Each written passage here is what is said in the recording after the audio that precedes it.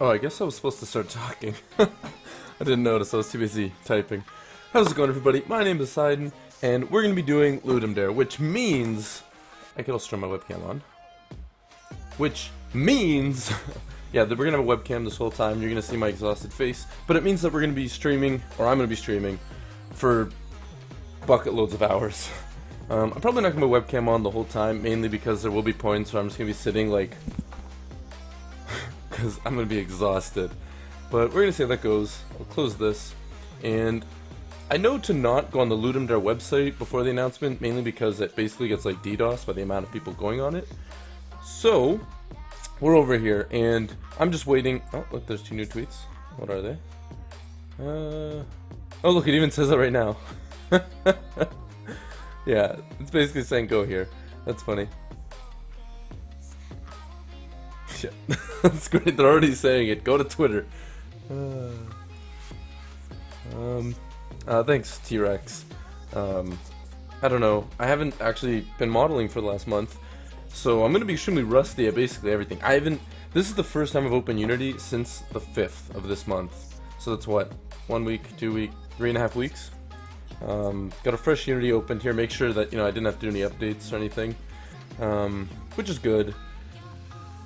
Over this month, actually, which is kind of interesting, this doesn't really relate, but my brother and I, we both have our own YouTube channels. I focus on game dev, streaming, and tutorials, which I haven't really done much of for like the last year.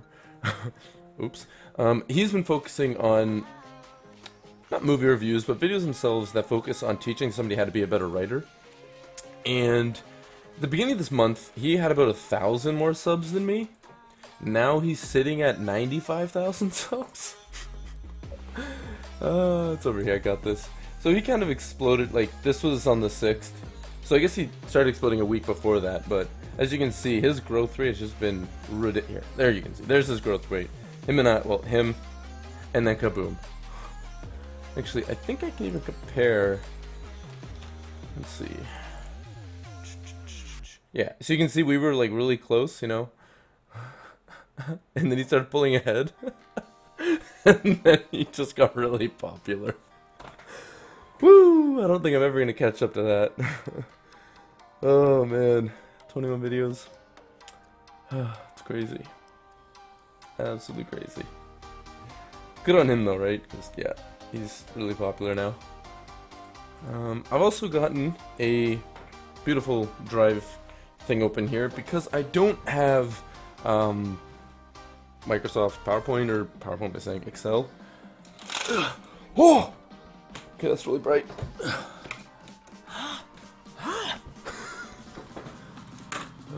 That's better. Just need some air. I think it's cold out there. That was really bright. The sun was right in my face. Just, yeah, it's supposed to get really cold over the next few hours, so I figured I might as well open my window, because my computer is like a furnace. It actually is like a furnace. If I load up, no, not this, where is it? There's like a CPU thermostat. Click, come on. Whatever opens first time for some reason, here we go. You can see, my Intel processor is at literally 60 degrees Celsius, which is really hot. I don't know how to cool it. I really don't. I need more fans, maybe. I don't know. Better heatsink. I don't know. I kind of just been dealing with it right now. Hello, Shadowrunner. How you doing today? And I never did do a 10K celebration. Don't give you a shout out. He's your brother. Nah. When I release a video game, though, I will ask for one then. But until then, there's no point. His videos and what I make, they don't relate at all. So, like, I don't think there'd be much fan crossover or sub crossover. So next thing I'm gonna do, I guess, the Ludum Dare website, they said was down. Hopefully I can see the theme section though, just to check and review what they were, and we can come up with some ideas, because I got no ideas in mind. I haven't even thought about it. Just chuck your PC in the freezer. Yeah, I guess I could, eh? Come on. Please load. I don't remember what the themes are. sad face. Anybody know what the themes were so we can try to plan for this? I got nothing.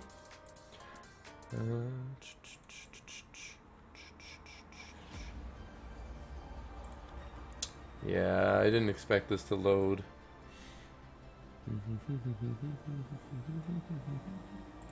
What if I go Ludum Dare 39 theme votes? If you're a story that you can turn into a game, I'm sure people will be interested. Oh, 100%. He's an amazing writer. I completely agree with that. But it takes a long time to write a story.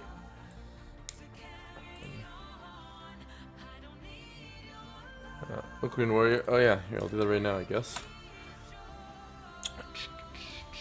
I don't know how much help I can be for this, but I figure I would give him a shout out, just maybe, if somebody could help him out. Who knows? But, let's get the link here. So basically, Ocarina Warrior's girlfriend, it's really sad. I don't really want to, like, explain what happened so much. Like, I'm sure they can read it, but if... It's really sad. I don't like explaining sad things. I don't know. But basically their baby was stillborn, and she's still in the hospital, and now she has a lot of bills to pay, so just hoping I can give him a shout out, and maybe he can get some help with said case. And there's a whole description here on what it is, so I'll send the link in the chat. And it is really sad, but I'll put it right here. And I'll give another shout out later on at some point when maybe we get more people watching. So, just a bunch of updates. Yeah, it's so sad. I gotta close it. I will give you another shout out though when there are more people. Okay. Let's go back to this for a second to get back on my gear. I don't like thinking of sad things. Especially I don't handle with death very well at all. This is the one thing I just don't. So, anyways. Can I find the theme? Oh, there we go. Beautiful. This round has ended. Okay. Alright. He could give me a short story, that's true, and I can just start making like short games. Right? That only lasts like a couple hours, and the games themselves only a few dollars, but they're more like an art trip. That could work. It could. Just put them on itch and Steam, and yeah, just start up with like short little games. Basically, they'd be short stories that are visual, and they each have a different unique mechanic. Like one could be a platformer, one could be a horror type thing. But anyways, let's focus on this. These are the final themes. They haven't announced which one is the winner, I don't think. Let's get a refresh.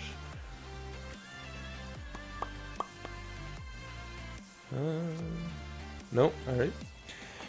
How many are here? I thought it was 10, but it's clearly way more than 10. 1, 2, 3, maybe it's 20? 4, 5, 6, 7, 8, 9, 10, 11, 12, 13, 14, 15, 16. Interesting how they just chose 16 for the final round. I guess that makes sense. That makes perfect sense if you're picturing a bracket in your mind, it would go 8, 6, 4, 2, 1. So,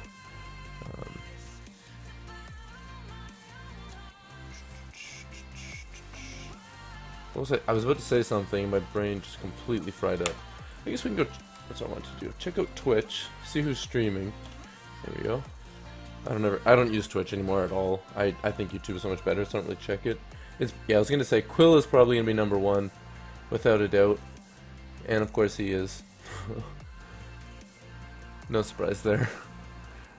It blows my mind how popular Quill and Brackies are. They just like absolutely dominate in the game dev industry.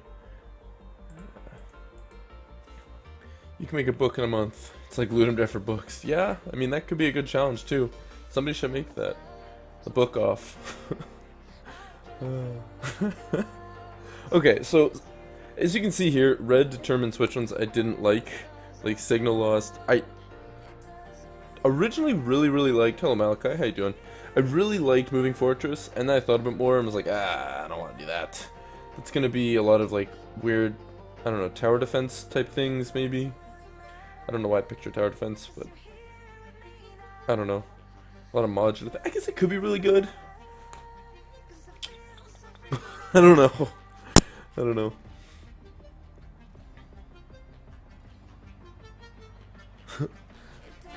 Hello. Oh, I don't know how to pronounce that. Nikayla, or is it Nikayla? Michaela, how are you doing? Nice to meet you. Nice to sort of meet you. And hello Flex, how are you doing today? Long time no see, it's been a while. Yeah, I guess my issue right now is that I haven't really been consistent at all with my videos. So like, I've just died off in popularity. For the last year I haven't really done anything. I am really refocusing on this. However, I do have contract work that I've been doing for like the past month, and I don't think I'll get it done for another like 2 weeks.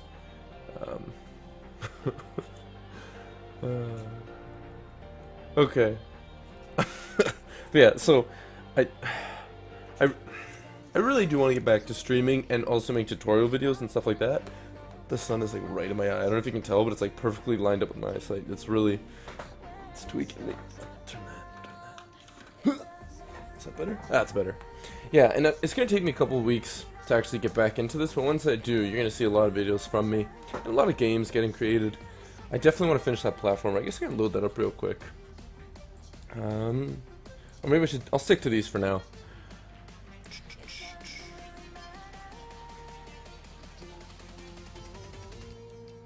Absurd says there's a nation novel writing mouth. I think you're okay. Writing month in November, and they get you a publisher if you beat the challenge. Huh? That's cool. I should talk about my brother. Probably knows about it already, but I can mention it to him. He's very in tune with the whole writing world. He's a very good writer, as we've been over. But yeah, so my favorite themes so far. Let me just read these again. I think 1 HP is kind of lame. And I don't understand why 1 HP and 1 vs 100 are always there. I don't mind the themes, but I just find they're very generic. Like, 1 vs 100, you're just going to see a lot of, like, how do you describe it? Sort of like a zombie kind of game, where it's just you fighting off hordes of things. Or, like, tower defenses, right? And I find them very lame. 1 HP, I think, could be done really well. But I think most games, like a platformer is 1 HP, so they can just make a basic platform, right? So you're going to see, it doesn't really force you to be creative, right? And like, I'm sure there are going to be a lot of people that will create something super creative out of this mind that I just wouldn't be able to think of, like, you know, over the top, right? But for the most part, you just see a lot of boring things. And yeah, for T-Rex, for sure, I'm going to be doing tutorials. I'm your fan, says Android. Thank you, thank you.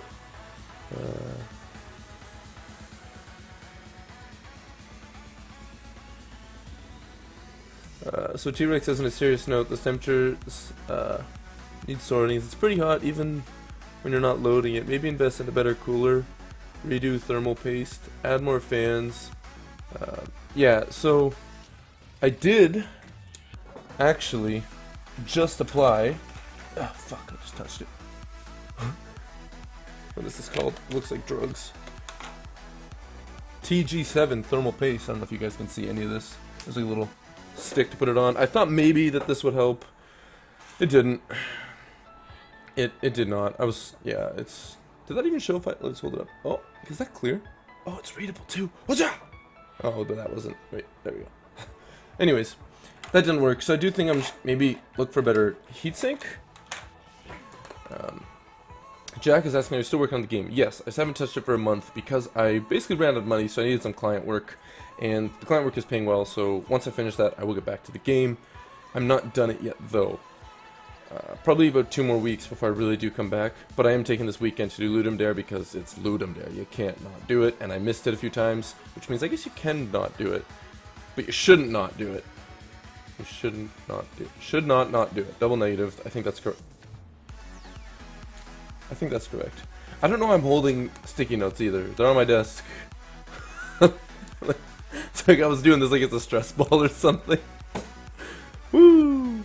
I didn't delete my streams. I just put them in the unlisted, and they're in the playlist. That way it doesn't completely overwrite like all my tutorial stuff on the main channel. Because I want people to see that I do tutorials, even though I haven't done tutorials in a while. But because that's kind of going to be my focus. Struggle to speak right now. What else do we have here? Malachi says, I like "You Are Not the Main Character" theme. Yeah, that would be really difficult, but... One second, there's a response to that also.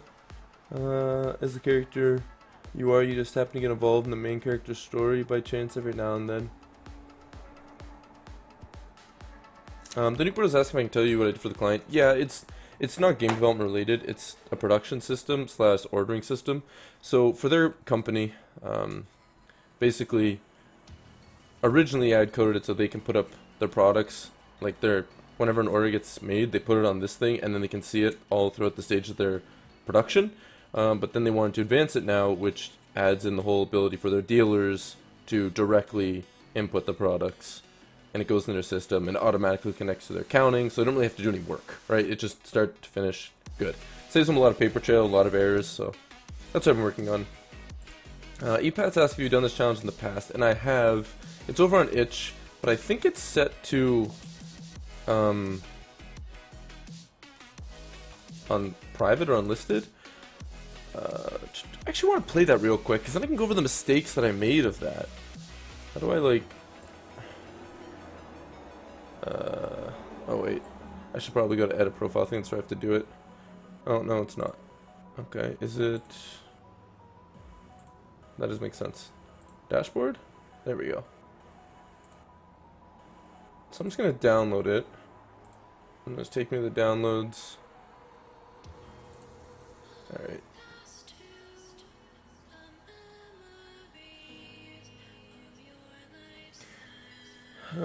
Only reaches 60 degrees on full load. Really? Fan cooler. Cooler Master 212 cooler. Yeah, I'm gonna add that. I'm gonna search that up real quick. Let's do that right now, I guess. Cooler Master 212 cooler.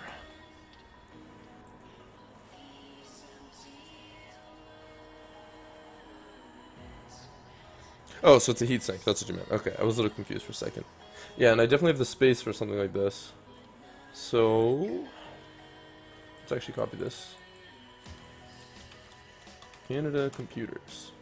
My broke ass is gonna have to upgrade my computer. Alright. That's not what I wanted. Goddamn. Cooler Master 212 cooler. It's probably not gonna find that though. Oh, there we go. $44. Yeah, look at that. Alright. That useful. And I'll go pick that up in a few days. So yeah, I'm gonna download my last entry to Ludum Dare, which was months ago.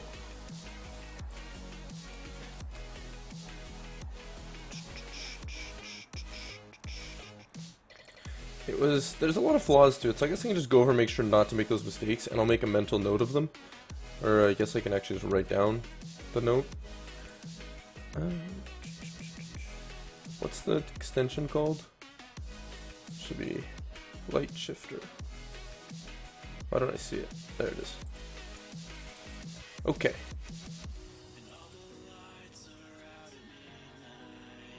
Left, fantastic. Use the sticky notes, says the Nuke Bros. The ones I'm still holding. Why am I holding sticky notes? I don't know. Alright, so you may live the life as you wish, but let it shape your journey. I don't even... Oh, that's right, Zippy Sack said. I was like, I don't remember where I got this quote from. It was one of the streamers. Oh, wow, you move really fast in this. So, one thing I want to do is, if I make a first-person game, I'm going to turn off the bump. Because when you do, like, you let go, it doesn't stop right away, and you see the jitteriness of the camera. So, let's actually open up, oops, where's my drive document? Don't make these mistakes. Alright. Don'ts. Don't have, head bobbles. It's kind of disorienting to the player. So those are the list where you can choose from. Actually, that's not the case, Wishing Iris. Basically, at 9, which is in less than half an hour, on Twitch, or on Twitter, they're going to announce the one that won, and you can only do that one. So this is like there was a bunch of rounds of voting. I shouldn't have clicked it. That's going to take forever to load. That was really dumb. Can I go back? Please just auto-load for me. Please come back. But yeah, so there was a bunch of themes. They've been narrowing it down, right? So yeah, they've just been slowly removing them. So we're not going to do head bobbles. Okay. I do really like the look of this, right? Input, output, left click, pick up refractors, WASD, move the player around, spaces, jump, redirect beams of light, advance through the puzzles. Now, it seems like you're supposed to be able to pick these up, right? Because it looks exactly like this. So one thing I need to make a note of is to differentiate between pickups, if I do pickups.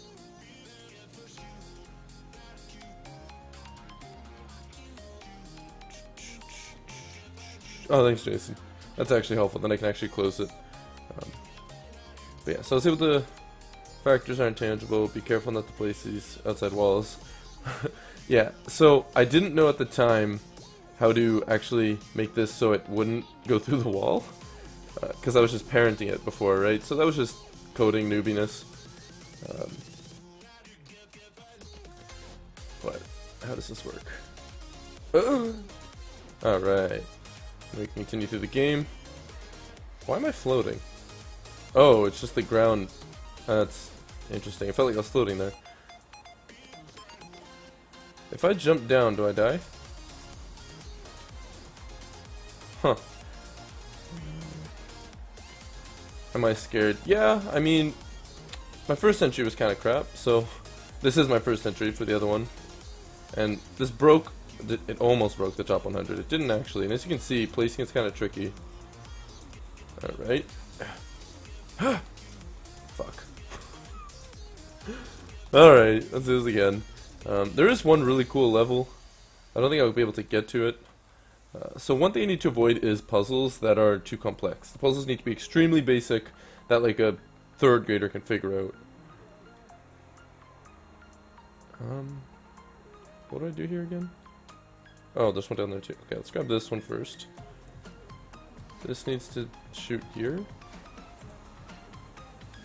Alright, easy, easy. Oh, I remember! I remember! Oh, oh, oh. Okay, good. Whew! Oh, what the hell am I supposed to do here? Oh, that's near impossible. Yeah, as you can see. And yeah, that was the thing I was going to say absurd. That's actually, yeah. Show instructions. I can't spell. Before the game starts. Instead of doing what I did where you can just run around and see them, one thing I'm going to make a note of is to instantly, when the game starts, show those goddamn instructions so people know what the hell they're doing. Right? You don't want to confuse them. It can take a couple seconds just to read. It's simple. It does, however, take some time to code, which isn't fun, but whatever. I didn't mean to press home. Yeah, I think the game frustrated people before they got to the cool level. I'm not even going to bother trying to get to the cool level because I don't know how to do the puzzles. But it was like this whole city that I'd made. Maybe a demo level that teaches you. I'm actually not a fan of demo levels. If you look at the first Mario, the reason why it was so well done is it's the level structure that they had. The first level is essentially just a demo. Right? You learn things one at a time in that, without it telling you, like, hey, jump here. Do a splash screen after the main menu, says Green Warrior. Yeah, I think that's exactly what I'll do. So basically, we're going to need our logo to appear. It disappears. Or, I guess Unity logo appears, our thing appears, main menu appears. You press a new game, then it shows a splash screen, which is just going to be, hey, this is how you play the game. Okay, so back to these. Machines. Where's my voting? Am I not signed in now? It showed my opinions before. Now it's like, hey, we don't care about your opinions. Oh, because it thinks I'm on the other round. Interesting. And a unicorn flies over the logo. No. I do want to make a cool animation for my logo. But I'm terrible at 2D animation. Like, just mind-blowingly bad.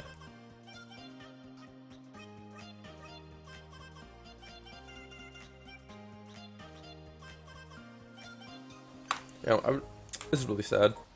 Did they announce it? Did they announce it? No? Okay. Still waiting.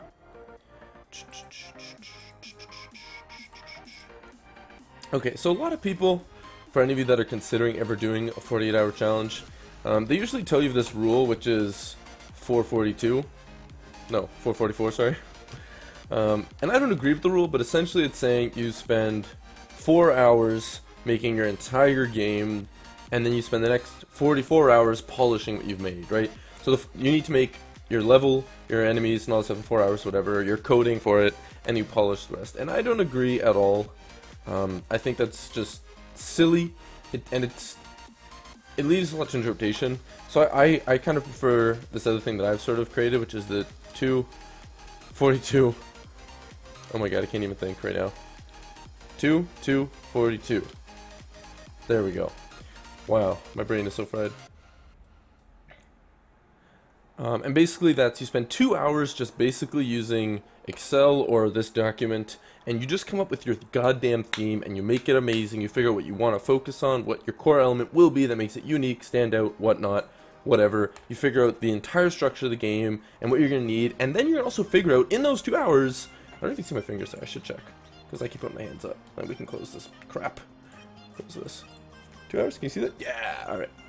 And in those 2 hours, I should turn the light on, shouldn't I? It's getting dark in here. But yeah, I'll explain this first. So in those 2 hours, you're also going to plan out everything you're going to need in the game. Start to finish, what you're going to code, how long you think it's going to take, so you can plan your time accordingly. Then, you're going to make sure that that is within about a, I would say, coding-wise, it needs to be within a 2 hour period. What is it? Wait, I'm still reading. Do you have a planning phase? The first phase, green screen. I could use a green screen. How will you sleep in the time that won't sleep? Absurd. How will you sleep in... I'm the type that... That's very hard to read, but I know what you mean.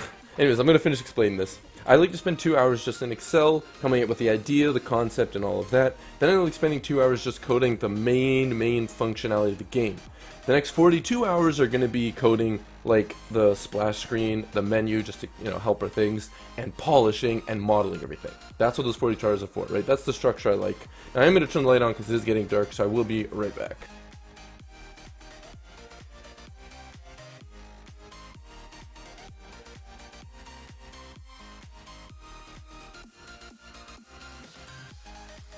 I'm actually sweating buckets, so my room is so hot. I need a better cooler for that laptop.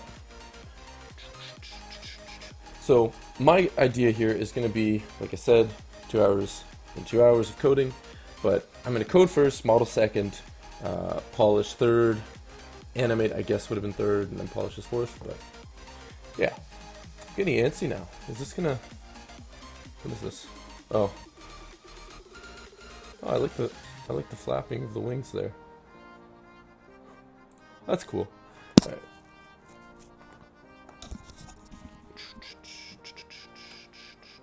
Come on. Show. Oh, it's 13 more minutes, eh? Ay. That's bizarre. That's an interesting feature. I don't know what to think of that. Oh, there we go. It shows my votes. Okay, perfect. So signal loss, I don't really care for. I think that's just going to be a lot of space games, and spaces, it's fun, but it's empty.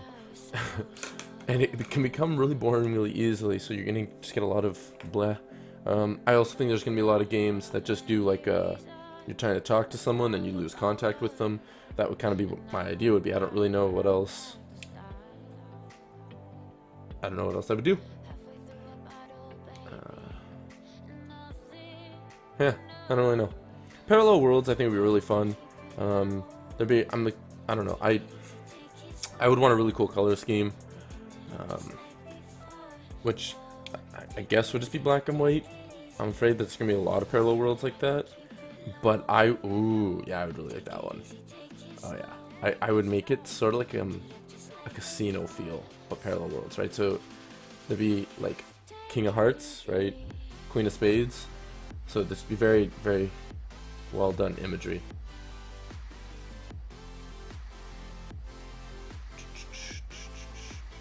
Moving Fortress, like I said, I really liked, but then I just stopped liking it.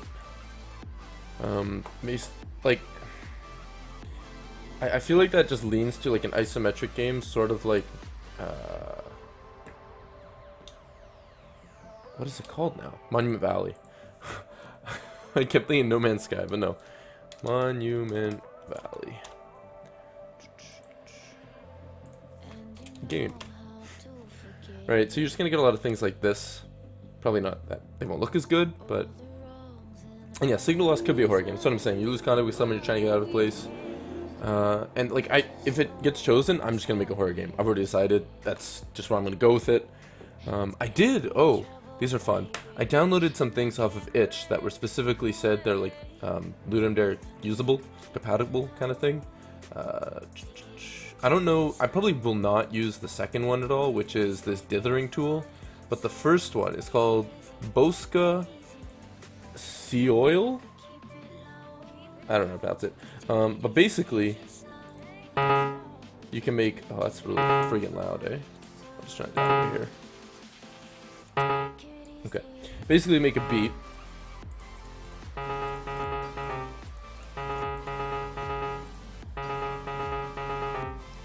Right? That's still really loud.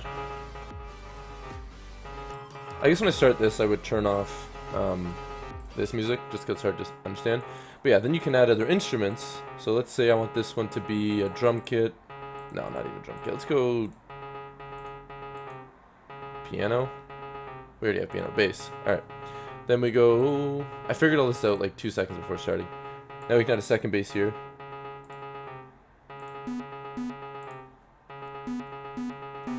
It sounds terrible right now.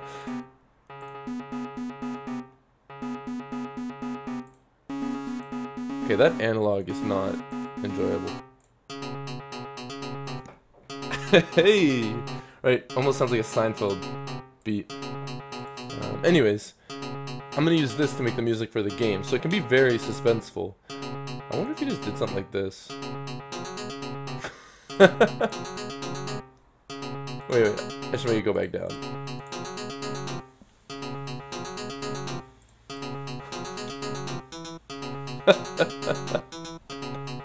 And I would make a beat, right? This is terrible, bad example. I really like...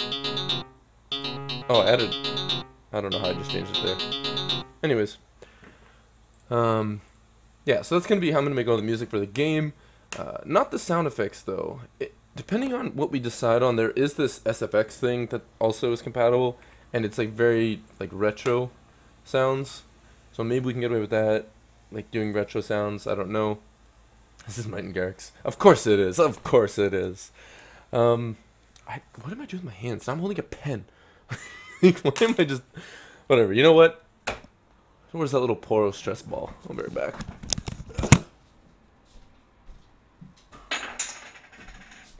Oh, I stubbed my toe. Oh, I stubbed my toe. That definitely hurt. Whew. Okay, music. Ow. That really hurt. Oh, what did I just do? Oh, I just closed it. Goddamn. Where's my recently closed? Get that music back on. I need a fidget spinner. I do need a fidget spinner. I got this little Poro stress ball right now. See my camera? There it is. Whoop. Back from when I used to play League of Legends. Yeah. It's almost like, I don't know, ugly looking. Okay. Running out of power. I voted yes to this. Why? What was my idea? Let me think here. Oh, yeah, I just thought it'd be cool. It is another space game, I guess. Or like an underwater thing, where you're literally just in something, and you have a certain amount of time to get out, or you'll die, right? Like, so imagine you're in this, like, almost like a Bioshock kind of thing underwater, right? I think that'd be really fun. I would even make it, like, art... No, I wouldn't... then I couldn't do Art Deco. Never mind. But anyways, it'd be one of those kind of videos, so I think it'd be kind of cool. You Are Alone, I voted yes to. Those are always fun to play, where you're just in like your own little alone feel. Fidget cube, more better. Is there such thing as a fidget cube? Or is that just called a Rubik's cube? Eh? Oh my god, there's a fidget cube. What in the fuck? Oh, it's literally just get things to press and yeah. Huh.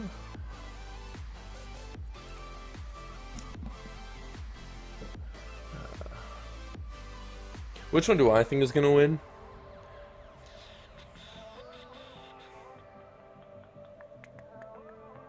Running out of space. I think that'll be the winner. It's very broad, seems easy, but you can also do a lot of complex things with it.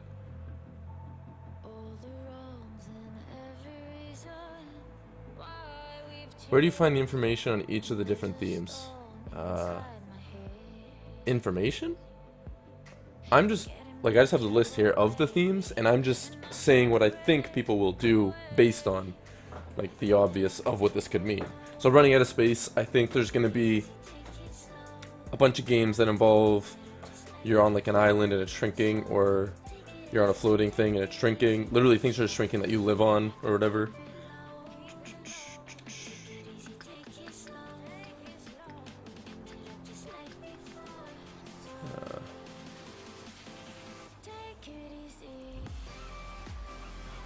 The title's pretty vague.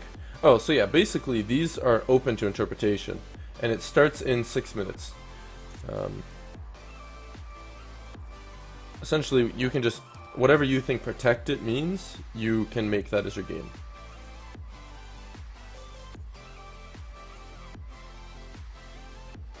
Ocarina of Time is saying, I'm guessing start with nothing or signal loss, mainly because they increase survival games and space games. Yeah, that's the problem, right? A lot of these already you can tell are geared toward space.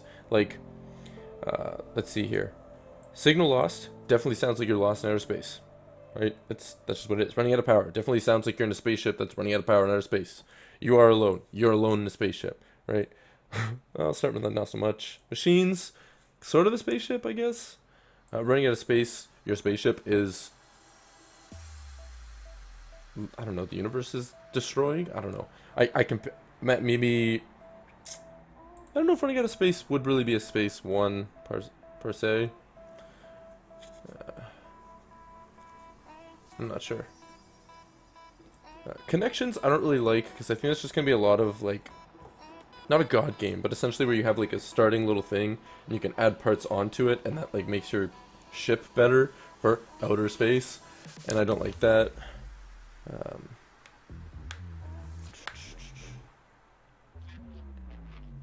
Running out of space.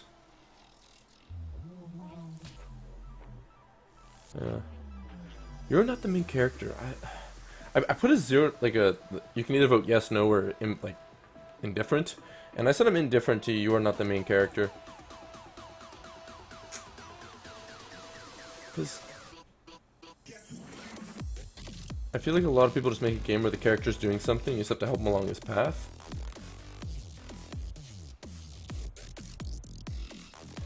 What if you're just the main villain? Would you'd still be a main character then? I don't know.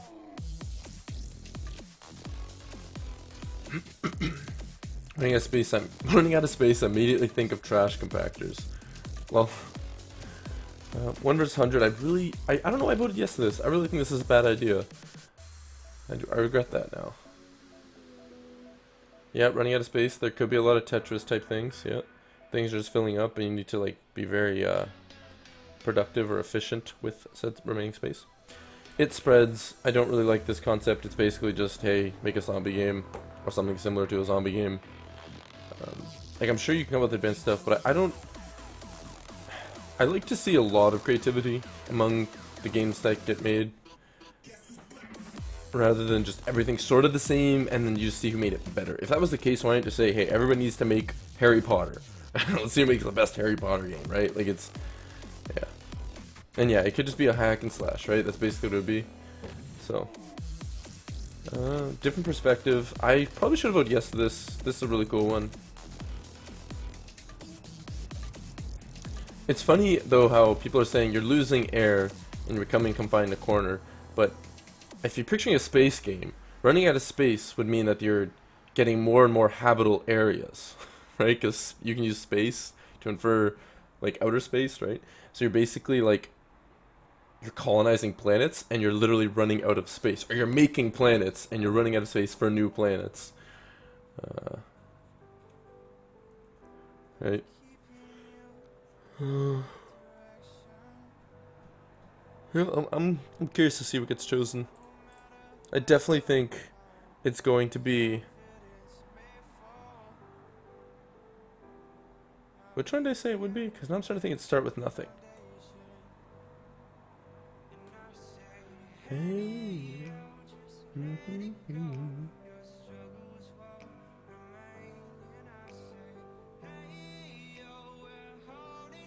So it starts in 2 minutes, so we're gonna get an update here, and it's gonna give us a theme, and that's when we finally get to begin whatever it is that we're doing. Or whatever, we get to finally start coming up with an idea. Let's check these. How many people else are streaming? He gets so many viewers.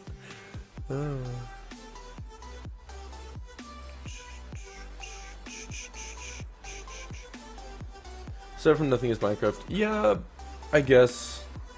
That's actually very true. That's what a lot of people would make. It's... Now I kind of want to make a space game. God damn. Look what's happened. Ridiculous.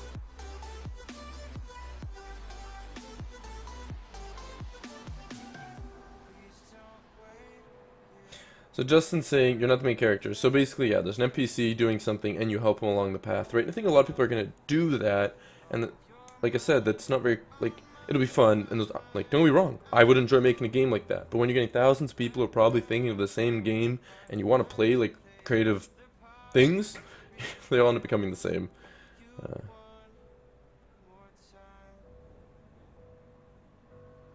Well, Malachi, when I think of running out of space, I think of a bunch of girls surrounding you, asking to be your girlfriend.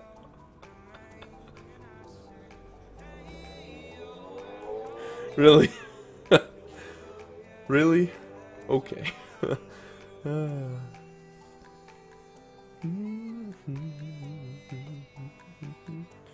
I still have Discord open and my stream hasn't crashed? That's impressive.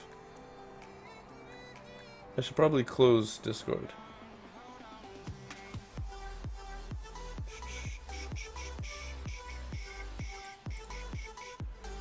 Okay. Oh, I should also make sure my phone... Oh, it's 9. They probably announced it.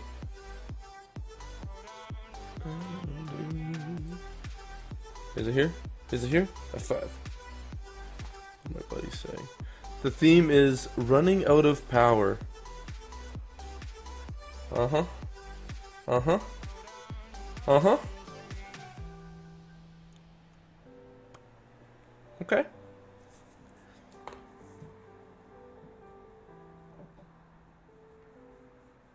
What if someone played it safe and used each of those themes in a single game to get a head start? I mean, that's technically cheating because you can't start until 9. So, this is the theme and this is the image that they supplied. A very neo-noir type city. Okay. Boys and girls, we need to start coming up with some ideas. So I'm actually going to open up a... Actually, no, I'll do it here. Idea.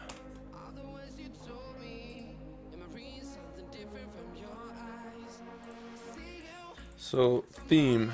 Running out of power. So I want to come up with like 30 ideas, and then I myself will pick one. Or I guess we as a group would pick one, but I mean, like, we're gonna narrow it down. Alright, I'll give it a like. I would love to help you. You can point out any errors in my code, or give me ideas on things that I have to do, but I do have to do them all myself, to follow the rules. You could totally pitch ideas and whatnot, yeah. Yeah, okay, so let's break down what power means, right? So power can mean things like energy, running out of power. It could also, like you just said, king type of power, right? Like kings. You cannot use pre-made assets in the dare. The compo you can't, in the jam you can. I'm doing the compo. Oh my god, there's gonna be a lot of Donald Trump games. Running out of power.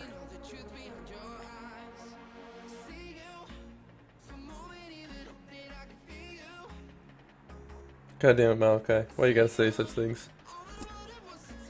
Yeah, it can also just mean strength, yeah.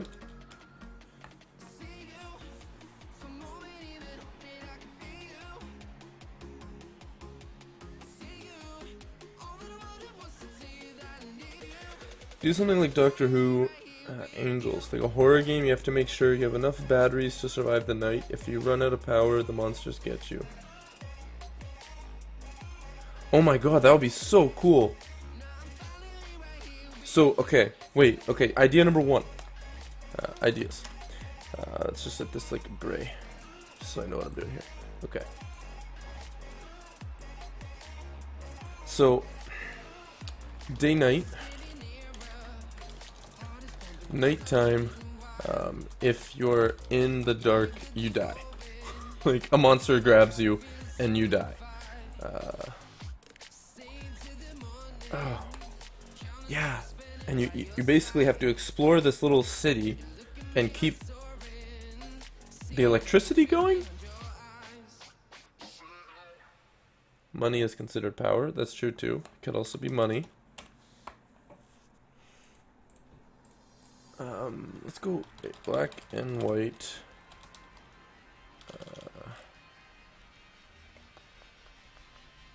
What's Femme Fatale from again? Femme Fatale. Those are from Neo Noirs, right?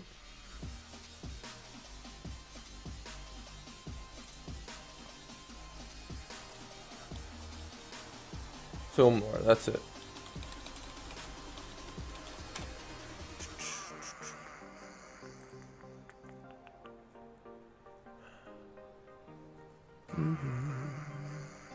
Okay, but that could be the first idea. Just get batteries to keep the lights on. If you're in the dark too long, a monster gets you. Okay, that's idea number one.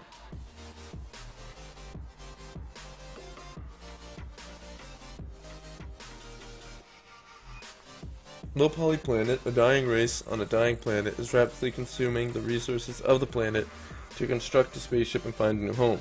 As the game progresses, the resources and or power available decrease, so you have to strategically make use of all the resources / power at your disposal to complete the ship.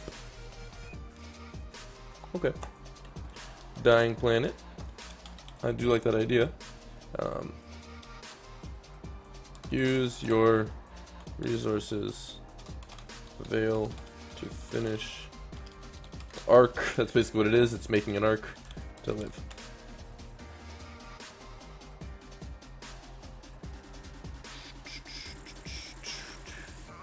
Running out of power.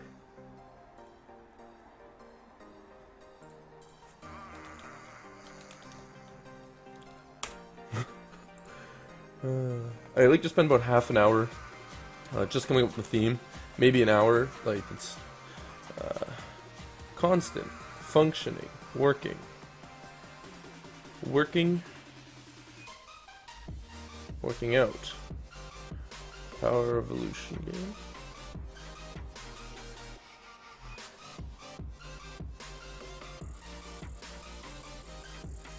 So it says what power is, yeah, but we're running out of, so you're no longer functioning, no longer working. That makes sense. Where's the antonyms here?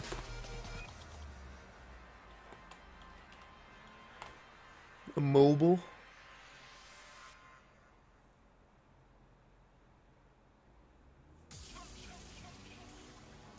Maybe you're literally running for your life from inside the word power.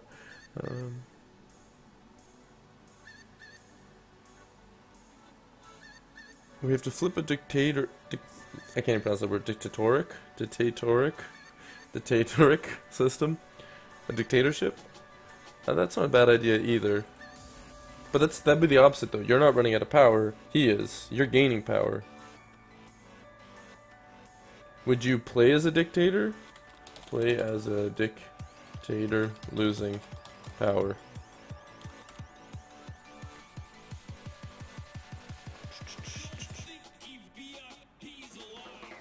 There's a movie like that, says Wishing I Was. Yeah, I think you're talking about this one. Because there is a movie like this. There's a movie like this. There's actually a movie like all of these now I think about it.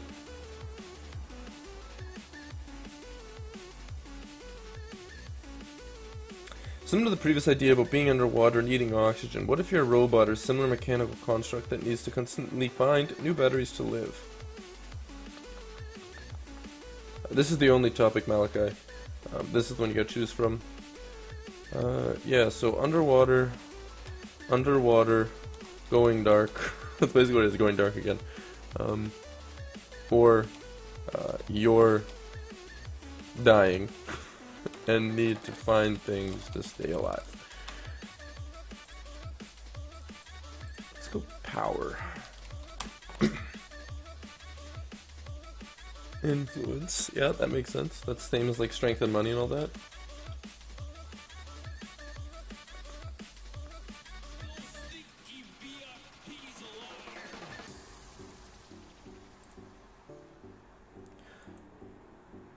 Which one did I say was gonna win? I'm actually curious, because I can't remember. Let's go back real quick in my own stream. A bunch of games that involve you're on like an island and a shrink. Does anybody remember which one I said I thought was gonna win? That's the problem, right? A lot of these are already you can tell it's one per se. I don't know. Oh well. Connections I don't really like because I think it's just gonna be a lot of like. Not a god game, but essentially where you have like a starting little thing, you can add cards onto it. Torek Davis, wow, that is oh, let's pause this. That is a decent idea. It's very different. The light is your daughter, and you have to feed your daughter wood, but by doing so, you're making it harder because there's more and more creatures. Huh. I just froze. That's just great. Okay. Well, my chat just froze. Give me a second, guys. I gotta reopen it. Creator Studio.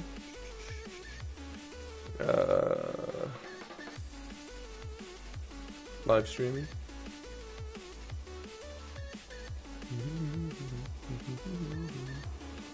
And then we gotta pop out the chat. If it ever appears, it's down here. Okay. Pop out. Okay. Hello Chase, how you doing today? Okay, so I'm gonna write down this one that Torek came up with real quick. Lantern is daughter, feed wood to keep her alive. Doing so means more monsters. What else we got here? A robot getting closer, chased by a mechanical monster while collecting energy orbs to power up his shots. My mechanical monster, it's funny. I want to avoid robots. Because a lot of stuff that I'm making turn into robots, and I just don't want to go down that ship. Or that, I don't know why I said, I was reading spaceship and said ship, I meant path. I don't want to go down that path.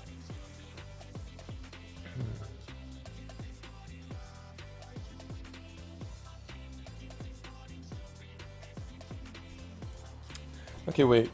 What if...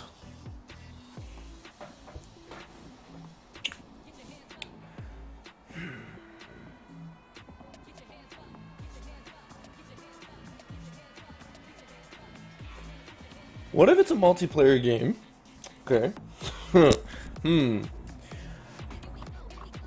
And let's say it's like an 8-person game and you're on a ship. And you know that fuel is running out. So every X amount of time, you have to vote off somebody, and they basically die. So the whole idea is you're trying to create these little tribes, like you want to get the votes on your side to not kill you. But then what would possess somebody to not kill you besides you just saying, hey, don't kill me?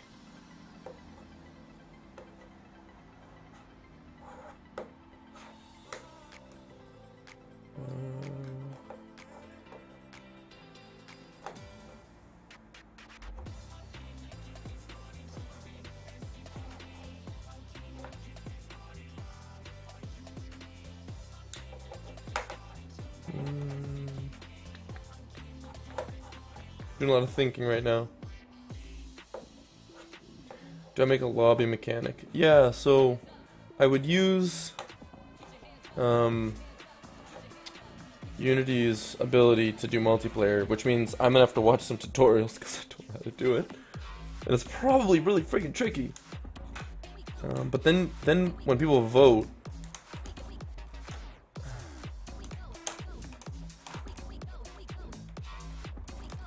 the problem is if they're playing, they're gonna need to then get people to play with. So should I have like some sort of silly challenges that if you win, then you're the person who gets to put up someone for eviction, basically? And then they vote on those people, or like you get immunity kind of thing?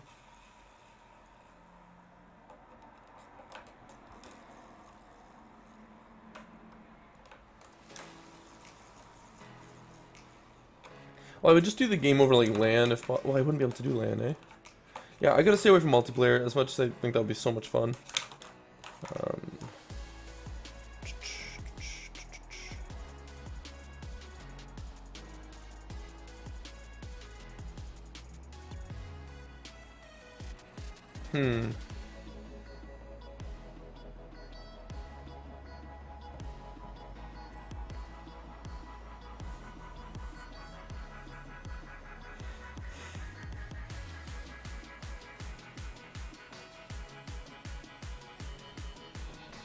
Running out of power, that is so tricky.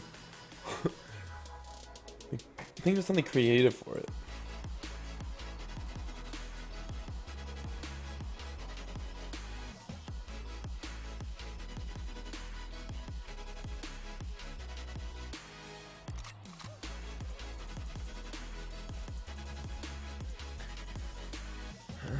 Main server collects the least amount of energy, gets kicked, so it feels like a competition.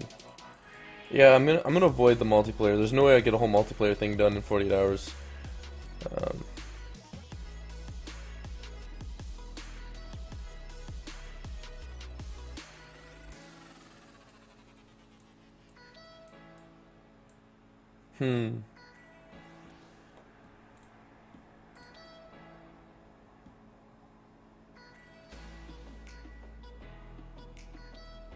It's a very fun theme. Oh, I agree. This is probably one of the better ones. I don't even know. Did I vote yes or no to it? I probably voted no to it. Let's delete this one. I need to see the challenge. Let's go on LDJM. Am I still in camera if I'm sitting this low? Oh, my head's still in there. That's good. That's all we need right now. Yeah, LDJM got basically DDoSed.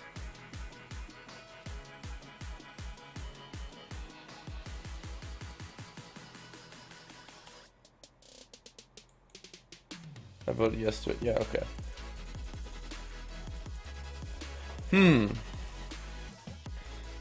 This is a really... Whoops. It's a really bizarre one, this lantern idea. I like it, though. Because the reason I like it more is the fact that the lantern is your daughter. Like, it had that extra level, right? It's not just like, hey, if you don't... Like, it's very similar to this, right? Keep the lights on, if you're in the dark, you die. It's very similar, right? What kind of game do you want to make? Management puzzle. 16 minutes in the playing phase. Yeah, alright. Well, let's... Here, how about we start narrowing it down? Alright.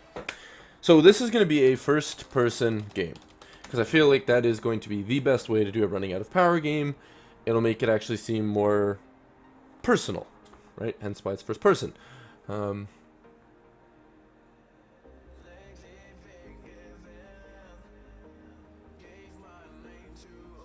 What if you manipulate the meaning of running out of power? And if you're running out of location named Power, maybe there's a slummy dystopian city named Power. Mess around a bit. Mutiny theme. Do a poll vote. I might eventually. I'm not gonna do a poll vote. I'm just gonna come with the idea that I think I would love the most. Mainly because if I'm gonna be working on this for 48 hours straight, I need to absolutely love the fucking thing, or else you end up like just losing interest.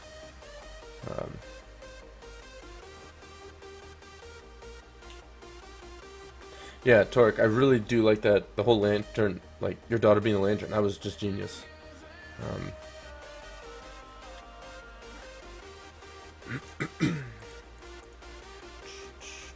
But how would you convey that the lantern is your daughter? Hello, fun-sized popcorn, how you doing today? Like, how do you tell the audience?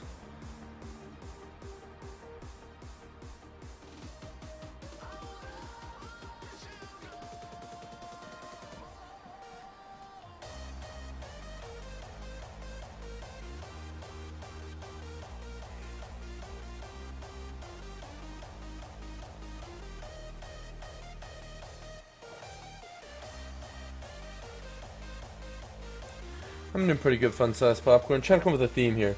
I'm liking this daughter as a lantern. But I still think we need a few more ideas. I'm gonna put a whole hour just come with an idea.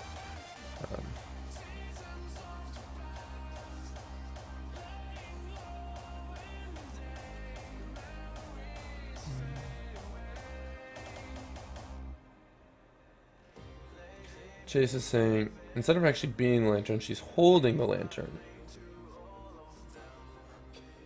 And you're carrying everything else. It's not bad.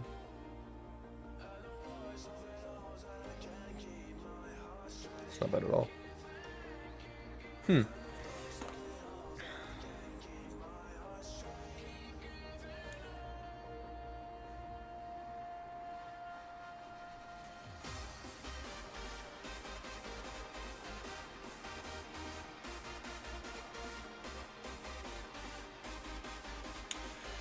A short cutscene showing a figure in the light inside the lantern, or maybe an intro story explaining what happens. I'm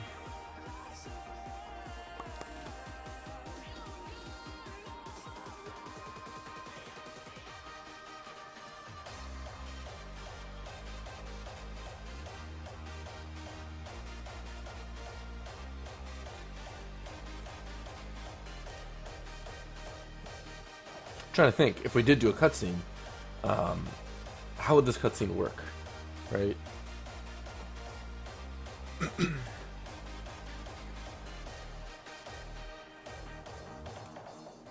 Like, what if it's literally the flame is the daughter?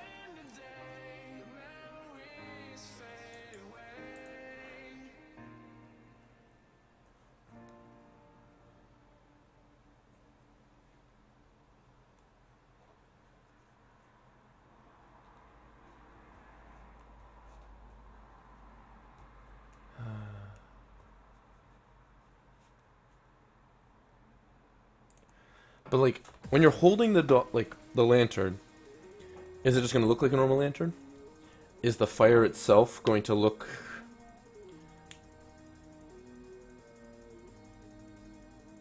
like a person?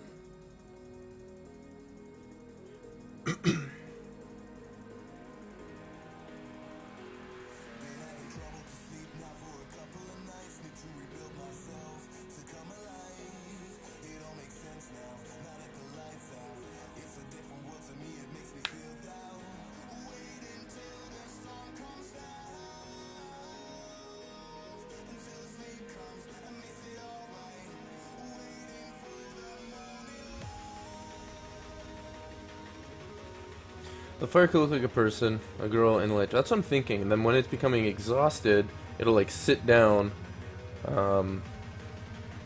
and look like it's, you know, fading, right? But now we're trying to keep her alive with wood, right?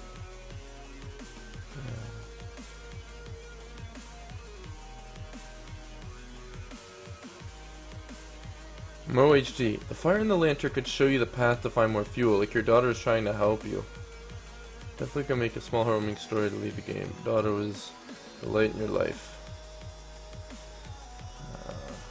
Yeah, I like that, because then if she's in the fire, she can literally just be like looking towards the direction of the nearest piece of wood. But why would there be so... Now, okay.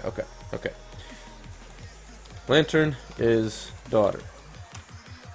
Why is there so few wood? Or, yeah, I got an idea. Core concept of the game.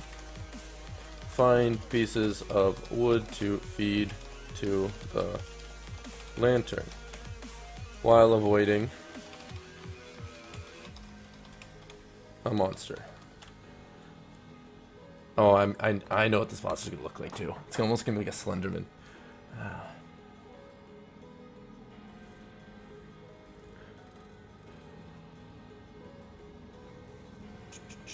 Justin, I don't mind that idea with the office worker, but I'm starting to think this has a lot of cool imagery, if that's a good word for it, which is making me like it more.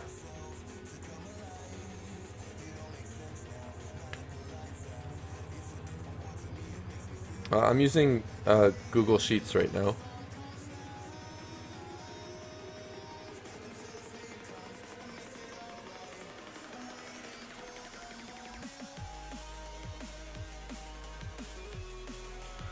Just a warning that this might be too similar to a story in Over the Garden Wall.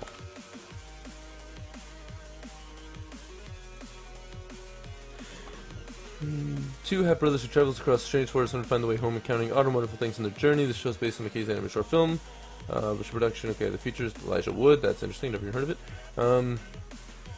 What's the premise? Plot. Okay.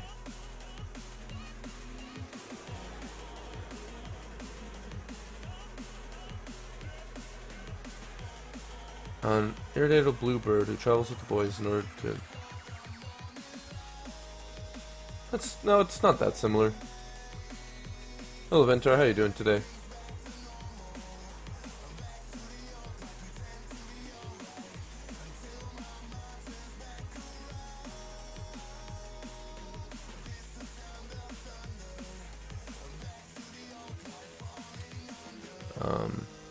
I'd really like that rain idea.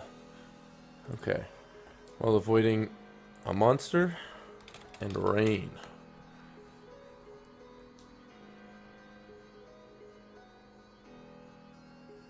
I want the concept of the game to be super, super simple, right? Like the play of the game. So you're just going to move.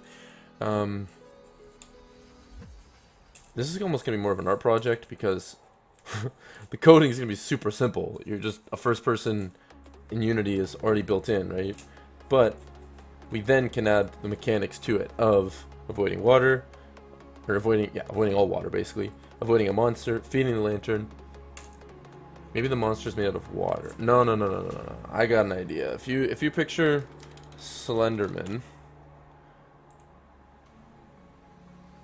right? He's tall and creepy. He's basically just Jack Skellington.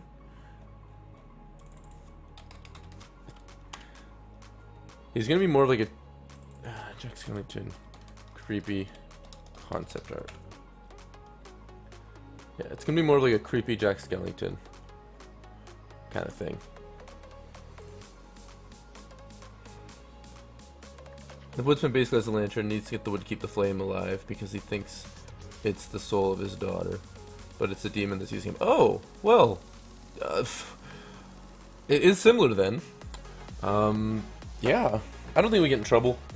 Like I guess it's a similar concept, but I don't know. I think multiple dark dwellers. Are dark dwellers a thing? Or is it's just... Oh shit, yeah, it's similar to this. That's what I was picturing. With like the creepy face. I should know this. I had this card. I mean, no, I didn't. No, what did I have? I feel like I did have this card. I don't know. The monster could be a shadow monster. That's essentially the idea, right? He's gonna be black with like white eyes or whatever.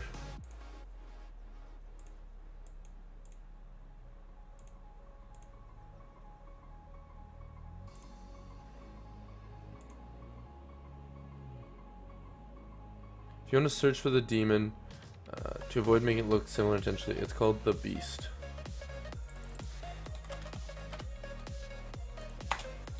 Why am I looking up now? The Beast. What was that called again? Over the Garden. Oh, fuck. Shit. This is exactly what I had in mind. The white eyes following an old man around.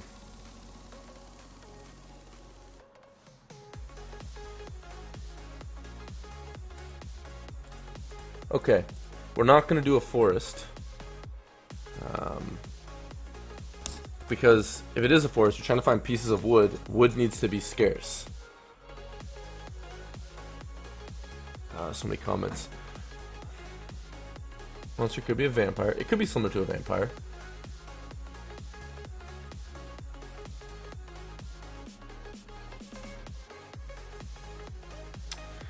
What if you're in a house? No, because that doesn't explain the lantern. This whole lantern in the forest makes sense, but I get trying to escape the forest, but if you're just trying to collect wood, then it's really easy.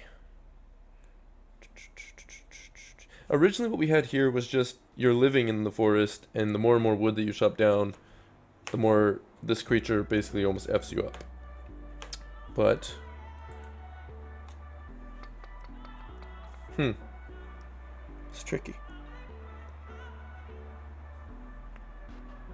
Concrete jungles is absurd. That's what I was sort of thinking. You're like, I don't know.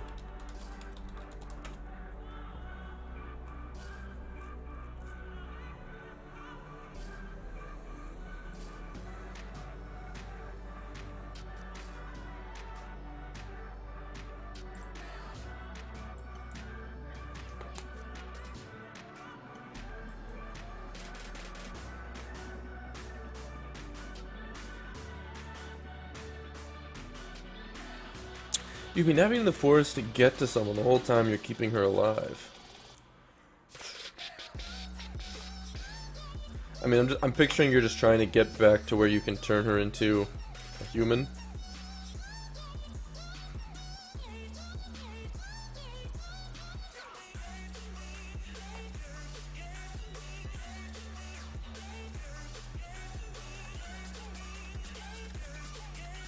Instead of a lantern, you can make it a light bulb. Fireflies. Fireflies! Could be in a forest looking for fireflies. And you're basically feeding her a firefly? That sounds weird, but it would... I can picture it looking good, right?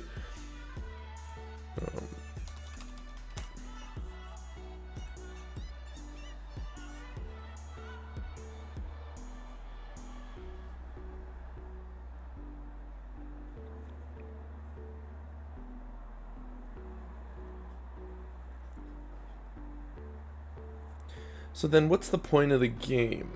How do you win? How do you lose? We know how you lose, but how do you win?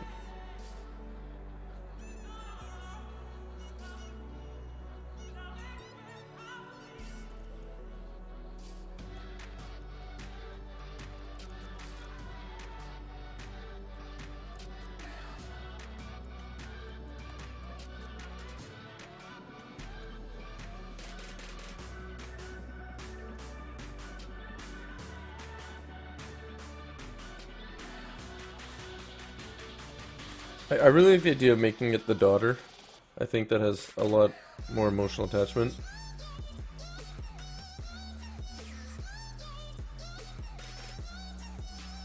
Biggest plot twist in games, you don't win.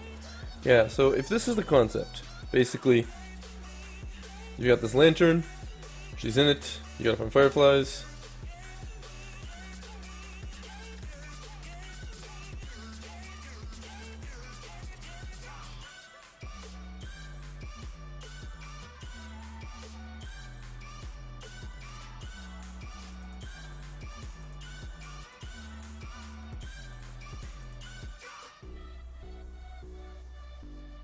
Oh, I have an idea.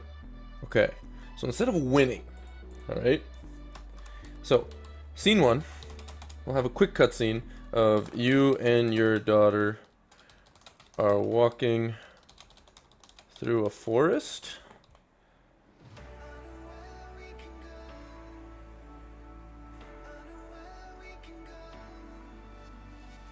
She like puts her hand on something, right? And then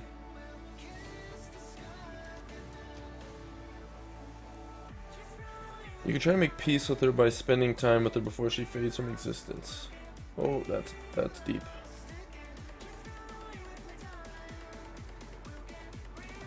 I was thinking at the end you just get out of the forest. Like, win.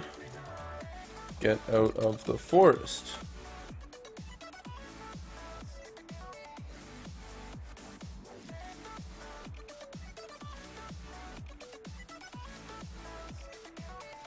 Right?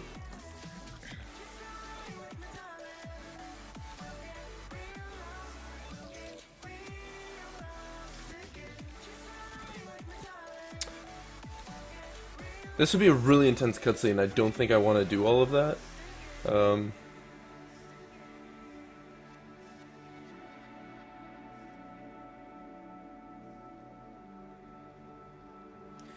But here's the idea as a whole. So you, as an old man, you see your daughter entering the forest, but like being like carried off with that weird creature thing, right? So you run into the forest, right? This wouldn't be a cutscene, this would be you actually playing the game, and you're basically just running to this forest. Once you get in, you find, well, you see her like turn into this flame.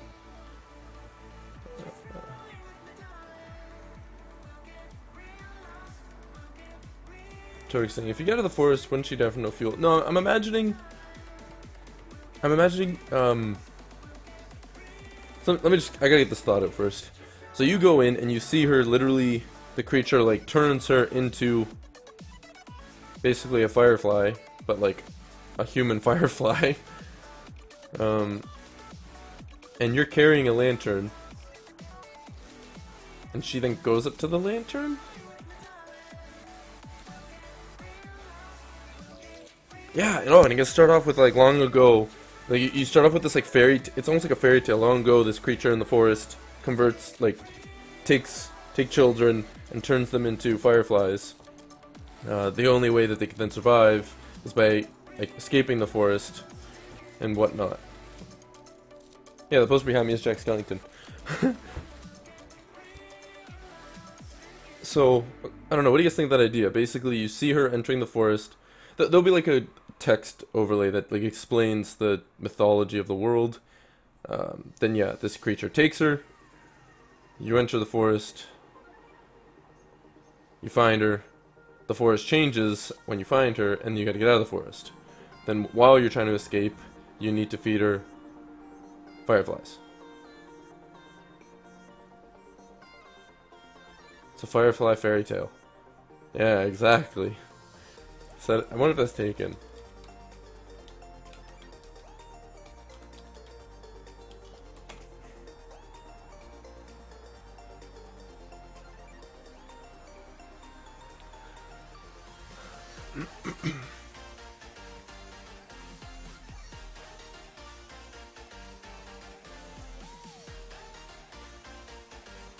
Wouldn't that mean you're feeding her other children? Oh shit. I meant like they were normal fireflies.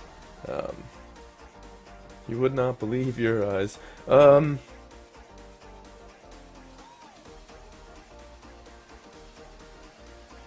Okay. So you're just rescuing more and more kids? But then how are you running out of power, right? It needs to be... Okay, she doesn't get turned into a firefly then. She just relies on fireflies to stay alive. It's a firefly fairy tale. Like this. Firefly fairy tale.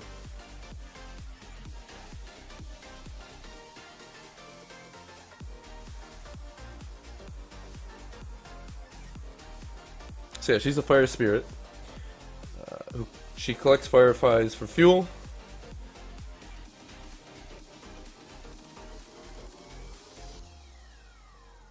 I feel like she should be in a jar for some reason.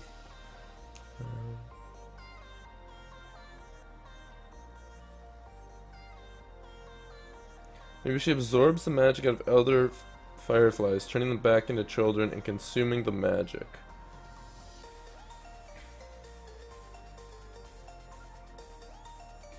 Torik is saying, maybe rather than feeding fireflies, feed glowing flowers that are scarce throughout the forest.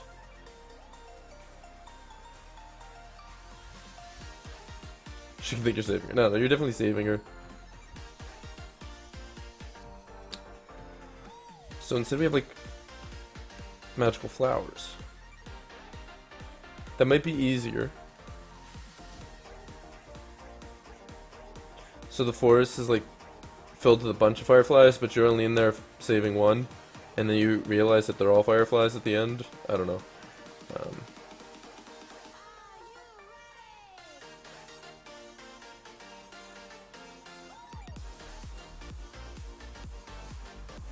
Okay, so here's what we're gonna do. Instead of a lantern,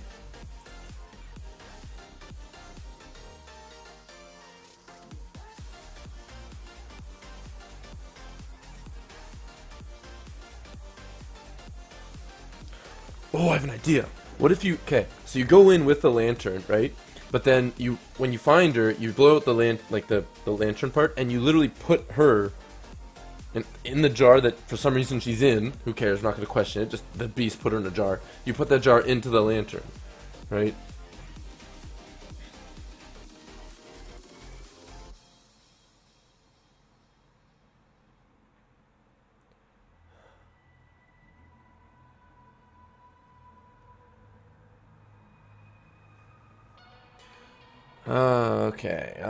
Okay. I'm really starting to like this idea. So we can get rid of all these. Oops. I still think she should be a flame. So she's going to be like a fire spirit.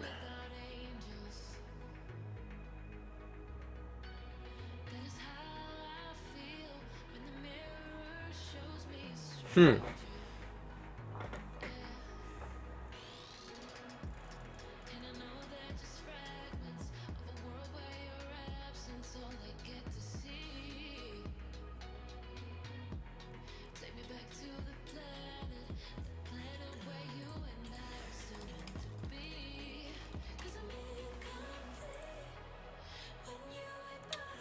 Yeah, maybe not one of these.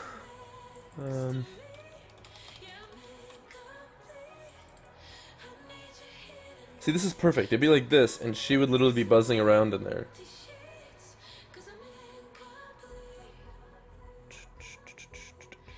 And you'll just be holding this. And she'll have cool particles and whatnot. Okay, so I gotta write this down. We can get rid of all these notes now. Keep the theme. First person game. I'll move this up. Feed her special flowers. Fire flowers. Whoops. Feed fire flowers to keep her alive.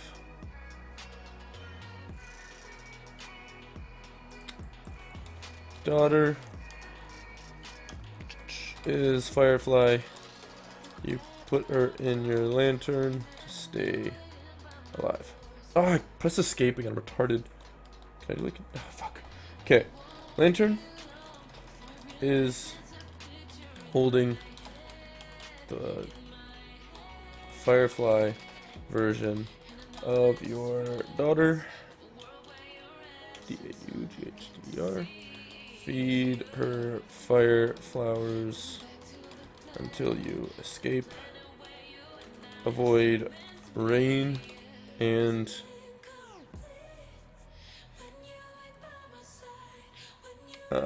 monster. Escape forest.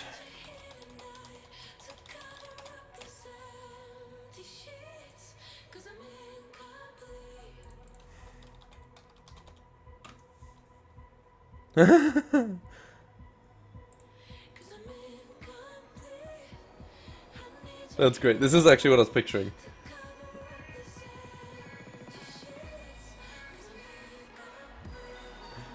That's great. Okay.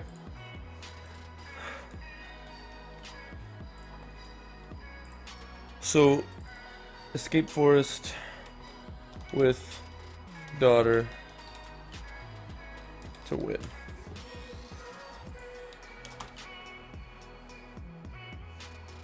Okay.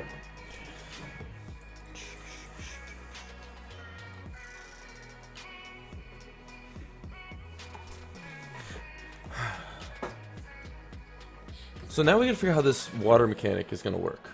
Right? Because I do like the idea of rain, but when it's raining, what are you gonna do? Should everything in this forest just be gigantic?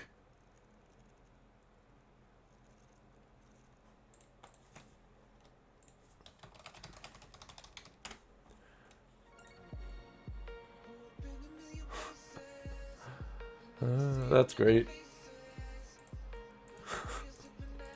Yep, there you go.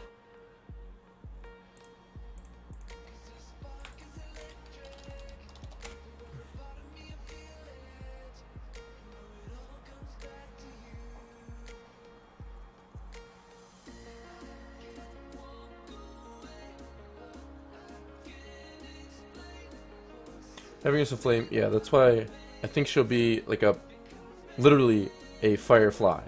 Like she's not actually a firefly, but we'll call them that. She'll be a flame spirit, but like the story of it would be like once upon a time turning them into little fireflies, right? Trees are the worst shelter. I agree.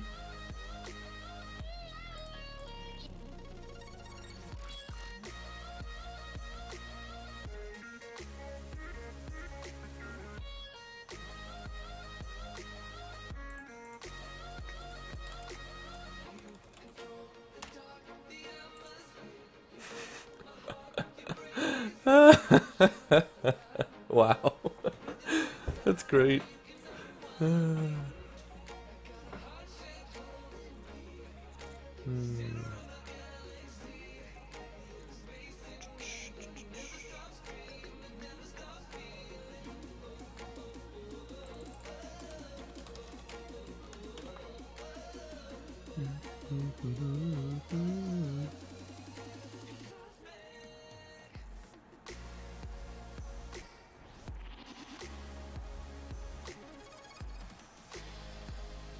So Ben Ross, Bob Ross. Oh, it's Bob Ross. That's great. Yeah, maybe we can do that, or like have like, what in the fuck? Is that an actual thing?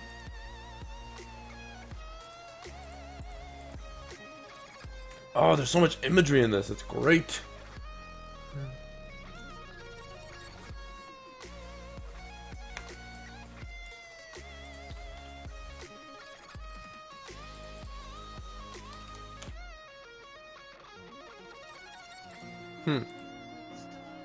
Weird.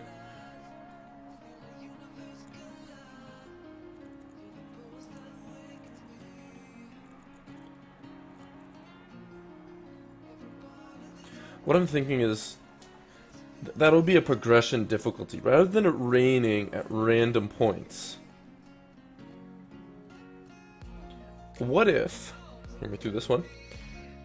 What if once you reach a certain point in the game, it starts raining? So, you kind of like cover the lantern with a jacket so the light becomes dimmer. So, it's even harder then to escape. I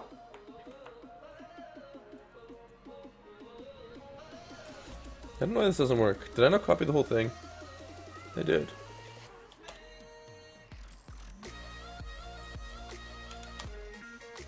Huh.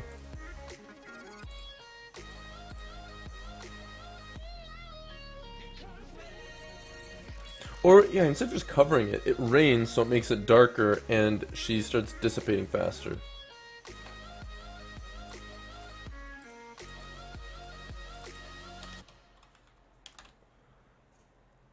Yeah, I like that.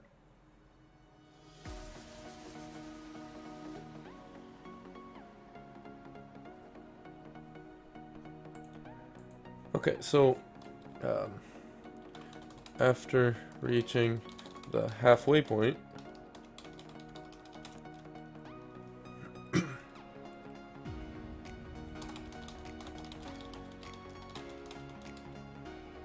spelled dissipate. Dissipate? That's not right, is it? Wow, I got it right.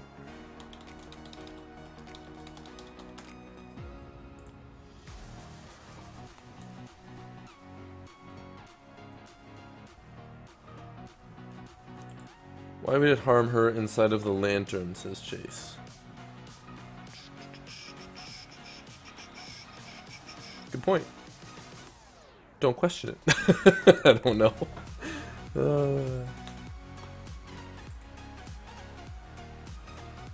There we go. Yeah, he breaks the glass to put her in it. So she's in the lantern, but the glass itself is shattered. So it'll be like water building up in the lantern. If you look at how these are set, it's like off the ground a bit. And have a little bit of water splashing around in there. It'll be, I don't know if I'll ever do that. Do you have a weapon you can use against the monster? No. No, I think the whole idea...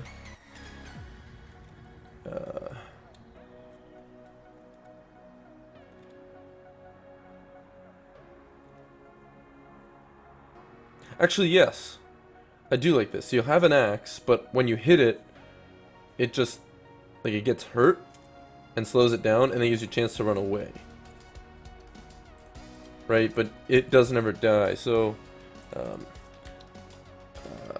hitting monster with axe. So you're gonna hold in your left hand, swing with your right. Okay. Hitting monster with axe slows the monster down. Slash knocks it back. I don't actually think you should be able to fight it. I don't know. Nah, nah, nah. No weapon. No weapon.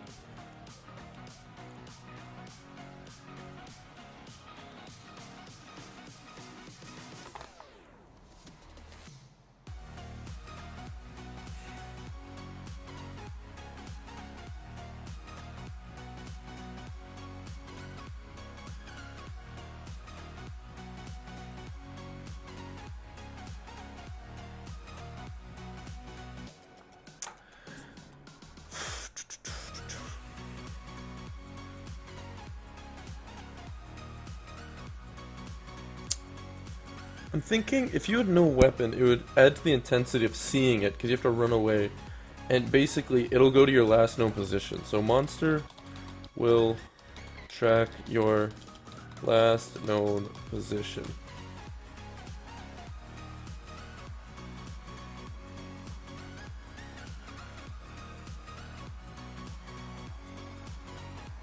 Fun size popcorn. How about you can't run too fast on the monster because the fire will go out? No, but that actually is a really good idea if you modify that slightly. So if you run, the fire goes out faster. So you don't just, like, it's not essentially what you said there with, where is that? I just totally lost track. The fire doesn't go out, like, if you just decide to run, but you can run away, but it means you're going to start dissipating. Hello, Epic Dino, how are you doing today? Okay, so if you run, the fire goes up faster, the monster's going to track your last known position.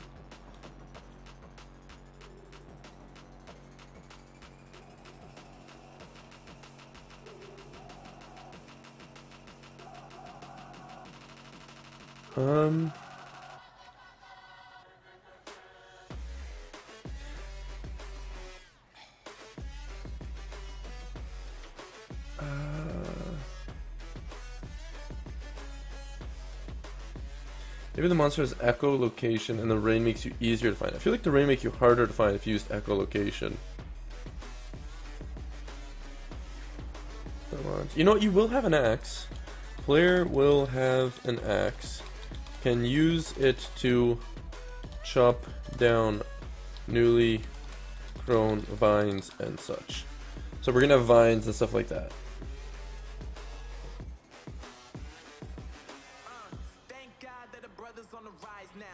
Right. Okay. So the lantern's holding the firefly version of your daughter. Feed her fireflowers until you escape. Avoid rain and monsters. Okay. It's no longer gonna be avoid rain. It's just gonna be avoid monster.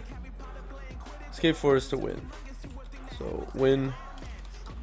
Escape forest with daughter. Lose. Monster catches you.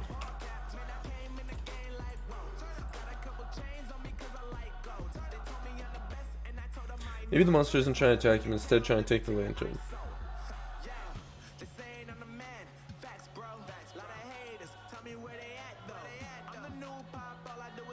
Hit the monster's shadow. Oh, that's interesting.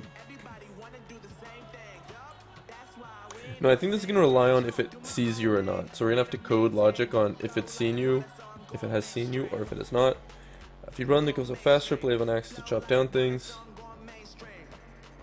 Machete over axe. I mean, it's just what's the actual, like, isn't just one smaller? It's just something he's gonna hold in his hand, right? Oh, fuck, I thought you meant hatchet. No, it would definitely be an axe. Actually, it'd be like a hatchet.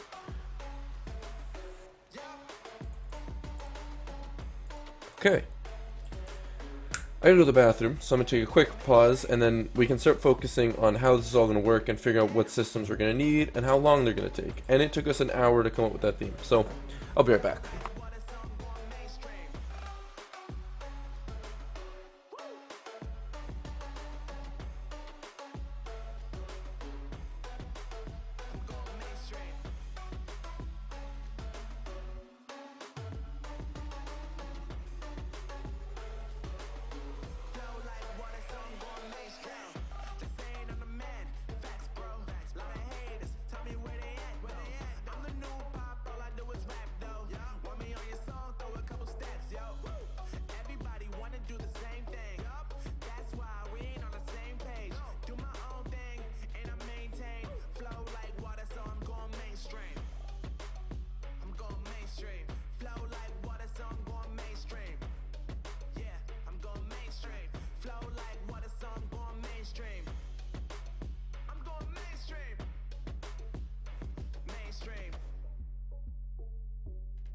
Flow like water, so I'm going mainstream.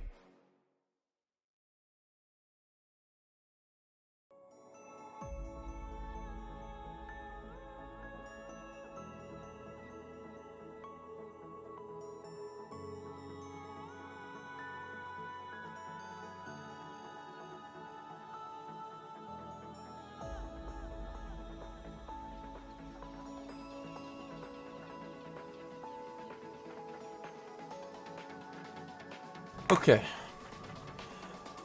What if you're not actually trying to escape?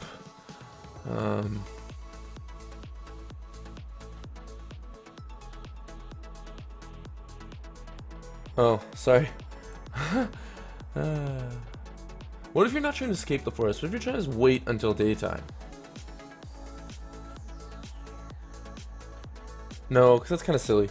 Yeah, okay, we'll go with this. Okay, so what kind of things do we need to model, animate, code, create, right? So let's start breaking this down. So the first sheet we're going to need is code. Okay, now let's just call this name, estimated time. Okay, so we're going to need to code a couple things. First, it's going to be the main menu. Sure. Pausing is just gonna, I don't know, pause menu, I guess. Character movement and camera, or since it's a first-person game, we can just use Unity's first-person controller thing. But we're going to need to obviously code the player buttons, which are going to be attack, pick up fire, or pick up flower.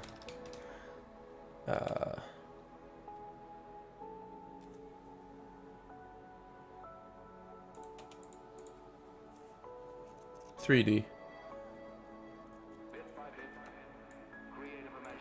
Definitely 3D.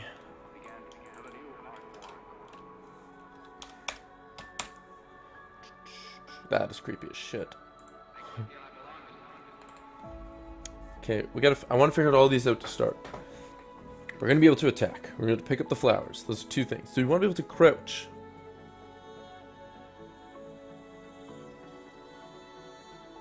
No. I don't think we need to crouch.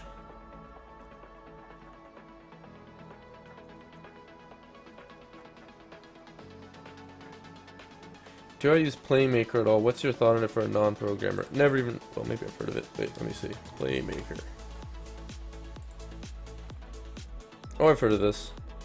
I've never used it. I don't know. No thoughts on it, really.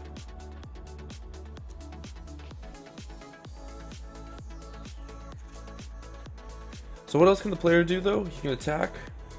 He can pick up flowers. Do I want to be able to, like, peer over corners and stuff? Probably not.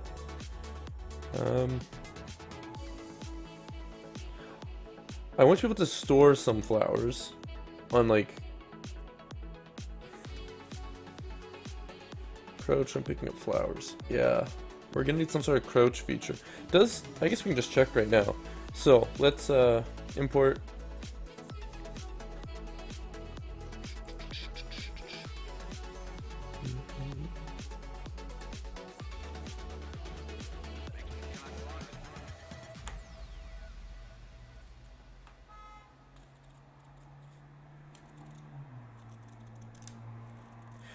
Anytime now. Can you climb trees? No, you cannot. None of that. I want you to feel useless. Like all you can do is just hide behind a tree and hope it doesn't see you after that. So we definitely need to create some like lean ability. But let's just see what they got. So let's first create, where is it again? 3D object, a cube. I really hope we get this game done. I'm actually really liking the idea of it. Scene.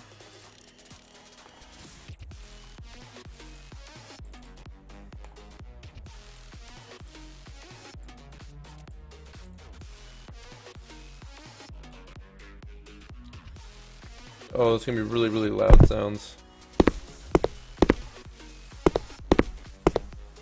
Yeah, I don't like the whole,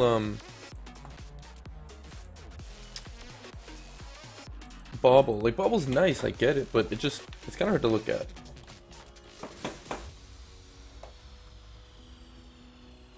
This has it also. Is there a way to turn off bauble?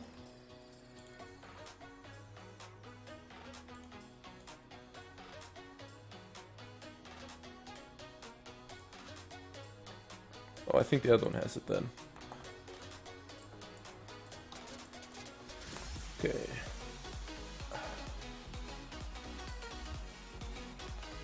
Oh, okay. Field of view kick and use head bob. Good. I really wish there was no sounds here, but I do want sounds of footsteps and stuff. So for now, I'm just gonna hide those and hide these.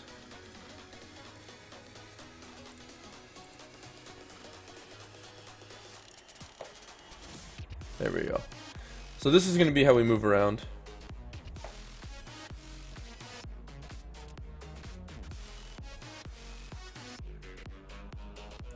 You can use a broken hand mirror to look around corners and behind you.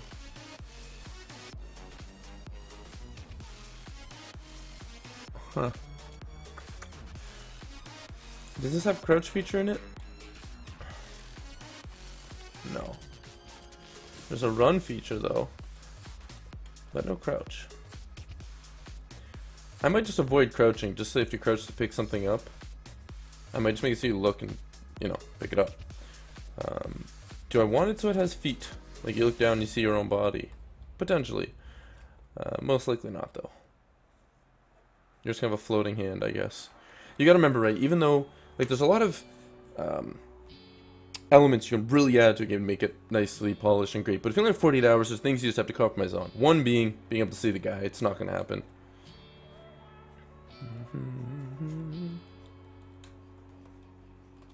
Okay.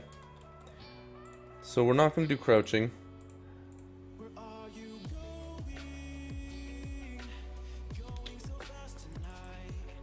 Do I want to be able to do like a lean feature though? Because how would that work? If we went to scene view, let me just look at this real quick. Can I do this without breaking it?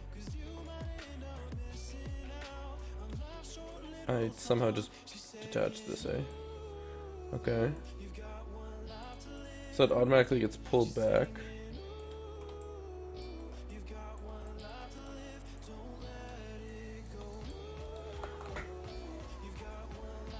You will be able to see your hand with the lantern, 100%.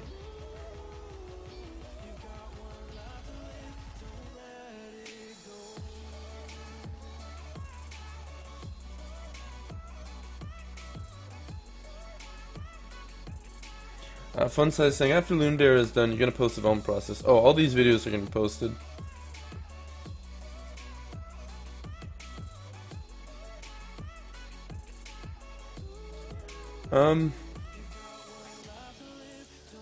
Okay. What was I thinking? Oh yeah, I want to see if I can rotate the camera. Will this on-rotate when we press play? No. So we'll make it so if you hold like E down, the camera will rotate slightly, and then you let go to normal. I do think that technically changes your view. Oops. I gotta rotate it. Which way? What the fuck?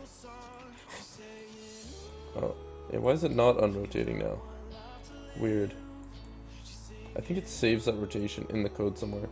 We'll have to tweak that. Where'd my game view go? I don't have a game window anymore. Okay.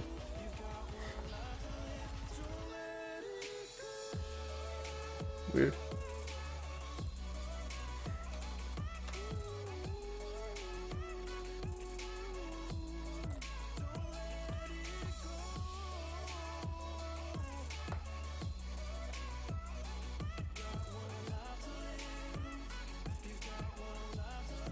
If you make the model for the woodsman for the cutscene, you could use that for the player character.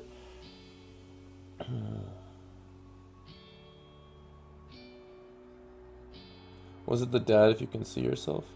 Yeah, we might have to actually model him. What's gonna be the motivation for the monster? Good question. We'll have to come up with that soon. I do want to start hammering out the basic coding parts of the game. Okay, so he can attack, he can pick up flowers, he can lean left, lean right, run, which is already there, so we don't need that. Just those four, okay. I'm gonna assume this on its own will take about an hour, maybe 2 hours. Pause menu and main menus, oh, maybe about an hour each. Alright, then we need the enemy logic. So this is going to consist of searching for, chase after, wander at random. Okay. This probably take like, I'm going to just say 5 hours, but I don't think it will. But it's already pushing for time. Then we need to code the, daughter, life, and logic. Only the 2 hours. I could probably build this in one, so let's just call this a to-do. Type script. Shit. Okay. Then we need to main menu art. I guess I just call it main menu again. Doesn't really matter. This probably take about 2 hours. I want to make the main menu look really nice because that's going to include including intro story.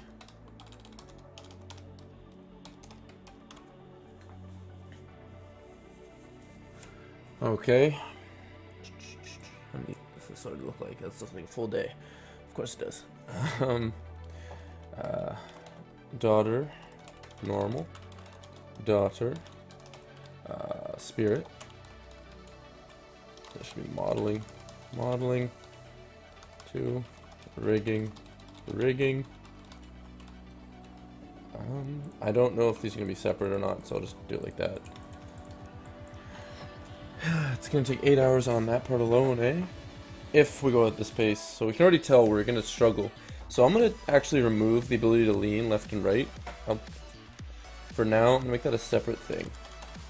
If time remaining, right? Then we're gonna do lean left, lean right. So I just don't have to bother with that for now. Now we need the monster.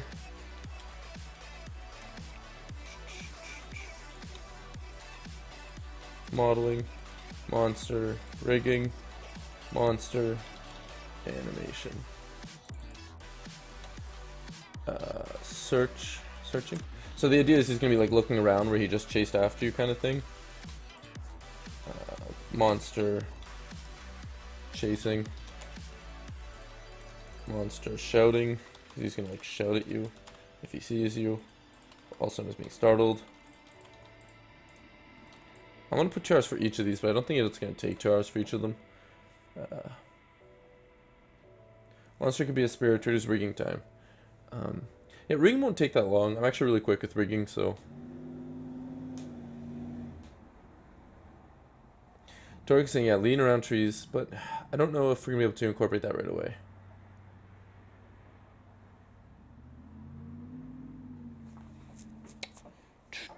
I do really like the idea that we've set on, so I've given up on like adding or changing the idea.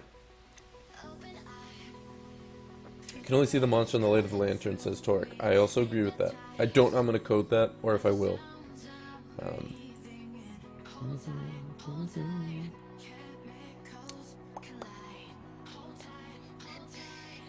I'm just going to do if it's within the radius of whatever we say the lantern's strength is, he's visible. Else, you don't see him. Okay. Then we also need to father hand with lantern. Father hand. I guess they'd be the same hands, right? So let's say father hands.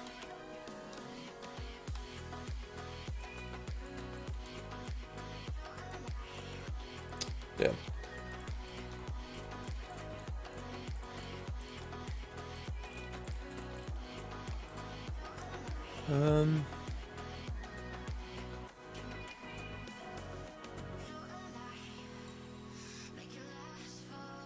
I'm really bad at the conversation, but this is so intense, I don't want to interrupt your flow. That's funny.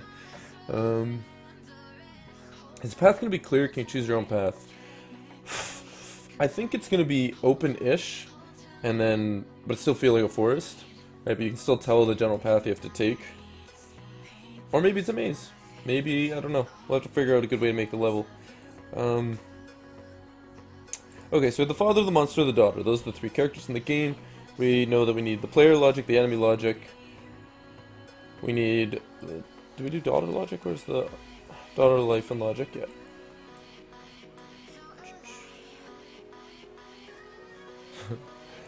Okay, next we need trees, foliage, the art. And that's just going to be whatever time we have left over. The rest. However long we need to make it to look good. The house, right? All that jazz. Then we do need to make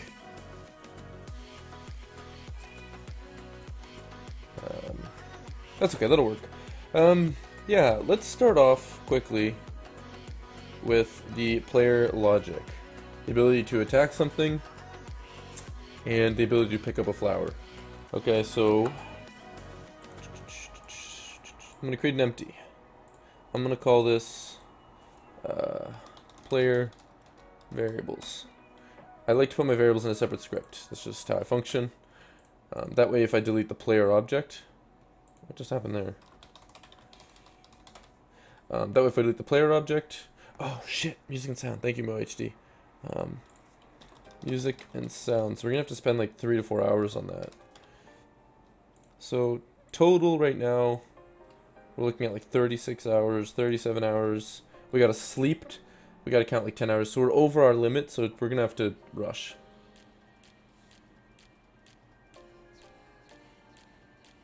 Okay.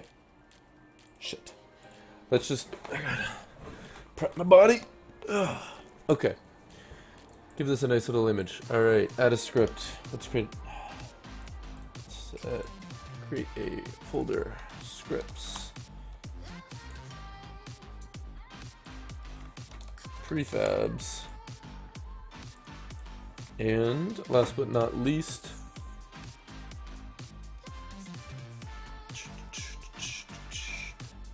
I said last but not least, but I can't remember what it is. Assets. There we go. Create C# script. Player variables.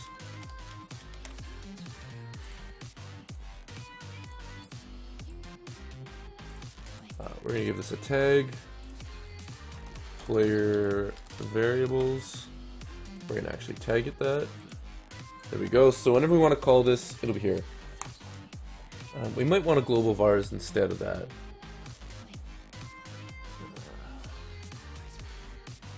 Okay.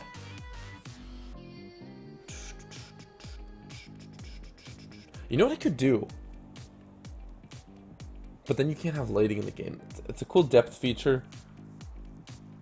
Not really what I want. Okay, never mind. Player variables. I'm going to move this now over to the other side.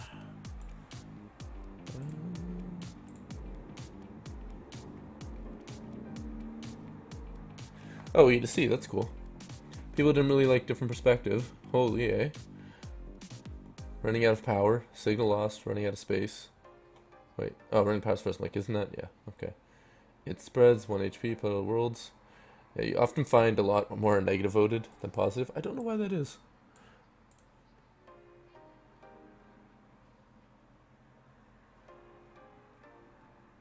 Why did you come to this tried? I don't know what you mean. Okay, I got distracted. So we need to have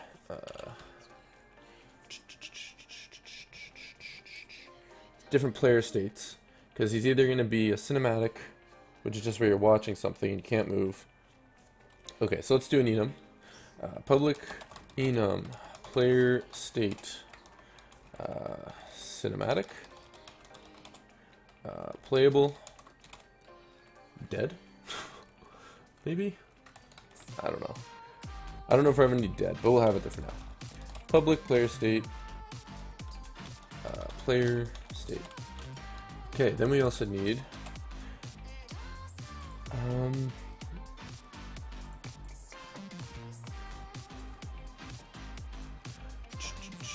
let's do the pickup flower first, because that's probably the easiest thing to do. So I'll actually save this. We don't need this just yet. We need an empty, or a game object, a cube of some sort. Let's make this bigger, this is too small. Alright, so this will be set to our object. Let's then give it a, I don't know how I named it, W. Let's call it J. Create an empty fire plant. What do we call them again? What were they? They weren't called fire plants. What's the name for this? Oh, okay, so it's already 0, 0, so that's fine. Create a sphere collider is trigger.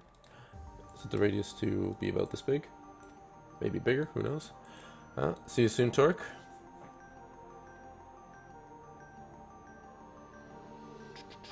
Flame flower, that's what we called it. Flame flower. Alright, then we're going to give this a script.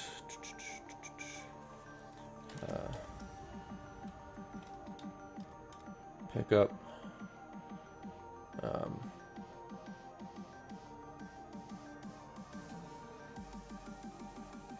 Oh, thanks, Fun Size Popcorn. Do I want this to be the pickup? And then that gets a reference to it?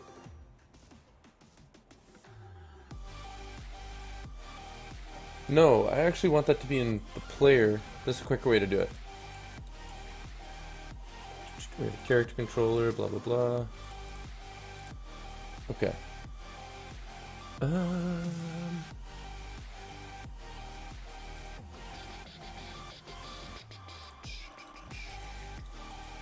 On trigger enter, press E to pick up, but I'm only able to pick up one thing. So we need, let's go here. Let's just create a public list. Game objects, interactables, list. Sure. Equals new list game object. Okay. Public void pickup first in list. If interactables list dot count is greater than 0, that means we have one. We have an item to pick up. Okay. Ember could be the name of the daughter. It's not a bad name. I was thinking of that Aurora one, because it's, I was told God of Fire. Her name could be Amber. Oh no. Anyways, okay. Pickup list. Blah blah blah. Yeah. So this does need a script. This is going to be the create interactable.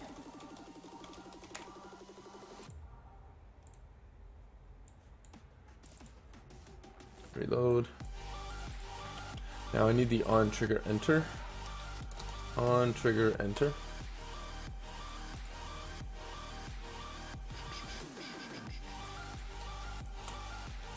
Okay, whoops, that's not supposed to be in the update. On trigger enter collider other. Okay, let me just debug to see if this works. Debug.log other is plus other.tag other.name.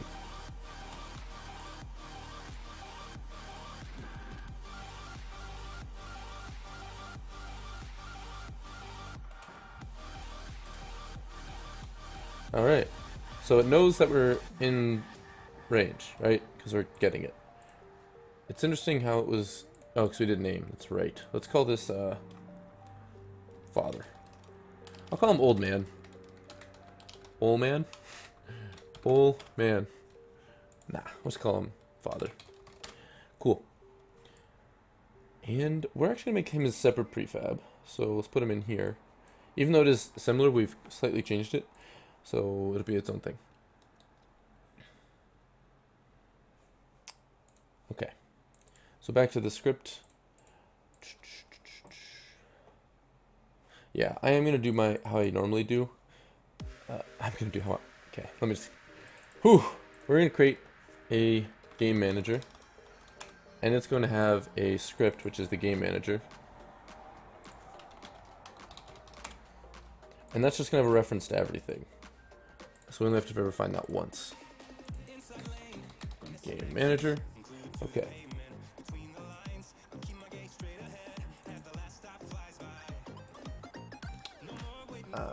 Okay.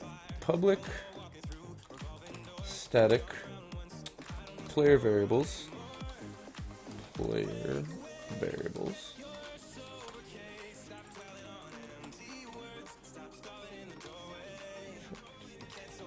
New object tag.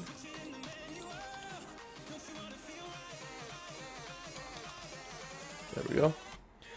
So now, since this is the static variable, all we ever have to do is just say game manager dot player variables here. So we can create a this is the player variables class. My bad. I'm over here. Private player variables.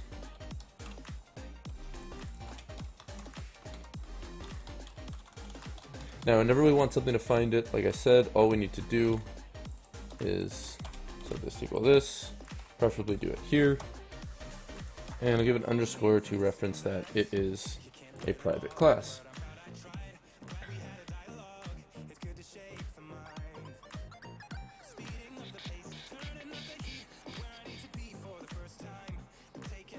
The theme isn't just power, it's the, what was it called? Running out of power.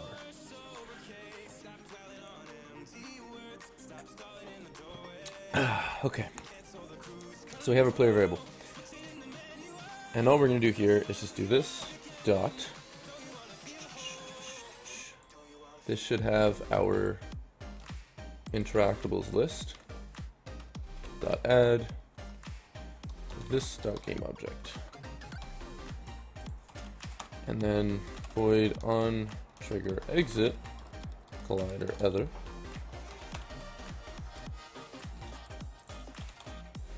Player variables interaction dot remove this dot game object.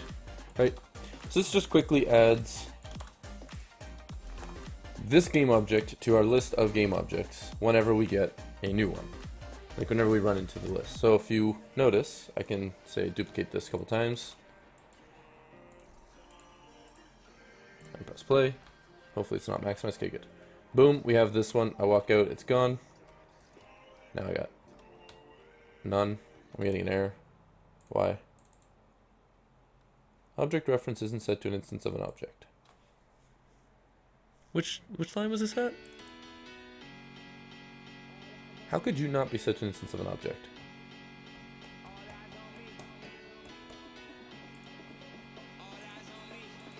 What? Oh, shit, I'm dumb. If other.tag is equal to player.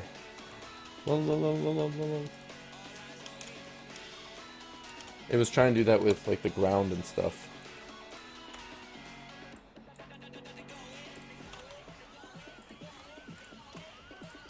Okay. I gotta unpress play at some point, if it lets me. Now I... What the fuck? Oh, I didn't freeze it. I was like, geez, did I already break Unity? Come on. I don't need to save it just yet, but... Oh, and we gotta probably tag it. Our guy is player. That would help.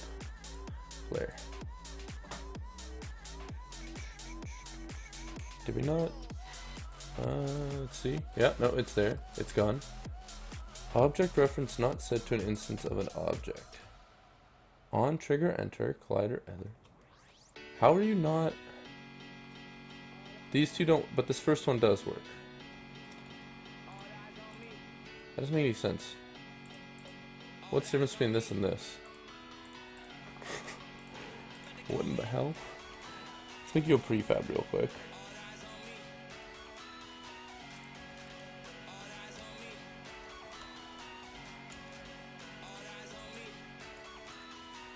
Is it because it's like hitting the main camera? Is that a thing? It's just what I needed errors to begin with.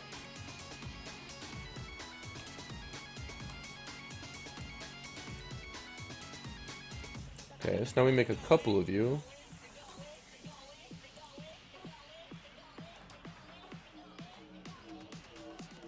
Object reference not set to an instance of an object. How does that make any sense?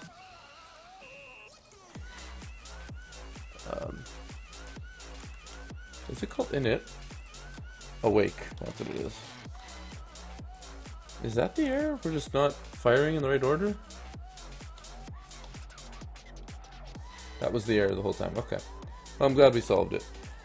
So, if I go to my variables, you will now see we can interact with two things. So if you press E, it would pick up the first one, and then you press it again, it pick up the next one. I do Ludum Dare someday, but for two reasons. I've never made a game and barely know how. I sleep for someone's 48-hour period.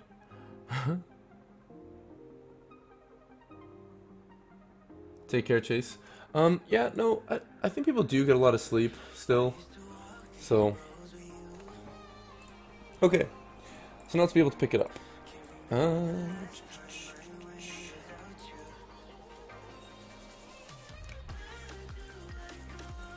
Unity on key press. Excuse me. Is it button?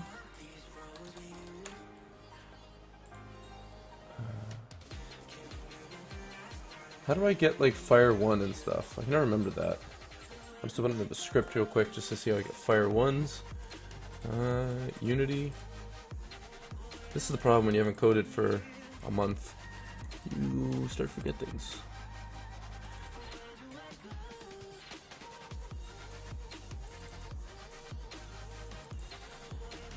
What's the line?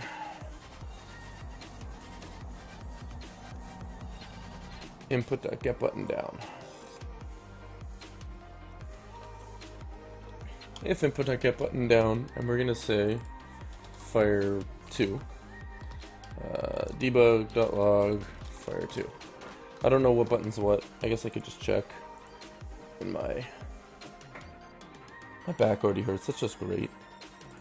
I'm gonna fix my chair. That didn't help.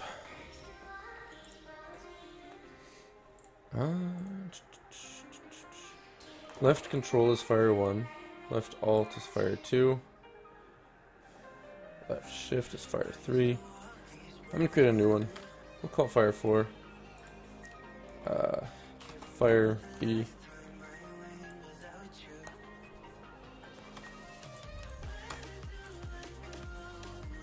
Key or mouse button. Oh, we also need to know the, because I want to just work with the joystick also. Unity, Xbox, controller. Whoop. Just shows you what's what. So, we'll do pickup as X. So, 2.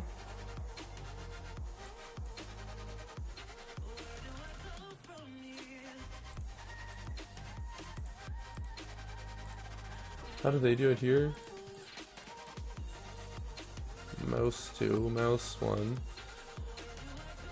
joystick button 1. Yeah, I want joystick button 2. That's what I want.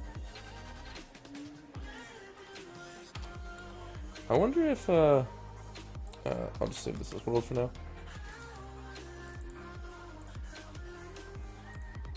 Why did this not work?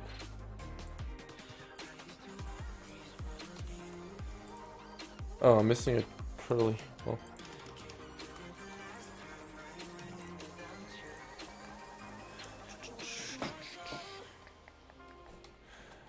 Does this work with this joystick? It doesn't. Okay. I'm gonna have to open up my former project real quick, just to see how I set up the left joystick, right joystick.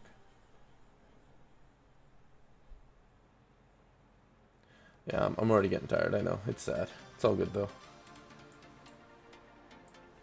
Okay, so the way that this is set up was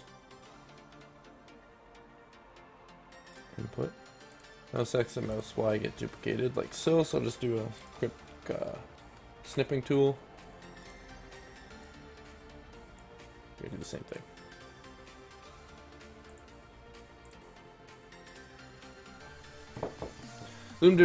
Ludum Dare, or Ludum Dare, is 3 times a year actually. I think it's like every 4 months. It's 10:31 where I am, yeah, same time. What do you know? Hey look, I did still have a game window. Okay.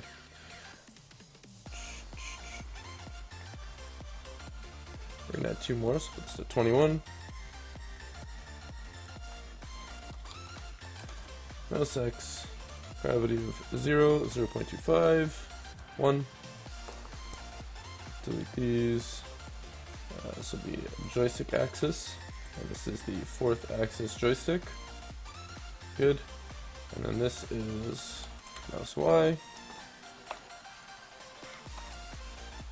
0, 0.25, 1.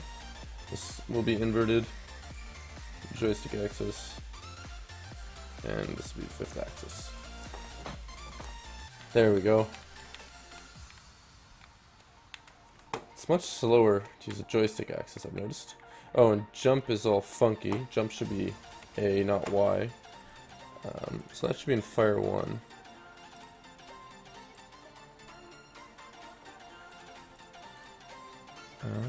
What is... I need to be Fire 0. And right now, for some reason, it's Fire 3? No, it's joystick button 3. Where is that?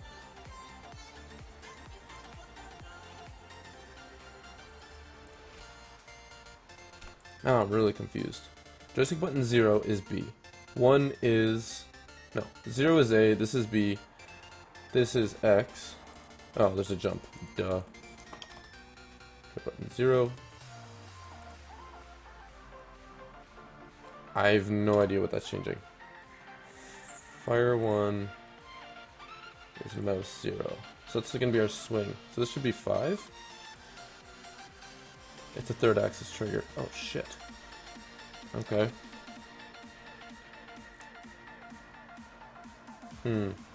How do I want the swing to work then?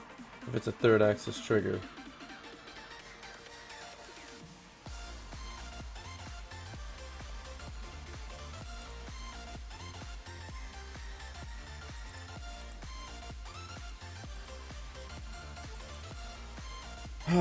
This is so frustrating, always having to reset these. You'd think this would just be default by now. Of course it's not.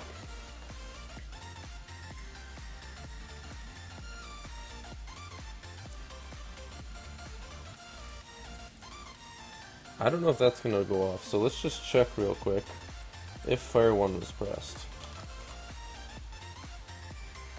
It is way over there, eh? So that's Fire 1 when I do my mouse. But it does nothing for these. I don't like that.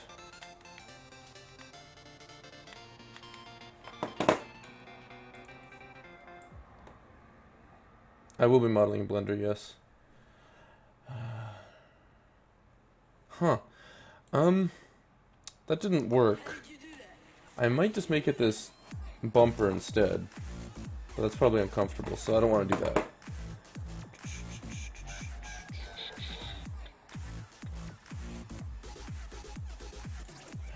Unity. Right. What is that called? Right trigger.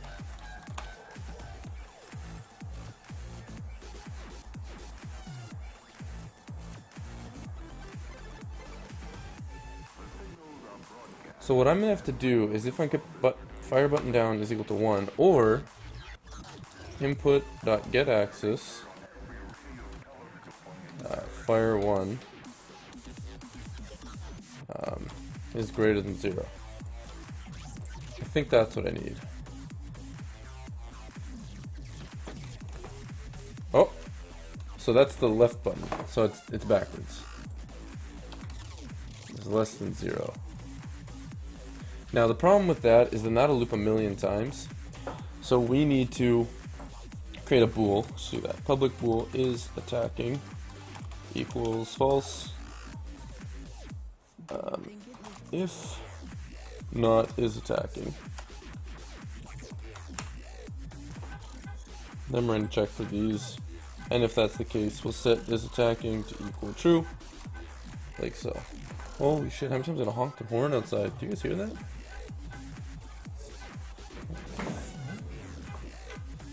I can't see shit. Hands got dusty though. I haven't really been reading the chat if you guys don't mind. I know the chat's slowed down. I'm kind of just like in the zone here.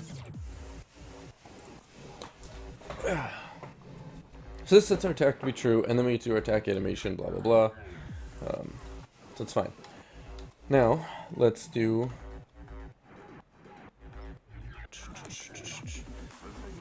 Oh, that's really dumb how the hyden part covers over my stream, like my face. I should probably move it so it doesn't do that. Edit scene. Put it over like that far? It's gonna have to be like right there. Okay. So now we want to be able to pick up one of these things. So if input.get button down is fire 2, debug.log fire 2 was pressed. Which one is fire 2?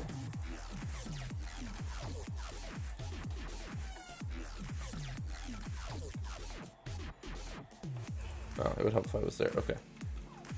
Fire 2 is B, and it's right click. Not what I want.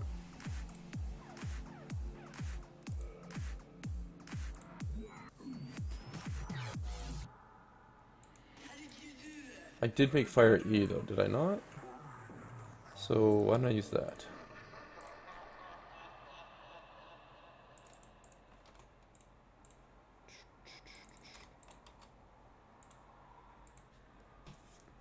Why am I using a controller? I just like games also work with a controller. It's working with both. It works with the keyboard and jump around with it. Like, where does it need to go? Over here? Right, but it's also working with this.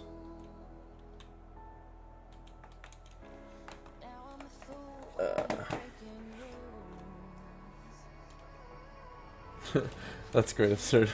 We're here to be like blah to wake you up. Okay, so fire 2 was pressed. So this is just going to be the interact thing. What else are we gonna ever need to interact with? Is there ever gonna be like, aside from picking something up, we're gonna be able to like open a door or something, right? So instead of this being a game object, where is it? Here. It needs to be of an enumeration of interactable types. Public enum interaction types. No, we need a okay. Public class interaction types. And then we need to make this a system.serializable. Right? So then if we make delete this. instead of this being a game object here, we can then actually create a list of things from this. So this is going to be public enum type interaction enum type of interaction. I'll call it that. Types of interaction. So we'll say pickup, open. Those will be my two that I can think of right now. Then we'll do a public types of interaction. So this creates an enumeration which allows me to basically, instead of doing 0, 1, 2 and then determine what those are, this just said 0 to be pickups, 1 to be open. Now we also need a constructor here, so that way we can do a... How do I do constructors? I always forget this.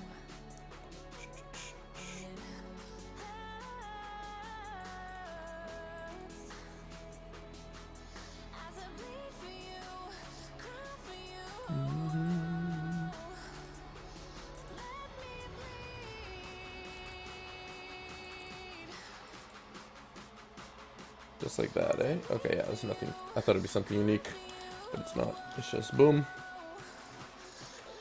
And we're going to take an item, type of interaction.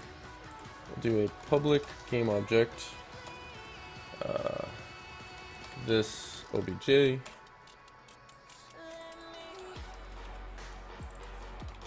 This obj.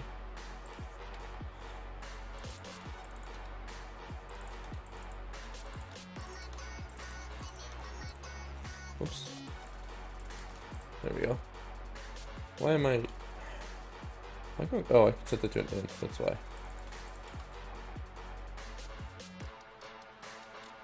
Why is that not working? That's a. Oh, wow! I'm blind as a bat.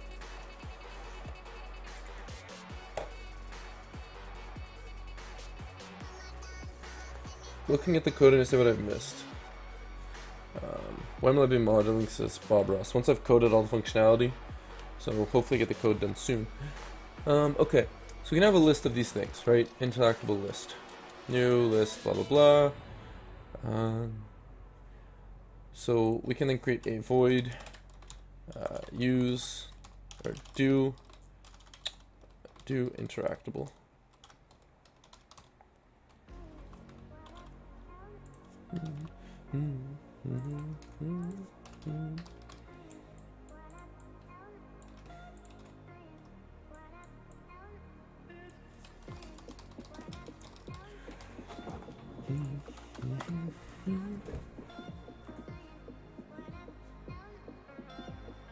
Could you make coding tutorials for basic things? I understand basic code, but more advanced things I need to learn.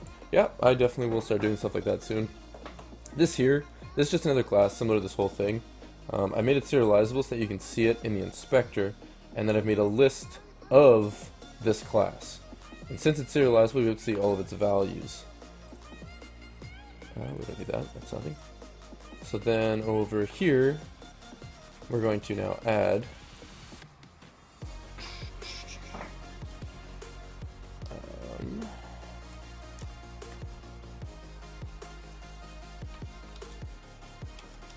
interaction actions, interaction types dot, interaction actions dot pickup, and then we're also going to say this dot game object. Boom. Oh, and then we have to say new.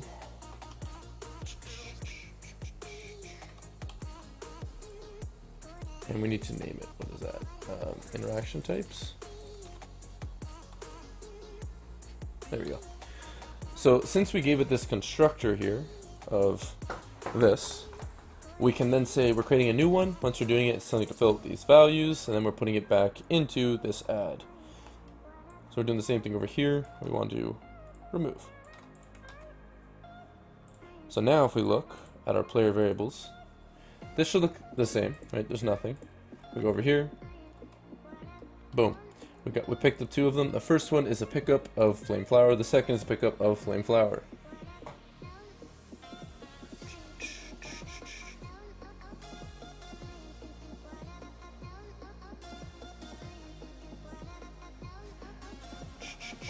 So, let's close this. Let's close this. We can put this over here, I guess. Okay.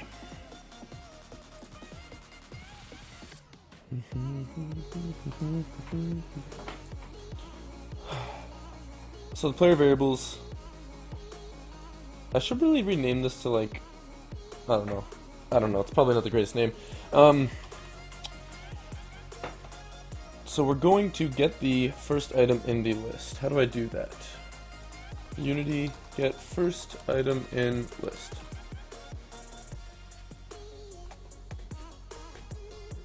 Excuse me.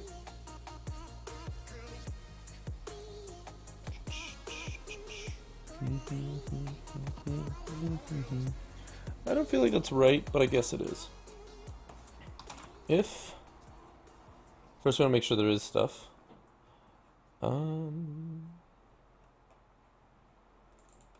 Interaction list count contains count is greater than 0. Do the primary action. Okay. If interactables list 0. Oh, look at that, it does work. Type of interaction is equal to open. And we're just going to say open the thing. Okay. Then we can do an else. Another way you can do is just a break here. Or exit. Is it not exit? Is it break? End? Finish? I can never remember because they're different like every language. I'm just going to do an else if. Interaction type. Or interaction list 0. Dot types of interaction equal to this dot pickup.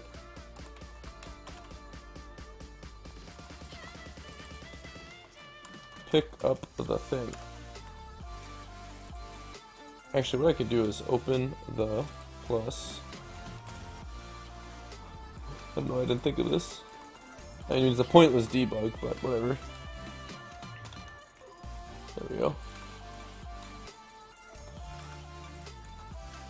And then what we want to do is dot remove at 0. So that then removes the first option.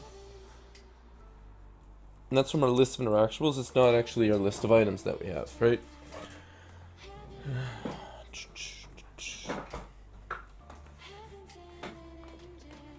Then what we need to do here is only if it exists. So check if list contains.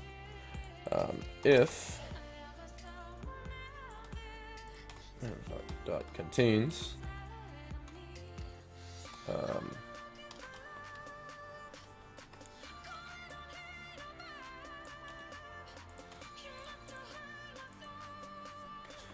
if that's not true, we do this. No, wait, if it's true, it needs to contain it to remove it. And then in this case, we want to say if it doesn't contain it, then we want to add it. Right? Simple, easy, got it, boom, boom, boom. You're welcome, Ocarina Warrior. I probably will do it again later on the stream, like I said. Okay, so all this should work. Let's just test. We have two things. I'm now attacking because I pressed attack. I press E, it gets rid of the first one. And I press E again. And it gets to the second one. Now it's not actually supposed to get rid of it, it's supposed to pick them up, which is what it said. I was confused for a second. Now we need an inventory. Just in case we want multiple things, who knows? We'll make it work for all of that. So we have interaction types. I feel like that shouldn't be here. I feel like these should actually be over in the game manager. I don't know, it just seems like, well, this should definitely be in the player variables. But the list of things, and it should be like a static list. I think you can do that.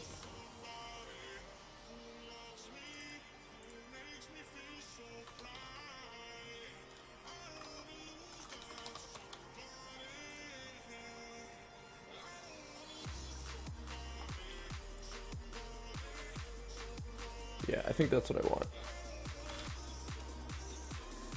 Just do it like this instead. That's probably just easier to look at. It's probably not good that we're constantly checking, like, through our static way of doing this, but I can't imagine a game meeting in 48 hours is really going to cause problems, so it's fine. So, if game manager,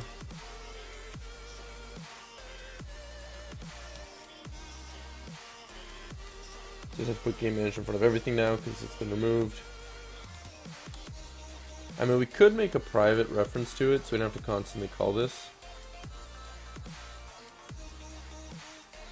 but I'm not going to.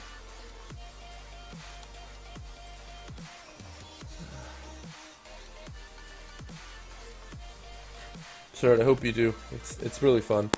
Such a rush. I'm already 2 hours in. Oh fuck, I'm so far behind. Okay. So now we can, in this one I actually want to put the public enum player inventory. Okay.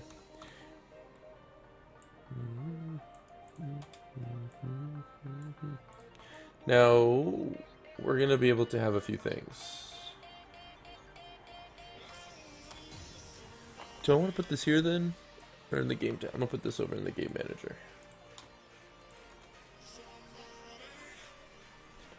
Yeah, that makes sense. Okay, then we'll copy this though. And we're gonna call this inventory types.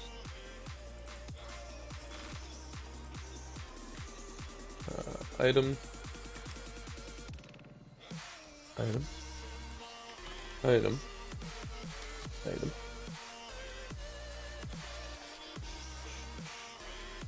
Do I just want to set it to fixed like this, or do I want to just give it values?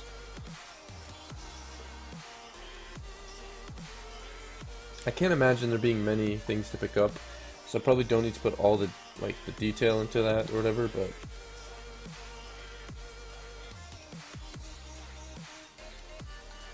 yeah, for now. So what do we call the flower again? What was that?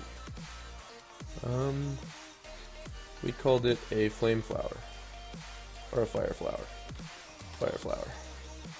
That's gonna be our only item for now. And then we're just gonna say item. Item. Since we only need the one. Eventually we might add some more stuff to it, right? That's gonna make it useful to have this. If not, then whatever. Okay.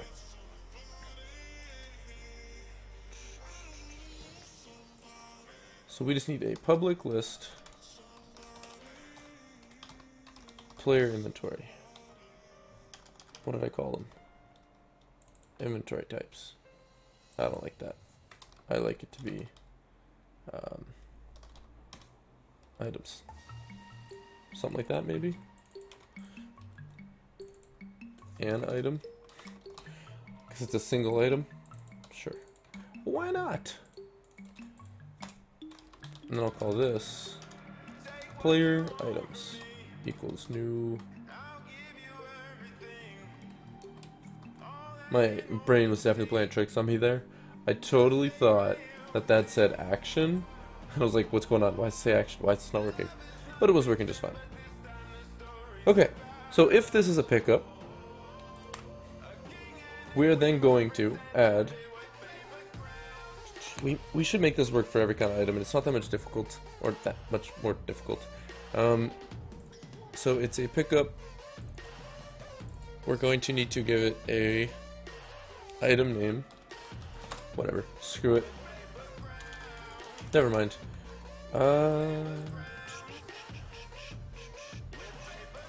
We can get the name from the game object. So we can just say if this is equal. No.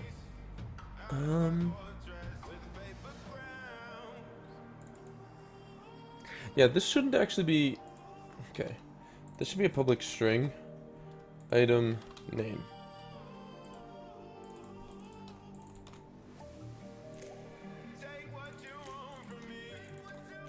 Oh my gosh, I'm feeling brain dead already.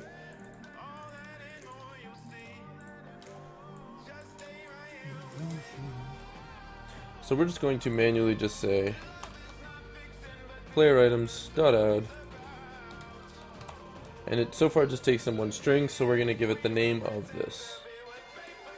Where is it? Right here.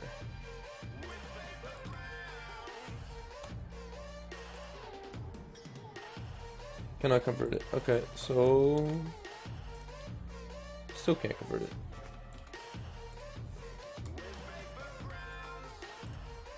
Still can't convert it.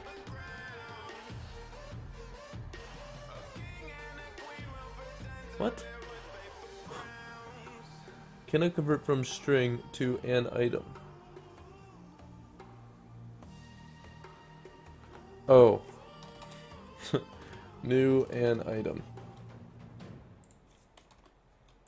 Like so. Probably don't need that because it's already a string then. Aha. Alright. Don't give me an error. Don't even start with me. We have no items right now. We run into these. We now have a flame flower and another flame flower. And I should be able to run out and run back in because we never destroyed that object, right? It's interesting that it oh, I was gonna say, why does it give it a 1? But it's because these are actually legitimately just named with 1s. Yeah, that's gonna be a problem. Public.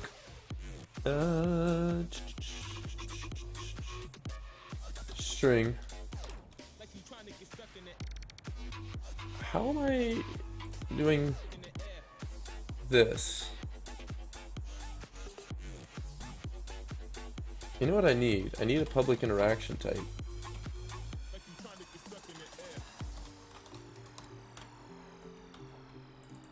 Then we can just set this through, rather than pick up in this game object and blah blah blah, right?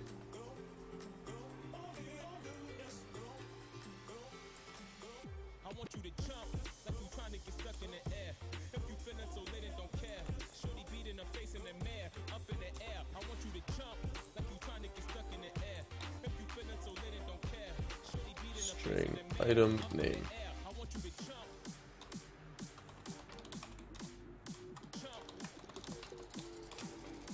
Like so.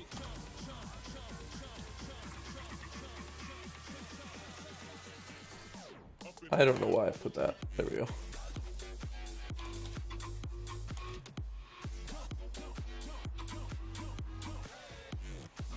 Okay, so now this actual object itself can be made into an item. Like so, so we can name it flame flower. We can hit apply. It's a pickup. And needs a reference of itself. Okay. Like so. It's a little bit silly that it needs a reference of itself.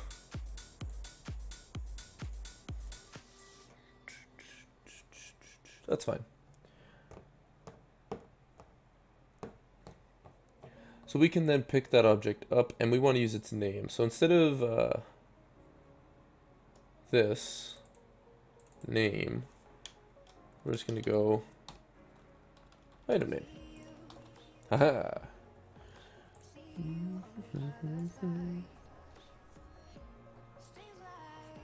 It is a one-time thing. I've got my other game to work on. And then we need to remove this object. So destroy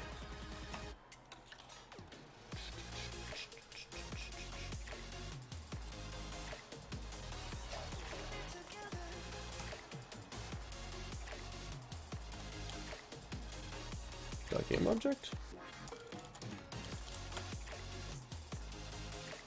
Alright, game object. I don't. What the hell is happening here? How do I destroy that game object now? Oh, I know what I can do. Since I do have this, it's literally just destroy this object. Because it's storing reference to itself. So now I should be able to pick it up and it should delete. Which I can't really see from that angle because it's all white. There we go. And there we go. And our player inventory should contain those two items. Flame flower. which for some reason has a separate item name. Oh yeah, that's right. I know. Yeah, that's fine. Okay. So we can pick up the flowers. Good. Now we need... that's funny, fun-sized popcorn. What we now need in the player variables is the health of the... I just discovered you had to make a Game in Unity playlist. I look forward to watching this. Oh, it's pretty handy. It did, however, end up... I cut it short. I didn't finish it. But it does get really far. And it's really, really helpful, I found. Even, like, I watched myself for a review, and I was like, oh yeah, this... I had good advice. Alright, public... float... Public int. We'll do an int. Maybe a float. Int. Daughter... life force daughter life equals 100f, and then we're going to we'll make it a float. Goddamn. If player state, we gotta do this. I forgot about my enum.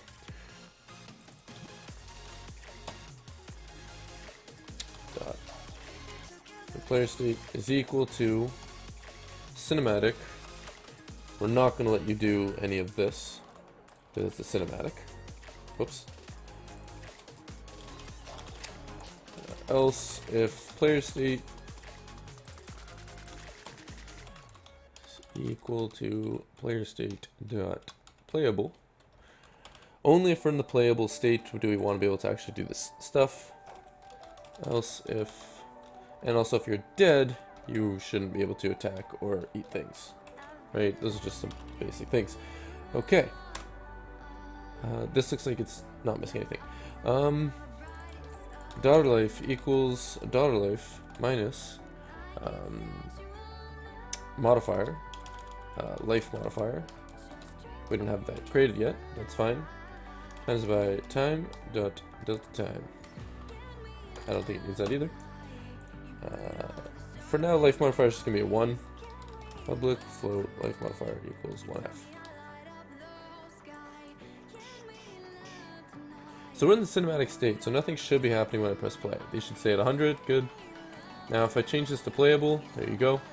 You can see that we're losing health over time. Now with this, I'm actually going to make the game obviously get darker and darker the more you're about to die, but we can deal with that later on. That's fine. So our health is now delaying based on the modifier. Now, we want to have a normal modifier, private float normal modifier, and this is going to be 1f for now, sure. And then when we start, we're just going to set this to equal normal modifier. Right, so if we ever modify anything, right, we're going to be changing this, and then once those effects end, we're going to put it back to the normal, if that makes any sense. Are you going to have some sort of slider to show how much the flame or how close she is to dying?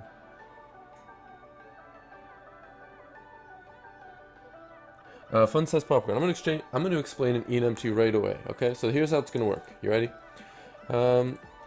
Just ignore everything. Oh, I probably should have a blank script for you, or I can just start down here.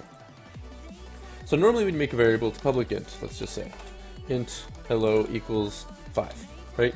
So now the value of hello equals 5, right? Handy, okay? Now, let's say you want to store a bunch of numbers. So if, let's just call this x. If x is 5, you're going to say that 5 means hello. Pretend you wrote an if statement just saying if x equals 5, say hello, right? If x is 4, say goodbye. Instead of doing that, you could just create an enum. So now you're creating your own type. So instead of being int, let's just say we call it int x, if you really want it. Okay? Typically you give it a capital. Then you're going to give it its new values. So instead of being an increment from like 0, 1, 2, 3, 4, 5, 6, 7, 8, 9, 10, you're naming it something like hello, goodbye, how are you, right? This represents a 0, goodbye represents 1, this represents a 2, it even says there int x, how are you equals 2. And it keeps going and going and going. So now you can just make a public int x, and you can just say, call it x, equals You can even set it to be a 2 and it knows that it's goodbye. I guess you can't do it manually. Oh, wait. You should be able to do that. No, I guess I'd have to say int x2. Like this. Right? Yeah.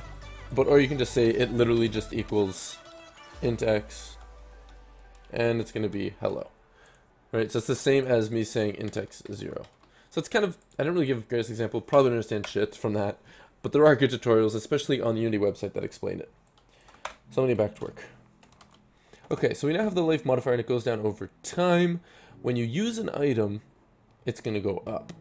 Now, I'm imagining we're only going to have one item.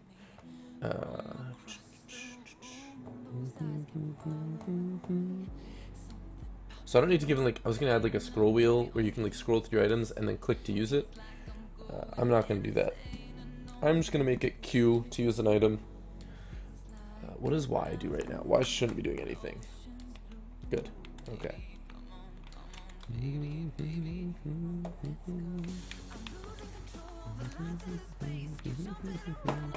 Wait, that's it, a cinematic. Leave it to playable for now.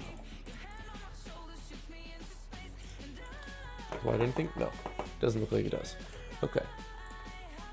So if we have an item, we then want to use the item. Right? So that's the next step. So, excuse me.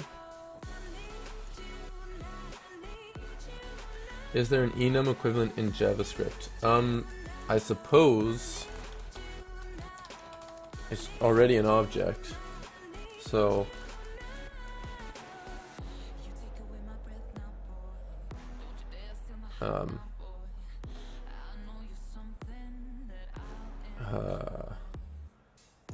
you would just pass in, I don't know. I actually don't know for JavaScript. I tried to look it up too and I was like, yeah, that actually, I don't think there is.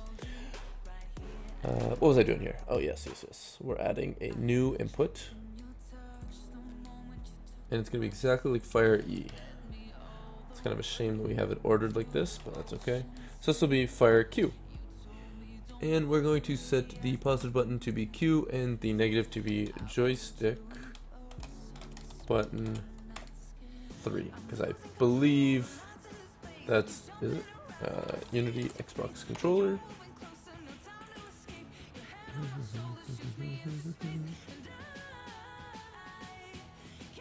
Yeah, 3.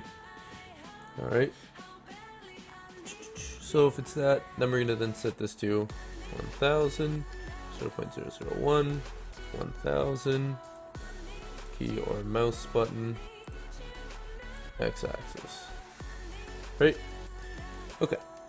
So that'll be Fire Q. So now we go over into our player variables, which is actually our player inputs, oddly enough.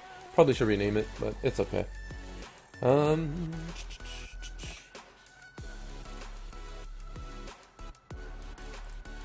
If input.getButtonDown is equal to Fire Q, then we're going to call a new piece of logic, which is going to be void do or use item.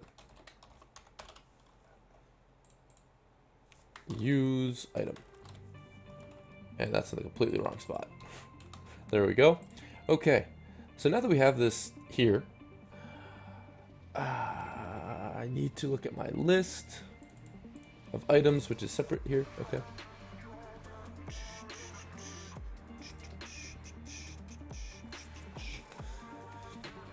I'm just going to assume we're only going to have one item in the game. That might be a silly assumption. I don't know. But it is, remember, yeah, it's fine. I mean, I could put an if in here and just say if. Well, first we need to check if we actually have any items, right? Yeah, this is a pointless enum now. So let's delete that.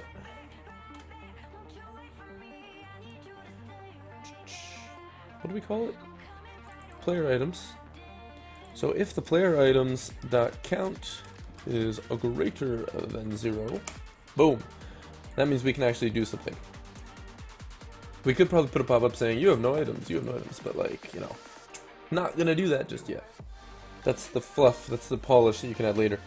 If it's greater than 0, then we're going to check if player items 0 dot item name is equal to fire flower, flame flower? I cannot remember this. I don't know why I'm struggling so hard. Yep, okay. If it's equal to flame flower, then we're going to attempt to heal us slightly, right? So we're just going to add to daughter's life plus equals 20. If daughter life is greater than 100, I mean, it's probably not a big enough number, realistically, because 100 is like, that's 100 seconds. It's a minute and a half. Well, that's more than a minute and a half. That's not that bad, actually. Every 2 minutes you need to find a flower, you're gonna die? We could do every 2 minutes, which is 120. What? Or we do 150. Because that's 2.5 minutes. You need to find a new goddamn thing to heal up. So that's basically just the maximum that it can be. Oops.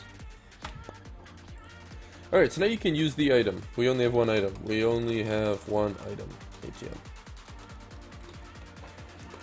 Alright, so now if we look, go over here.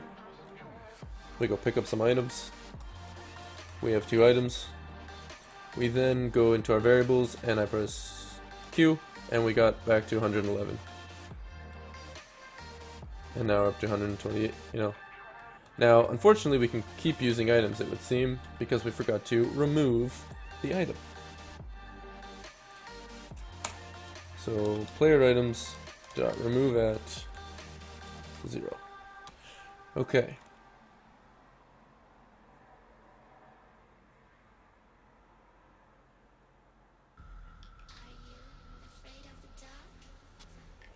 Oh, I can't wait to start modeling. I still can't believe Quill gets so many goddamn views, man. Like, is the flower placement gonna be random? I haven't decided just yet. Yeah, these people are huge. I get like no viewers in comparison. Damn. I probably should tag this Ludum Dare, shouldn't I? That way people can actually find it. Well, let's do that real quick. Basic info.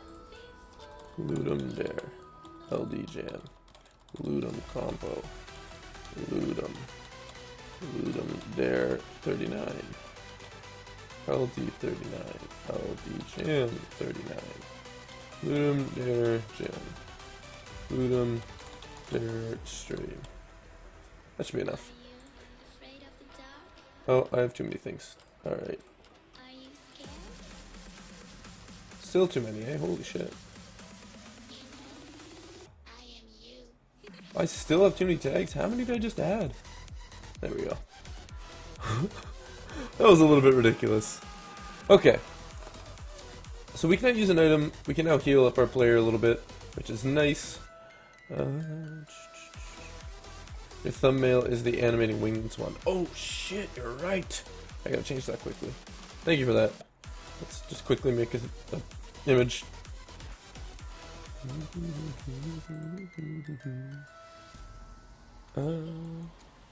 This isn't what I want. Nope.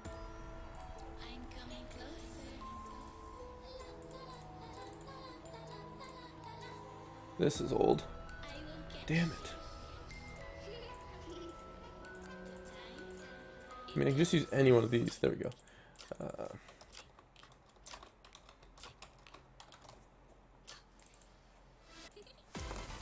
I don't really care too much for the detail.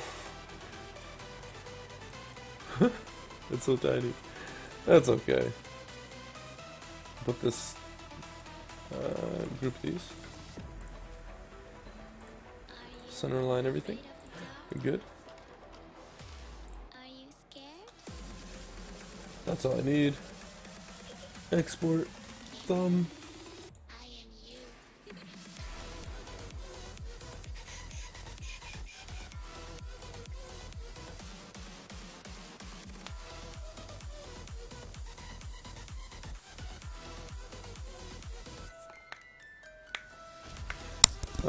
Fun size saying is having trouble hearing you. That's not good. Is my volume turned to max? Yep. Yeah, I don't know. It's I'm not really sure how I don't want to shout the entire time. People in my house will get annoyed. Ludum Dare.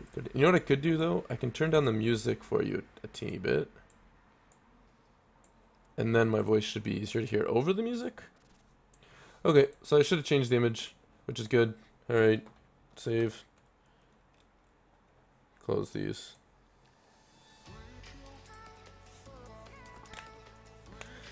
Okay. I am sweating so much. We have the daughter's life. That's the first part. So, daughter's life works. Pick up items works. What else? What else? What else? What else? The attacking doesn't actually work yet because it needs to be on like a timer for when you can attack again. But I guess we can do that right now. That should be easy. So, is attacking. Attacking logic. Private. Float. Timer attacking equals 0.5f. Public. Float. T attacking. Equals 0.5f. Essentially, I can change this, and then at start, I'm going to set this one to equal that, and this is also then going to be the reset. So this is going to equal whatever that is at the beginning.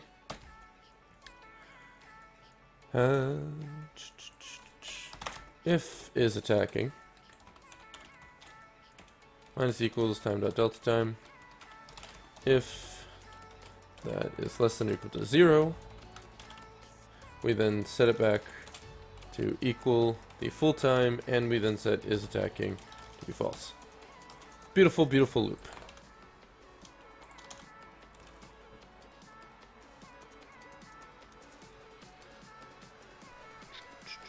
Thanks, Torque. Hello, wishing guys. It's going pretty good. So far, all we've gotten is the life to decay, and we can pick up items. And that's about it. I probably should focus on the logic of the enemy, right? Because that's going to be a big part of it. He needs to be slower than you, because the idea is he needs to like creep up on you. So let's create another cube. 3D object, a cube. We're gonna just give this like its own color or something, make a material. Assets, create a folder in here. Materials. Create a material. Temp. Just give it a color, just so it's easier to see him. There we go. So, scripts. Create monster AI.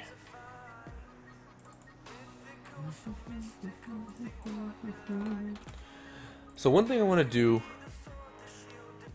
is make sure that he's always within a certain radius of the player, right? We need to do a raycast forward. That's the first thing we need to do. So let's look up a raycast. Unity raycast forward. And we also need a state. So let's go public monster state.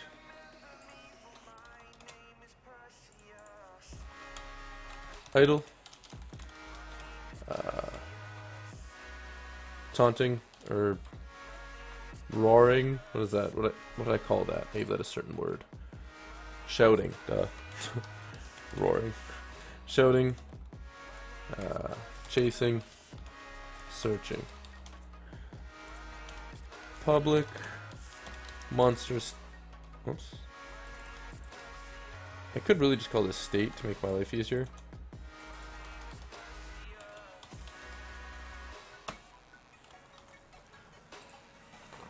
Is there going to be more than one enemy? No. See, I think once you get a certain distance away, I'll just move him to a certain radius near you, kind of thing. And then based on how far you are, he's going to get moved closer, maybe?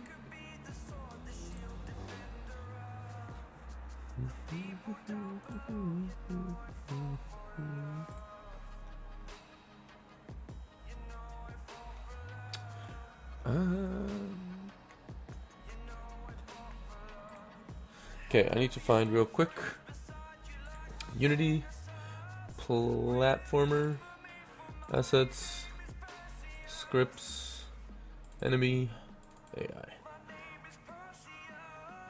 This is all based on distance. It's never actually raycast. So instead we need the player input. Again, this is where all my raycasts were held. I still like typing a raycast to take forever. Are they not here? Here. No. That's an overlap sphere.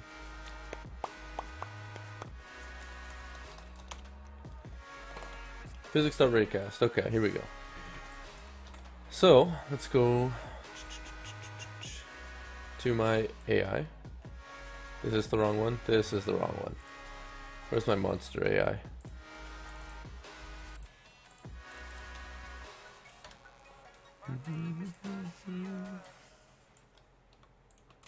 And all we want to do is physics.transform.position vector3.forward. I don't think that's going to go where I want it to though.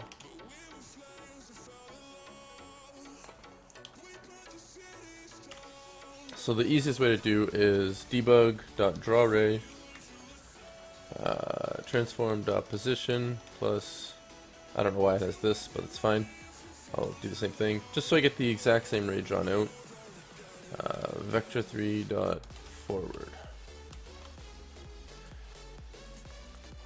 So this is just going to constantly draw a line on him. I could also do it here if I turned on, goddamn, gizmos. There we go. I don't see a single line. Maybe because he doesn't have the script. Is that the case? Yep. It should also be an empty. So let's create an empty. And we'll call this the monster.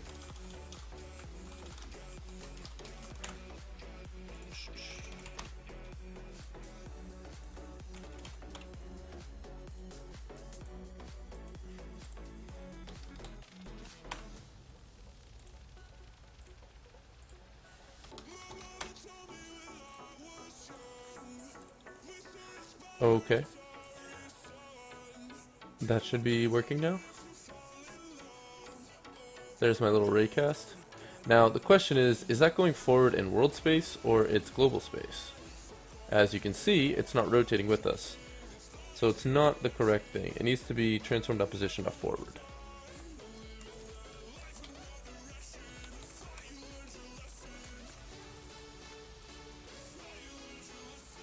That's not working, eh?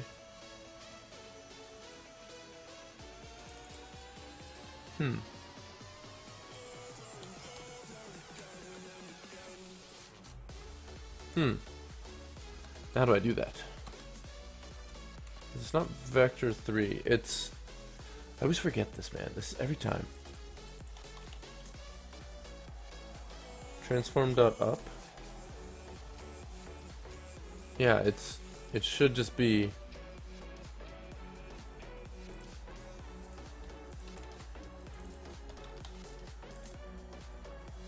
What did I put? Because that worked this time, so... Oh, I put transform.position.forward. It's supposed to be transform.forward. Duh. Will you model some stuff tomorrow? Malachi, I have to get it done in 48 hours, so I'm going to be modeling as soon as I can. Now if I rotate this, there we go. You can see how it actually has changed on its rotation. So that's going to be his look. And if he doesn't see you, he doesn't come after you. Okay? And I'm sure I could put this in like a thing. Like, you know, give him 2 things and check if you're within that.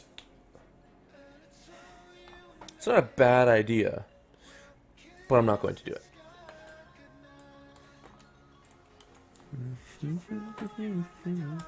If hit.transform.tag is equal .compare tag, that's right, that's what I should be doing. Player. I'll probably be done coding in a few hours, and then I'm going to get to modeling.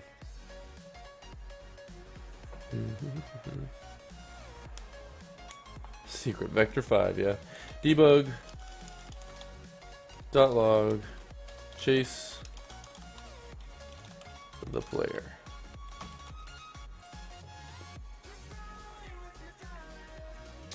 Now, what I think I'm going to do is it's just going to, my logic is going to be simple. It's going to run towards where it last sees you. Once you move out of sight, because if you move left or right, it's no longer going to know if it sees you. So it's then going to have to do a distance check. No, that won't work. It does need to be these blinders.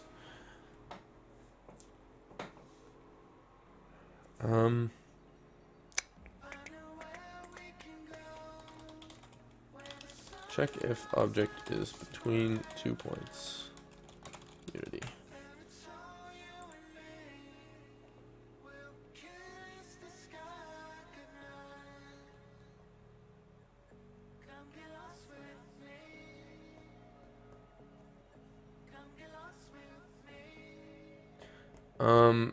I'm gonna be making separate streams whenever I go to bed.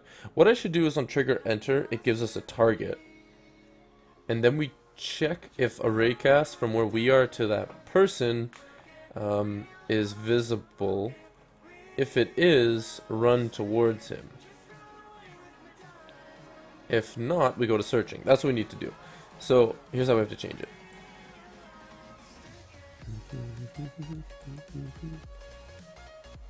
I'm going to create an empty in here. We're going to call this eyes. In this, we're going to give it a box collider. Actually, no, we're not. We're going to go on Blender, and we're going to give it a custom collider of our making. It's going to be good. You ready for this? A box.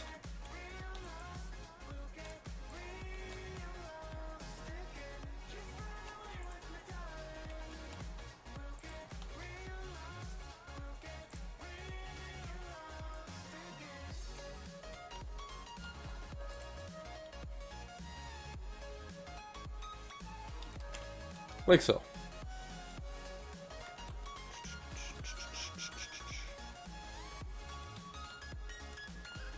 Is that 1 or is that 0.5? That's 1. Oops.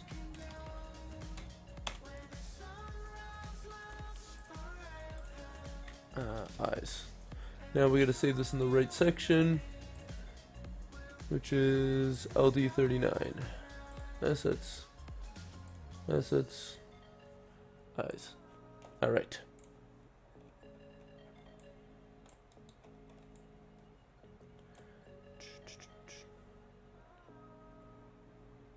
So instead of a box collider, what I want to do, let's delete this, is my custom collider, right? We're going to put you down here. We're going to remove the mesh filter, but we're going to give you a mesh collider. We're going to give it this cube. There you go. So you can see that's going to be our collider check. That'll be, it's probably not even long enough, eh? Yeah, if he sees you from this far, you're about to get completely effed. Like, run for your life. You know what I'm saying? Bunch of zeros. Okay. That's probably too long. Let's do 3.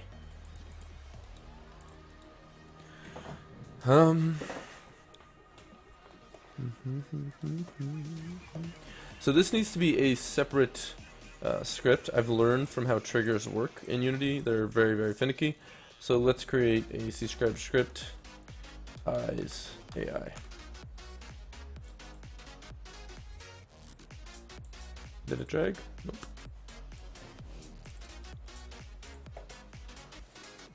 Okay, so here what we need to set is, where's my trigger stuff?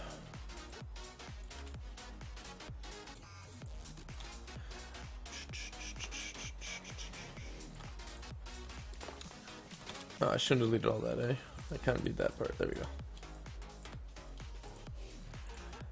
We're going to want a reference to Monster AI, so I'm going to go put that in my game manager.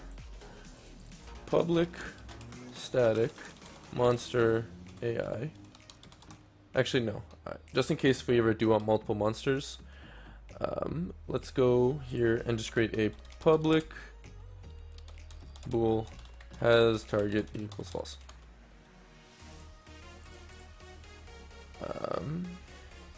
Transform dot parent dot get component monster AI dot has target equals true.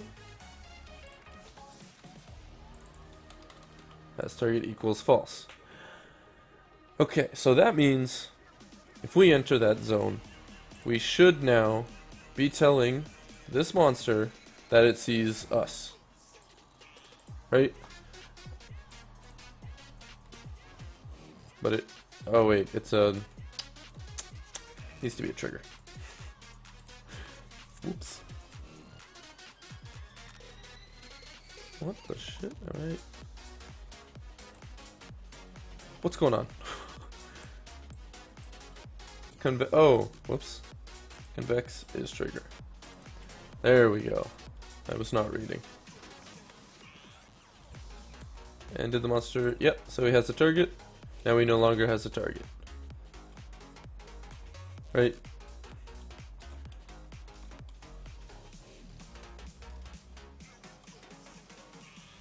Malachi, you asked so many questions that are so far ahead. I can't worry about those things yet, man. I gotta just work my way to it.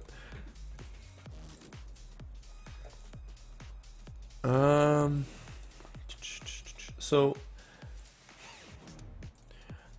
we should probably change this. Oh, we should actually instead change the state, right? So instead of it being idle, we should then just set the state to be has target.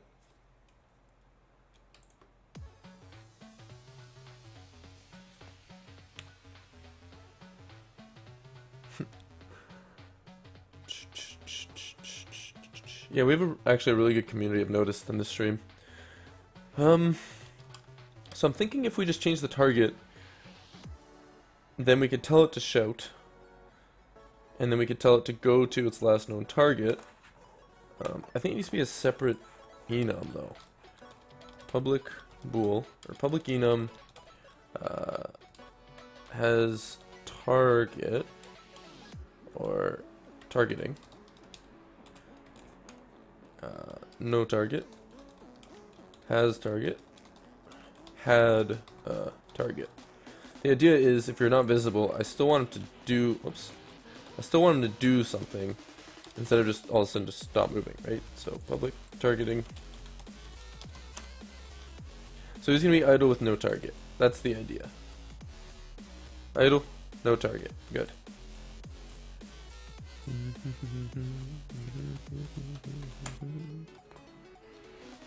Public void check for obstacles. Obstacles? I can remember how to spell that word. I feel like it's obsta. Yeah, it is obsta, not obstacles. Obstacles.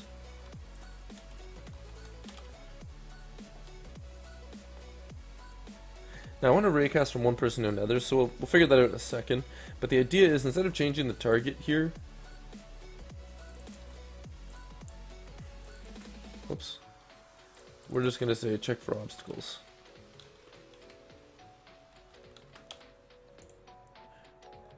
And we'll create another one in our monster AI, which is going to be public void no target in sight, or target left sight.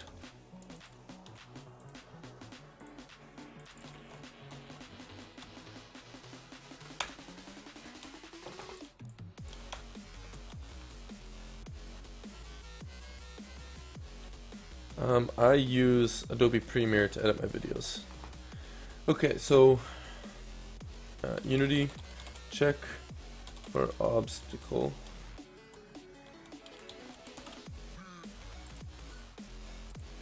Or wait,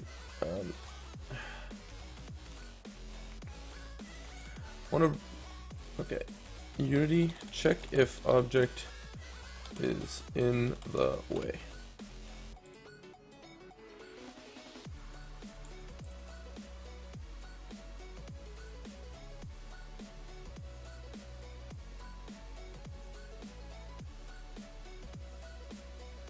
My relative position. How do I raycast to a specific point?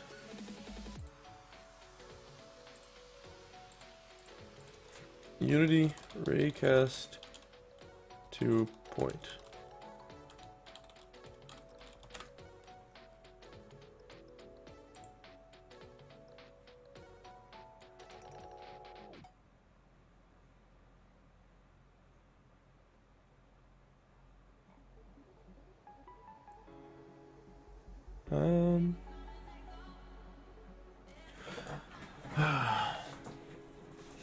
You have to make everything yourself, Malachi. Why am I forgetting how to just raycast towards player? Unity, raycast to player.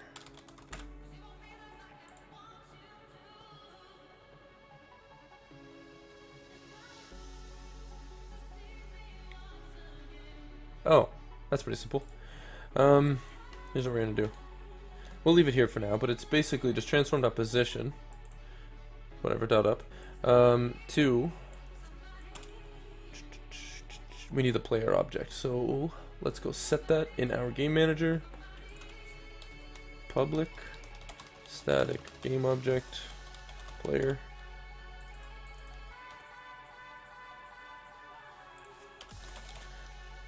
player equals, game object dot find game object with tag player.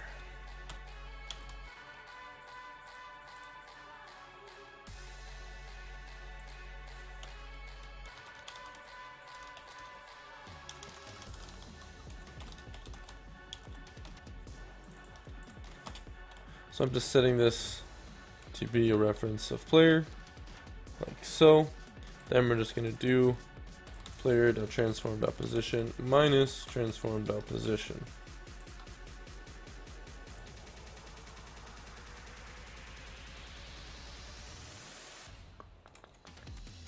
I don't see shit. Oh wait, there it is, it's a white line. Look at that. It's because it's a white line that I don't really see it. Did I just do that again? Okay, now my mouse is like stuck in the bottom of the screen. That was really handy. How am I supposed to get that back?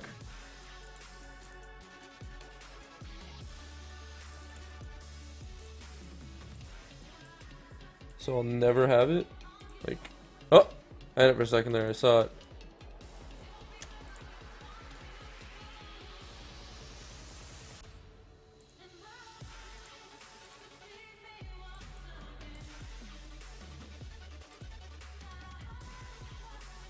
Where's the cascade all windows button?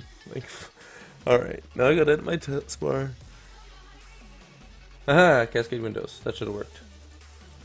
Right? Where is it? Where are you at? Why didn't you work? Doesn't make any sense. Whatever, we'll set another one.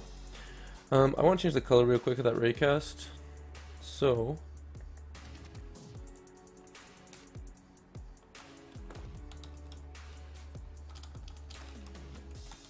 I can see it better.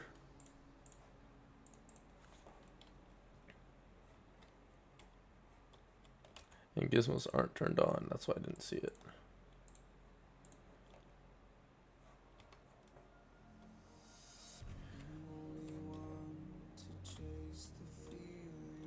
So you can see it's always a straight line. I am going to do plus transform.up times by 0.5f. Just that it's on a flat line. Oh. Maybe not. Maybe I need to do it like so.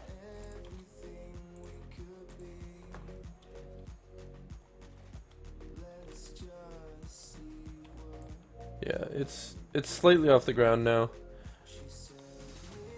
which is good. This will fall down. They would be flat. Okay. So we want to do that here.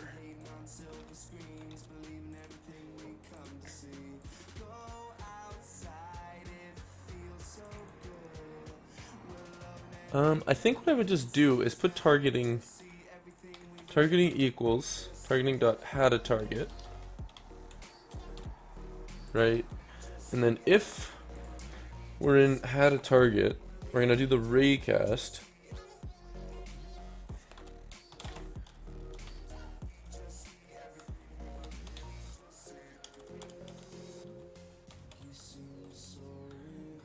Right, so if we had a target, then we want to say, hey, it's time to look for this.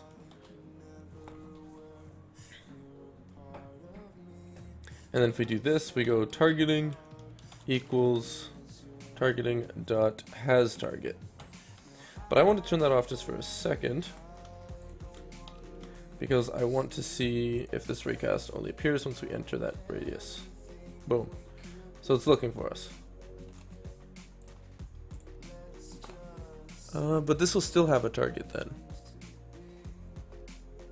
Okay, we need another one. It needs to be searching. So this will set it to searching. If we're searching, do this. If we left, we're going to set it to be targeting equals targeting dot had a target.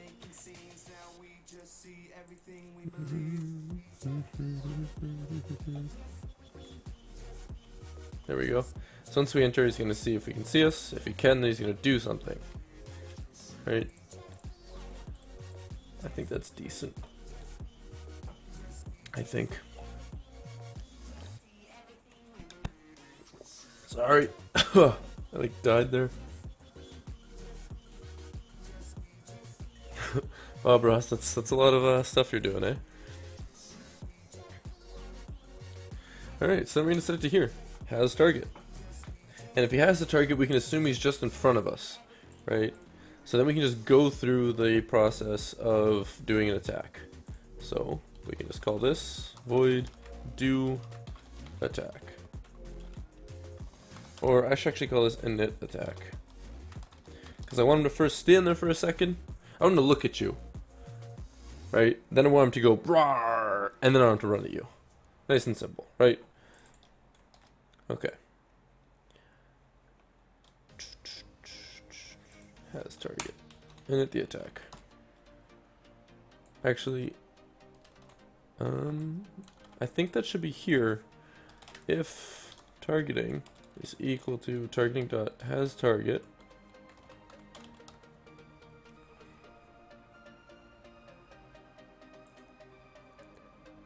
Now what we want to do is if we hit anything else that isn't the player, right, else, we actually want to say had a target.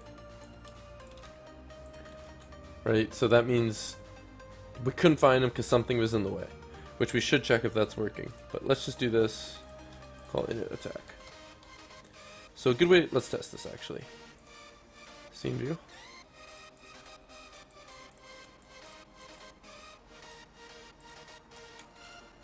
So we're going to put this beautiful piece in the way of us and half of the view. We're going to click on the monster, and right now it's in idle no target. Now it's idle had a target, oddly enough. Why?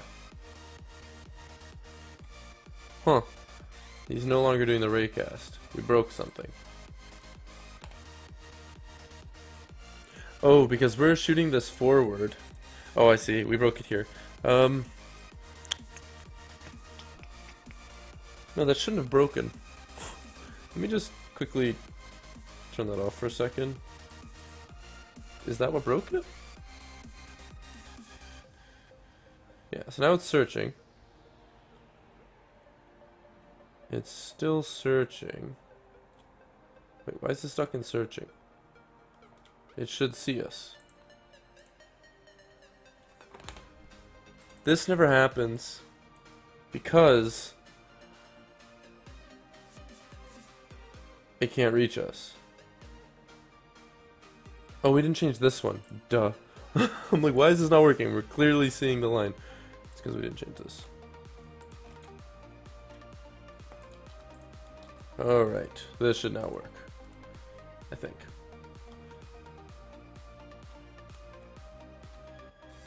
Huh. I saw it for a split second there.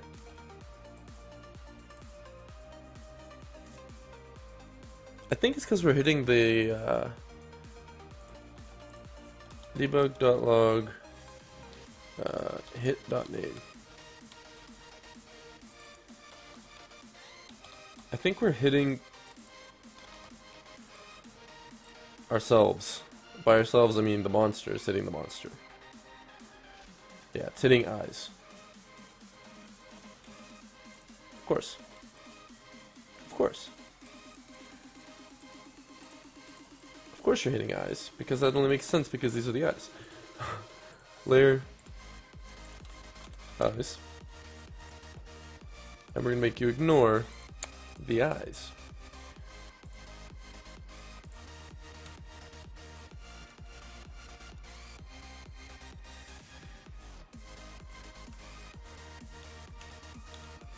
Which one am I doing? I don't understand. We have the out, hit info, max distance. Max distance 20. What?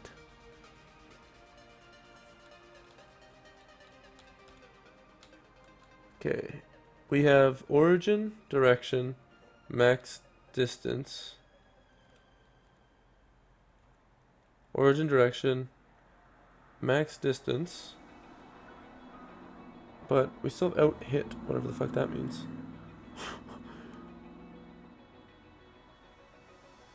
Right here. That was this one. This is the one we're using. Now if I want to do origin, direction, max distance, this is it. Okay. Layer mask. What's the layer mask? Let's check. User layer 8. So I should just put in 8. And it should no longer hit the eyes.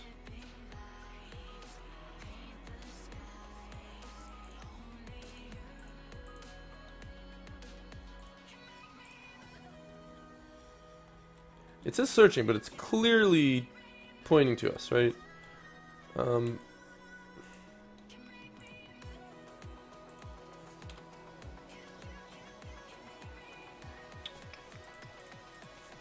Unity raycast ignore layer. I just wanted to ignore one layer, but that's fine.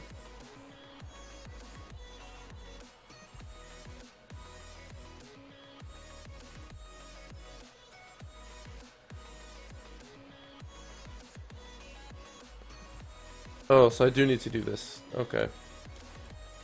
That seems really dumb.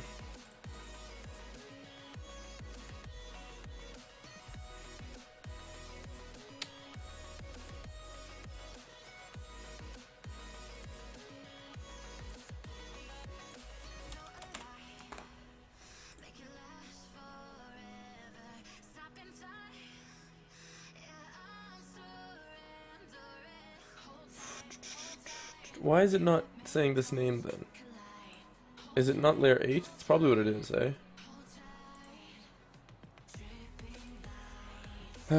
Raycast, ignore all layers except. We actually had that in here somewhere, didn't we?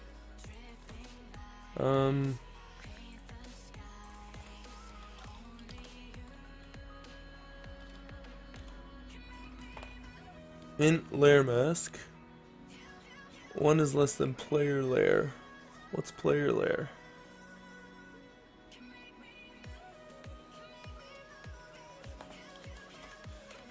I feel retarded right now, guys. I probably shouldn't say that word, but I feel weird.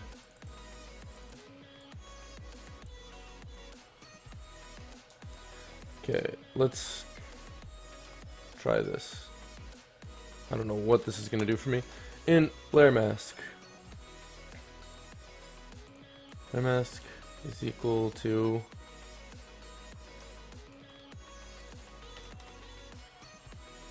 1.8. Did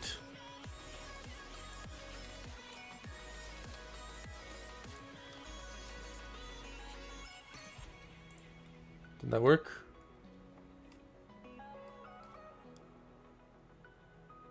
You found a flame flower. Doesn't make any sense. What?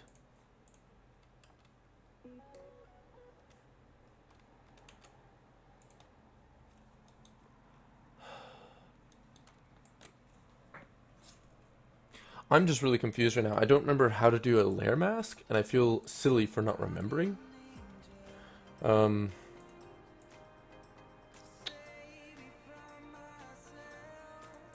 What does a lair mask do? I just want to see the actual description. It will be, yes. Lair mask allow you to display the lair mask pop-up. Okay, similar to those, lair mask can be used to selectively filter game objects, for example when casting rays.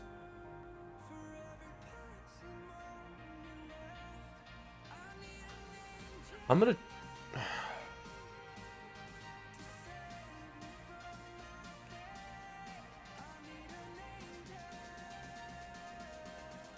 Given a layer... Okay, let's do this layer to name and see what we have. Debug.log layer mask dot layer to name. I'm gonna say 8. This 8 should be the one I just made. Eyes. Okay. So it knows eyes. It knows that that is the 8th layer. So we got that right. Now, if I put this to 8,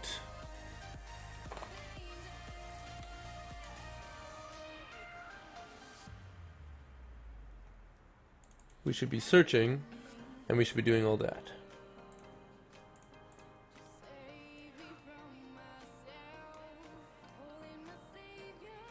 See, no, now it's only, okay.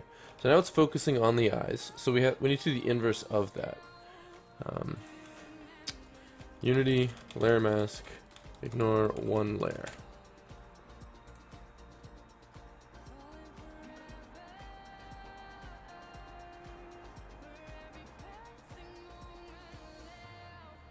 Currently the raycast ignores layer 9.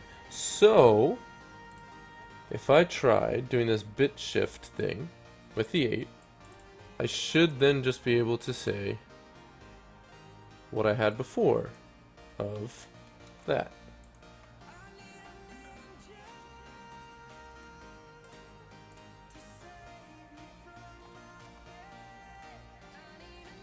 But you still got eyes. No, you still get flamethrower. Why are you getting flamethrower? Here's the thing. I don't think that this... Is it working? I'm just being silly. Okay, we have no target at all. We go here. It goes straight to had a target.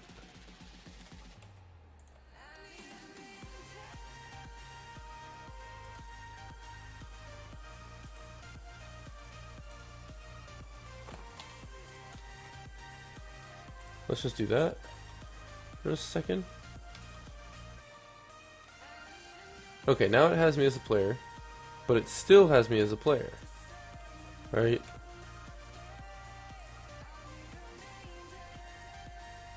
So if it's searching, we do this. If it has target, we do this. Initialize the attack. Okay, we're gonna do another ray cast real quick.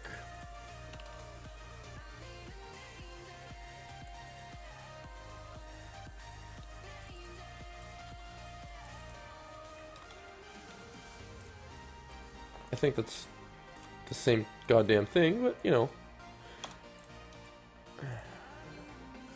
Maybe not.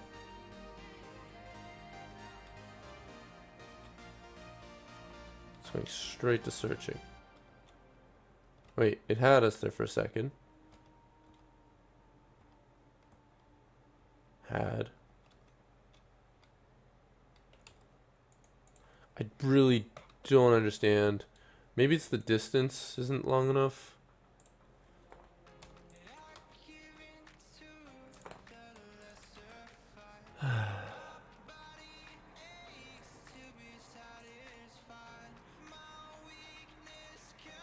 It doesn't look like it's actually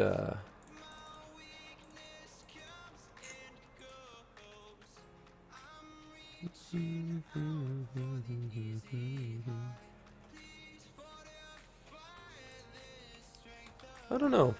Seems weird.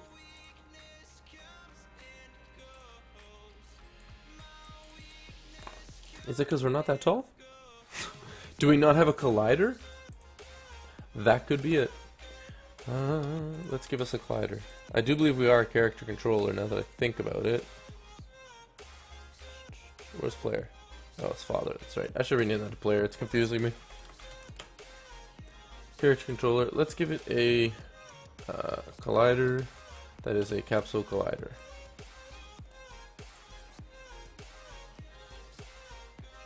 Aha! For some reason, it's still going I flame tower. I like why?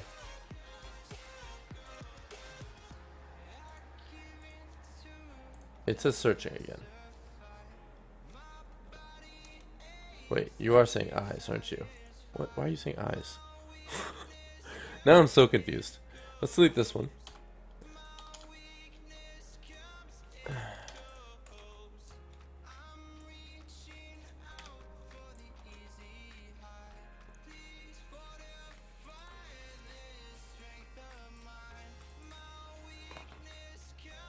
This makes me want to like stop coding. That's so much it's bothering me. Why are you still saying eyes a million times? That's this. We're ignoring that layer. That's fine.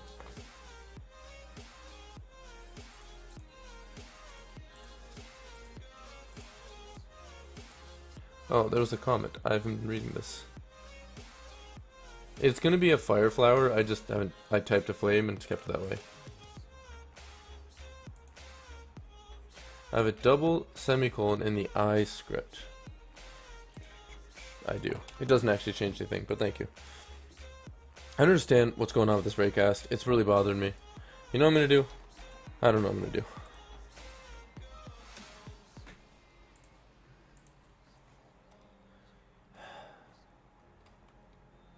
It's just shooting it straight. Like, that's all I can say. It's clearly hitting this.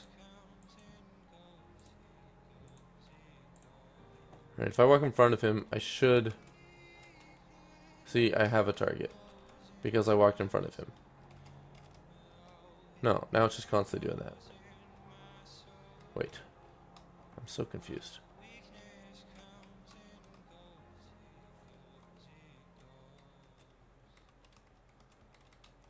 Has target, had a target, had a target.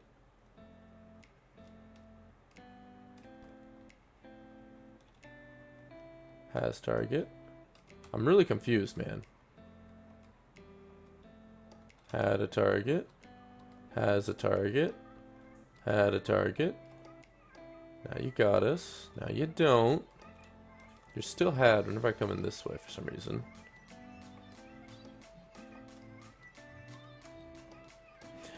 Why would that be the case? Why would entering from one way affect it more than the other? Fuck, stop doing that, man. Oh. I'm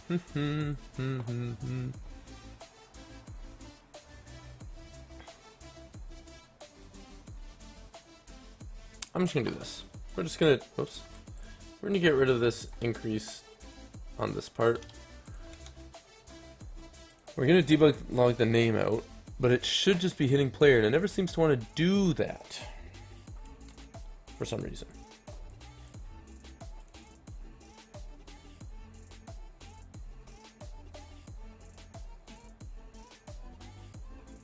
How did you never find the player?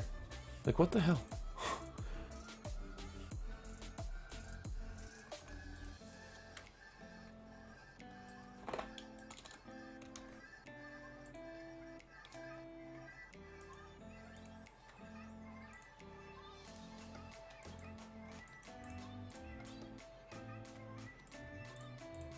Okay, I want to check out that line again. Raycast from object to player.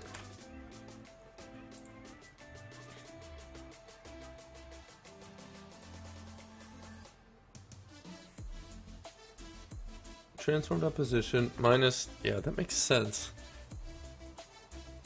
Oh, hit. Oh, you know what I could do? Okay. I do like what they just did here. We're going to change that. Give him a max distance. So float, public float, max view distance equals 100f. Sure.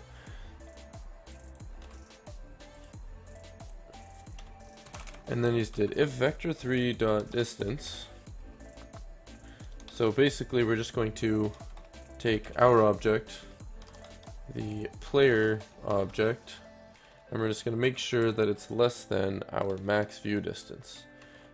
If it is, we're going to continue, like so. Then in there, we're going to do, and this will be equal to max view distance, like that. I'm going to zoom out for a second.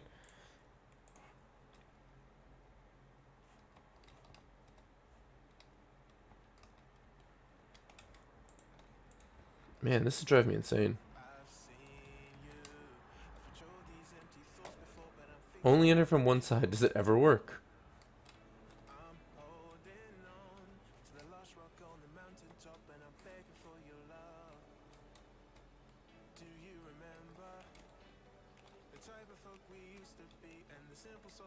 This should be updating. Why are you not updating? I'm so confused, man. Oh, it's because we're not searching anymore. Duh. Oh my god, I'm so dumb. This stops working as soon as we have a target. Oh, I'm really stupid.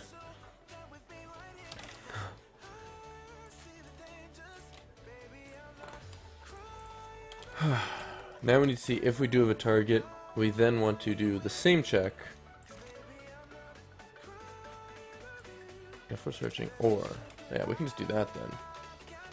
Targeting is equal has target.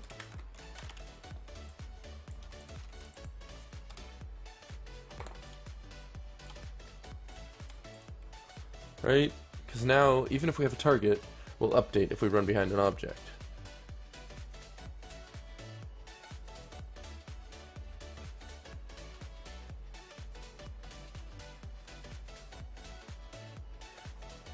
Now, it seems to be hitting nothing.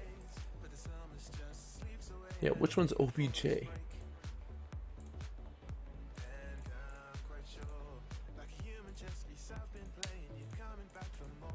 Oh my freaking gosh.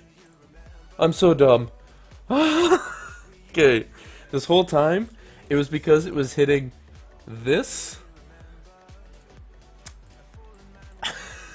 I'm retarded. Continue. Delete. That makes me so mad. Okay. So, we come in, it sees us.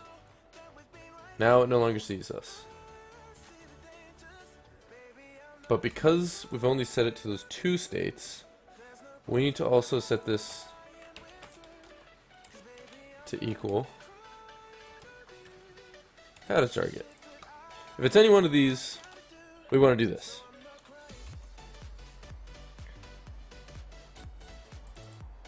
Now, this means this would no longer work, right? We don't want to... Oh, that's why. We just want to set this to searching. Sorry, guys. This was the biggest problem. Like... Debugging code errors, man. It's not fun. I just want to get to modeling. I'm already at that point. This puts him at searching. I think it's because we're like on the edge. We haven't counted as leaving yet. So there we go. Yeah, he's searching for us. Searching for us. He sees us. Oh my god, it works. So rewarding. Normally, if this wasn't Ludum Dare, I would have stopped coding 2 hours ago. Like, I would have been done for the day. It would have taken me a couple days to come back and actually figure this out. So it's good that this is Ludum Dare. It's forced me to do stuff. Okay. So, if we have a target, right? If we have a target, we want to initialize the attack. That's all we want to do here. I'm going to actually set it here for now. No, I'm not. I'm gonna go down here. I'm gonna say if targeting is equal to targeting dot has target. We do need to change this to then be a different state, right? So we're gonna call initialize attack here.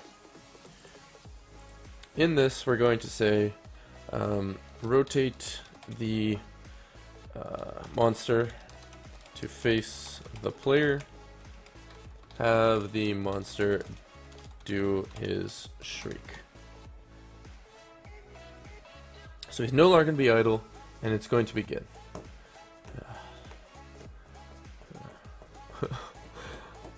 That's actually really, that was nice. You guys like added like, that works, that nice, that actually makes me feel good. People are watching slightly, or listening, even though I've just been mumbling.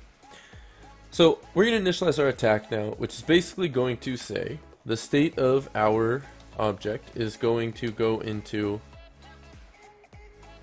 Do we want him to shout and rotate at the same time? That would be... Yeah, oh my god, yeah, that'd be so creepy.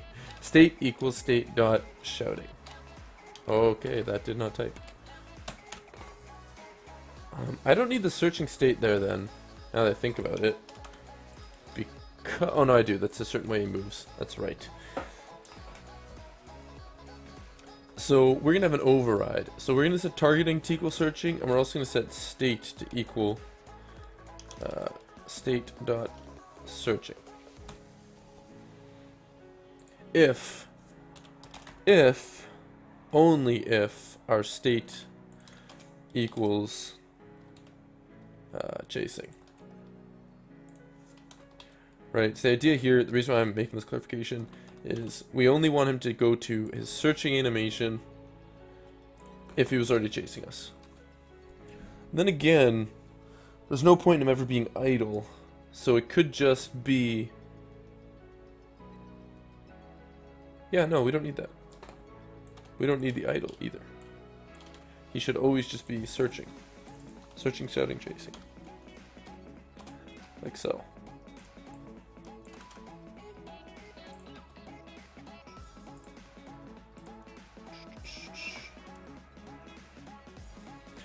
Alright. So, he's now shouting and has a target. He's now shouting and has a target. He's now searching. Shouting and he sees us. He's now searching. Okay, so the shouting's only going to last for a few seconds.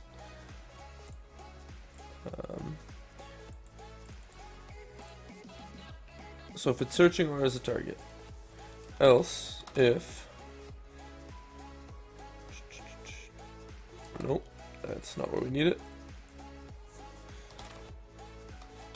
If our state is in the shouting state,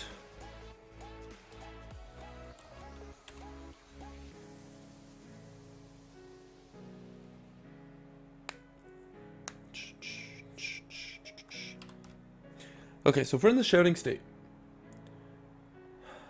let me just read these real quick. I was reading the comments, but I didn't process what I read. So Blister just said, just got here, any chance of a catch-up? Yeah, let's give you one in a second. Master code right here, good job. Hey. Wait, I don't know if you can see my hands, I gotta sit up. Hey. Right. Billy Mays approves, lol.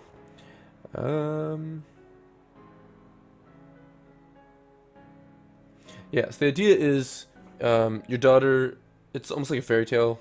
I guess it's not really a fairy tale because it's kind of evil, but this weird creature in the forest turns children into these sort of fire spirit things, and you see your daughter being taken away by one of them, so you run in, you grab her, she gets turned into it though, so you like put her in your little lantern, and then you try to escape the forest with this thing basically chasing your ass.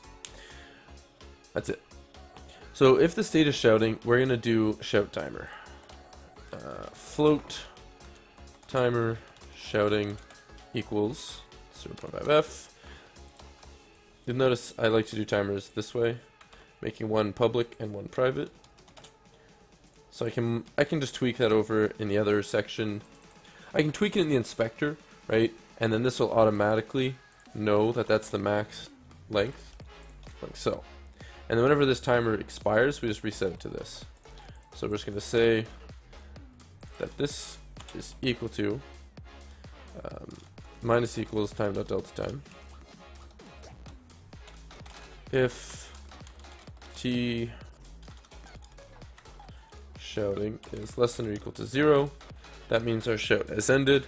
So we're going to do a reset on this, and we're going to set state to equal state dot chasing. We're also going to need a quick reset, void reset attack, and that's just essentially going to make this here, and he's going to go into state equals state dot searching.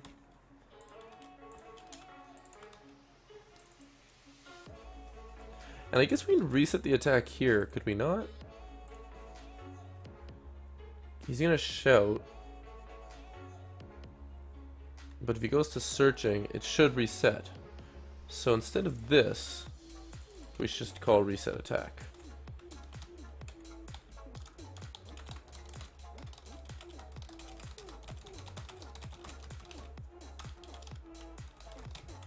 Okay. So after 0.5 seconds, we should be put into the chasing state, which is where we can handle movement.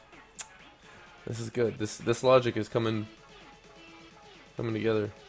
Ah, oh no, he's still stuck in shouting. Why is he still stuck in shouting? Ow.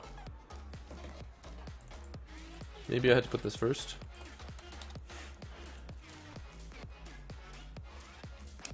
If it's searching or has... Oh, I see what's going on here. Because we're constantly doing this update, we're overriding it here. So what we need to do is just say if targeting does not equal targeting dot has target. We only want to initialize the attack if we haven't already. Only init the attack if we have yet to do so since the player has been visible. Now he's going to shout a lot, which might be silly, so we probably have to tweak it so that he only shouts a certain amount of times, even though he's constantly going to that shouting state. There we go. Shouting, now he's at chasing. Beautiful. So we need him to rotate to face us once he has a target. So that's going to be in the initialize the attack, right? So in the shouting state. And I believe in my AI script before, I had something similar to a good rotation. So let's just go to that. Enemy AI. Rotate. Quaternion. Look at target. Okay, let's copy this one little snippet. We're gonna have to modify it heavily, but in our monster AI, it's a very simple AI. Here we go. So we don't have to deal with static or chases on the Y.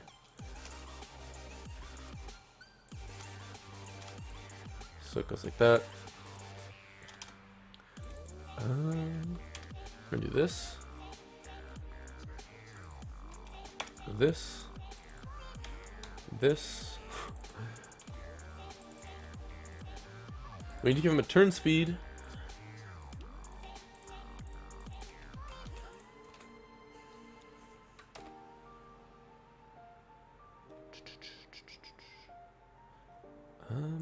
We're always going to want him to look at the player, right? So if state is equal to state dot chasing, or state is equal to state dot shouting, so then we're going to say look at target, and we're going to give him a vector 3, which is player dot transform dot position.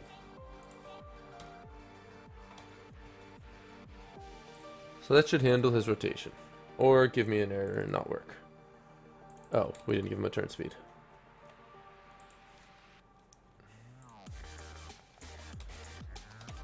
Public float turn speed equals 5f. That might be too fast. I don't know. Or maybe too slow. Who knows? We get to tweak it. Is he even rotating at all? Doesn't look like it, eh? He's stuck in the searching state again for some reason. Why'd that happen?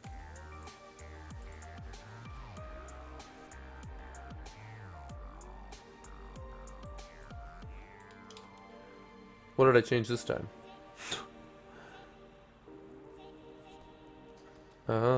Let's turn this off for a second.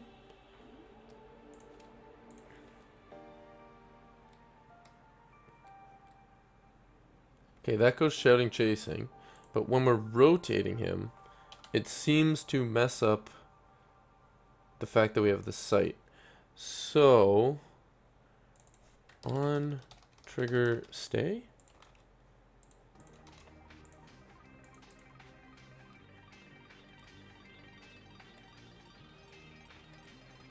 That's interesting that that would break that, eh?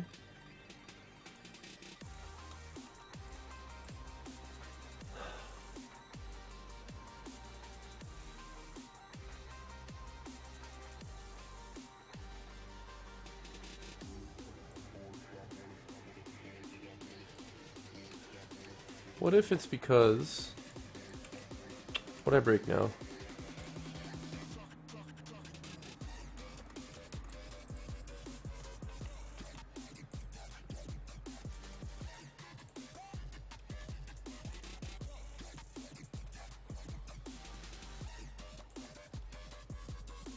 No, like it should... Here, I'm gonna try something. I don't think it's my rotation, even though it clearly is my rotation.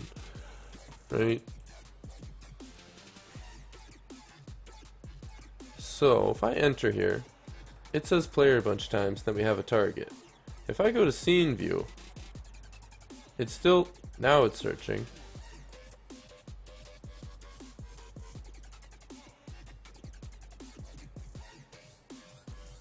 Yeah, so when it moves, it needs to research.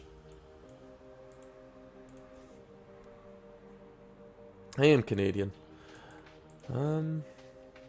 Or is it because like it's too close to this? Oh, you know what? That could be the issue.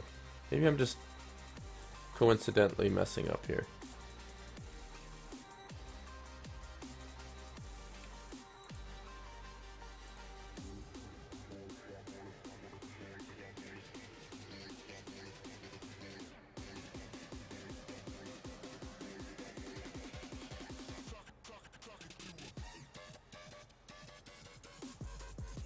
Alright, you know what? I got a better idea.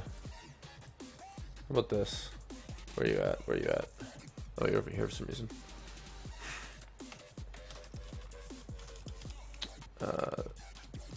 This game object dot look at. Where's the look at? Transform?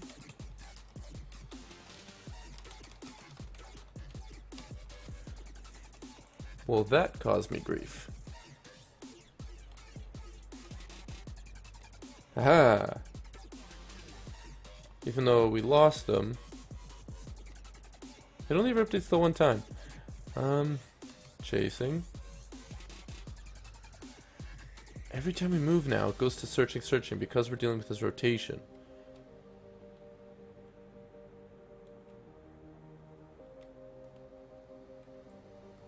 I don't like that.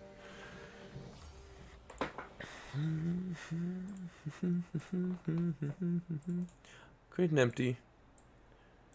I'm gonna put these inside of that instead. Whoops.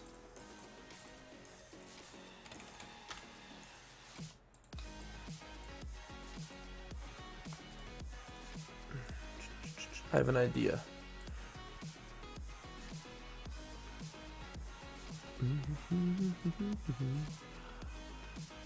I don't really know why this is a problem, so I'm kind of just gonna have to once again do some guesswork.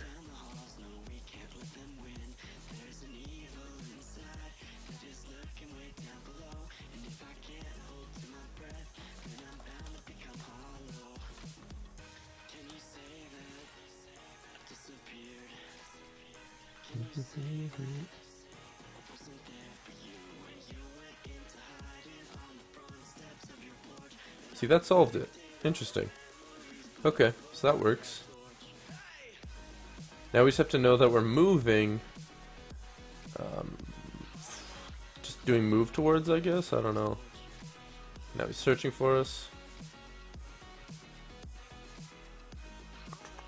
He's searching. He should still be doing something.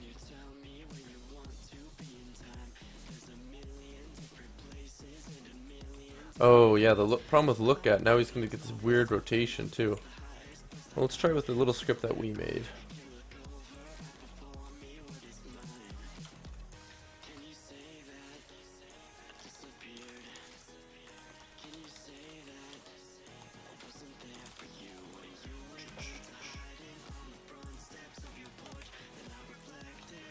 And we're going to have to now set this.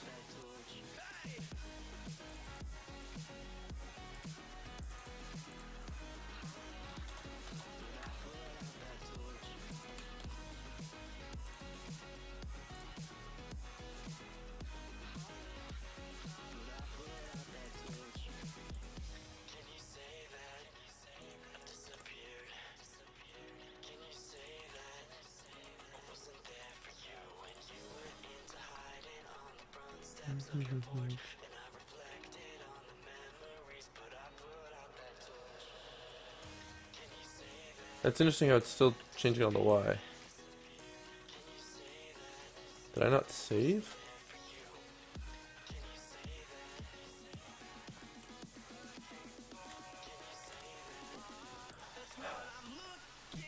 I did. So, what is the problem? Is there a problem? Is it working how I want it to? I don't know.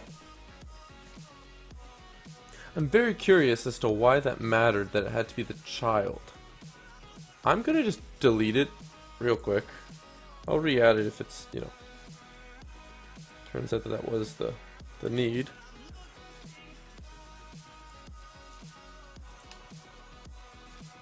But this right now.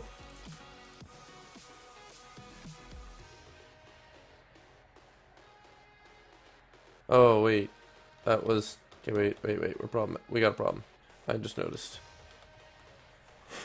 This is still here, so maybe it wasn't rotating after all.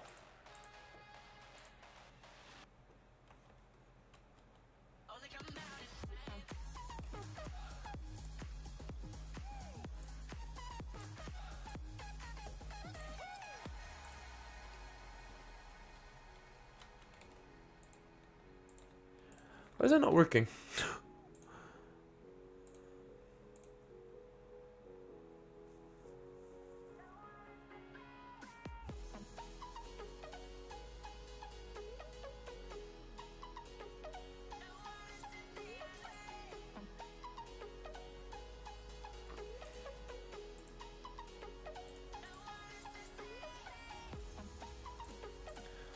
This whole AI is just frustrating me.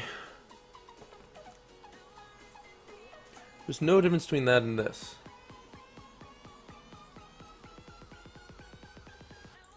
One's... Oh, you know why?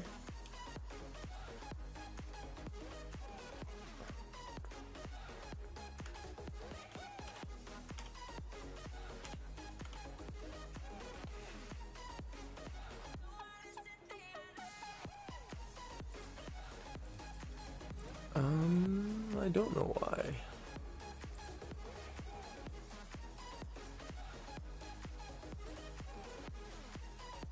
You know what? Let's just see if this works. We just make it any of the states.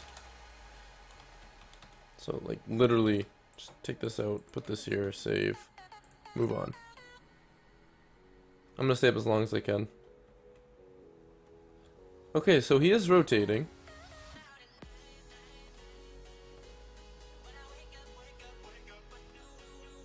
This works really well.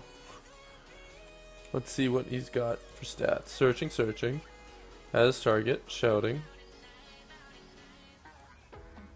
Yeah, it seems to me like a ray cast. Oh my god, I get it. A ray cast is shooting to the old position that our player was at. But since we're not there anymore, he has to search for us.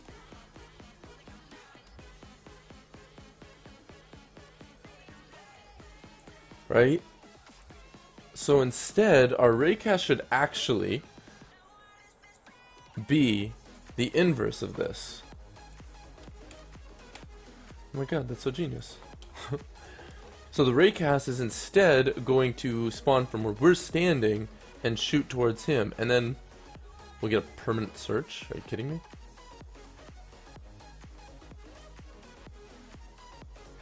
Oh, that's right, because now we're hitting cube. So, oh, we just need to change the monster too. That's easy. Monster. There we go. So yeah, we're changing the direction. So instead, it's if we sort of see him. Now we're getting cube instead. What cube is this that it's referring to? I think it's talking about this cube. So can't I just tag it monster? Like, tag all these monster? Monster?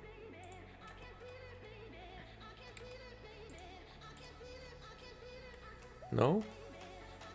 It's gonna permanently give me searching?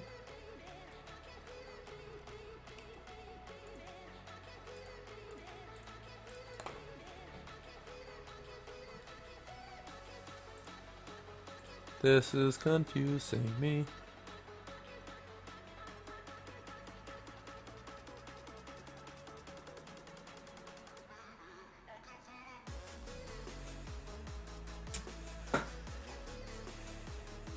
Oh, because the max distance so he's gonna change too. I get it. Let me just see this here. No, it's just gonna continually say searching, eh? How is this even like a thing?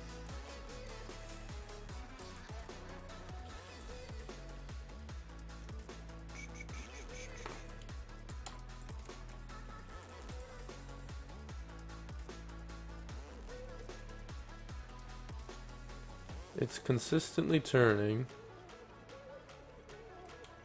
but it's being set to searching.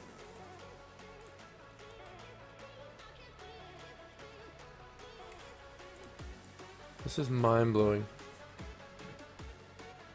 It's getting the ground. The ground is called cube. Are you serious? Oh my god! Garbage.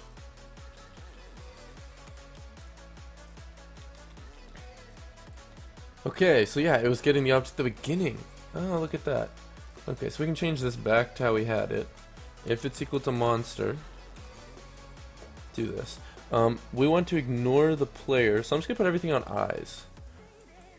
I know it sounds odd, but I'm gonna do it.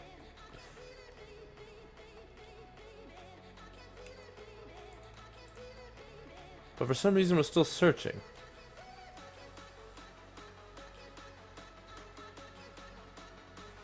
Transform that position. Player. Transform that position. Transform that up. We're not hitting anything. Except for the occasional something.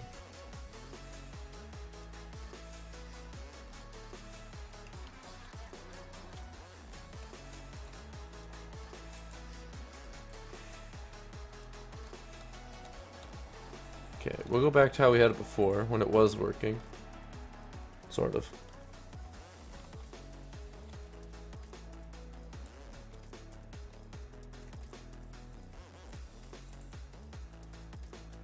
What in the fuck is going on now?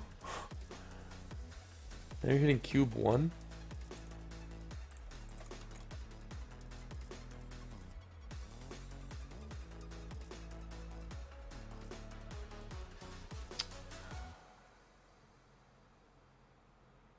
I was doing max distance wrong. This should actually work with what I changed to. I just need to also, sorry, you can't see what I'm doing, but I need to switch the order of this then too, I think.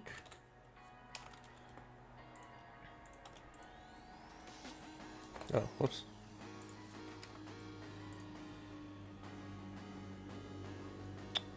Oh, I really derped.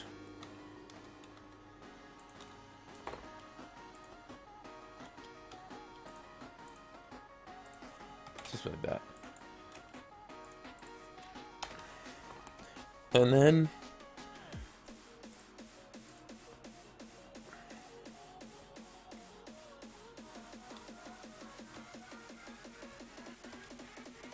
okay, I know what I want to do.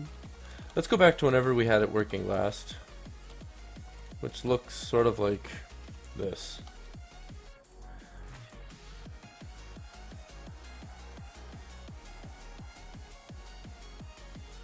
I broke something, guys. I'm so rattled. You don't even know.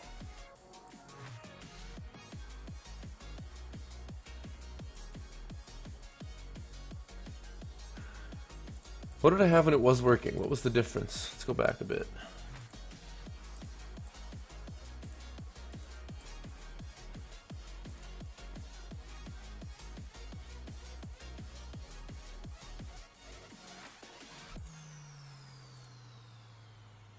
I never scroll up, do I? Jeez. We had, if it's searching has target, distance. I'm just rewinding the stream so I can see what I'd coded before, see if anything's different. Max view distance. Okay, let's turn this off.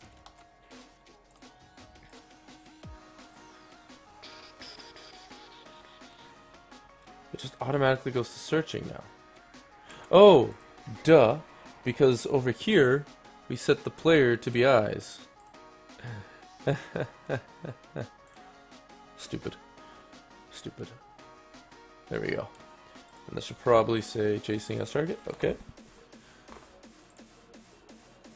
Oh man, oh man, oh man. I'm slowing down so much. It's making me mad.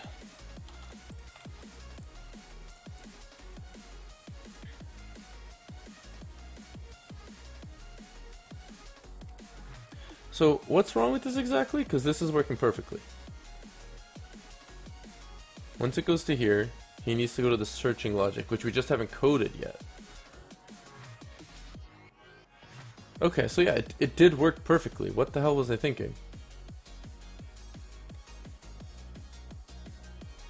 I don't even know. See, he stops rotating there, so that's exactly what I want. Okay, so we actually didn't even have a problem, and I just was going stupid. Like, I don't know. I'm a little confused now. Okay. So, it goes to shouting. Once we're done shouting, go to chasing. Let's just move them forward. If state is equal to state dot chasing,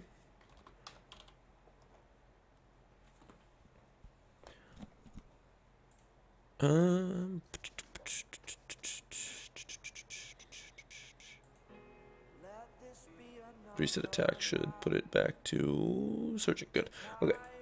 If we're chasing, we just want to move them forward. Now, I'm going to use the move function that Unity has built in, similar to this. Where's move? cc.move, right? So we need to give it a character controller and everything, so let's do that now. Character controller. Good. Then we can go get that with our script. Private character controller. And then up here. Yeah, honestly absurd, I have no idea. Do you think you get into modeling into the stream or after you sleep? Oh, I have no idea. It really depends, because I'm probably going to be up for another 10 hours minimum before I'm done, so we'll see. Character controller equals get component, character controller. Boom. And then we just want to call move. So, where's this move direction coming from? Move direction equals new vector 3.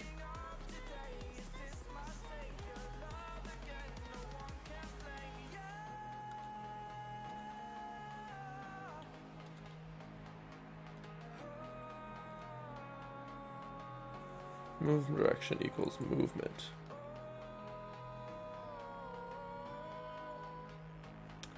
D equals their position by mine.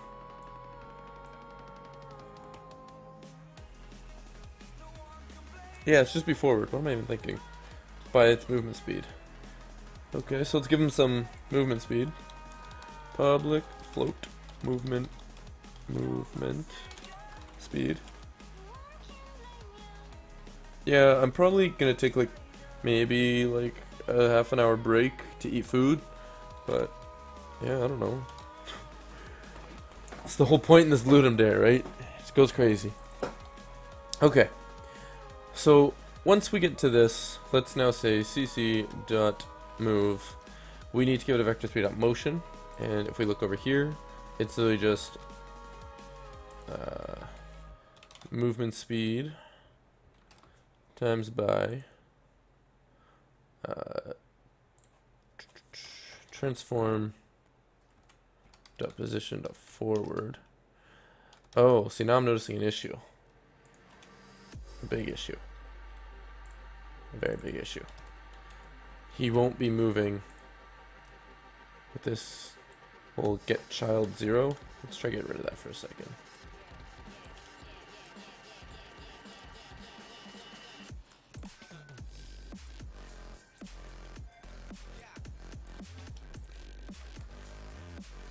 I think I got rid of all the get child 0s. So let's just is that commented out or is it up here? I just wanted to see if the rotation still works.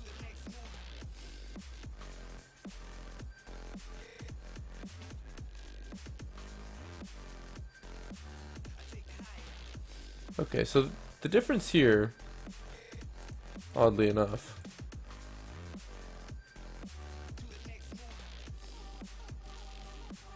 can't really seem to find us. So we have to instead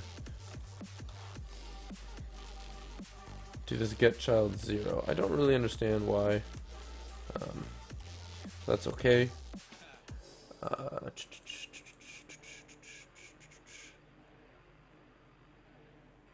No, that's not okay.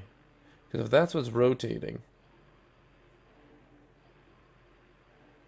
then this should just be move forward. Yeah. Right? I don't know. Let's see what happens. He's going to move forward in some weird way. And he's gone. That's not what I expected. Let's try moving him slower and see what happened.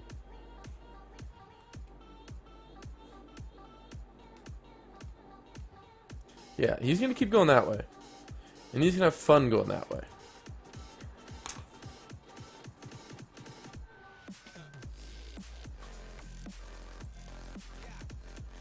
Here's the thing though. If I'm doing all of this on him, on the child object, then why would I need... Okay, this is just mind-blowing right now, how weird this is. Transform dot... I'm gonna try local position.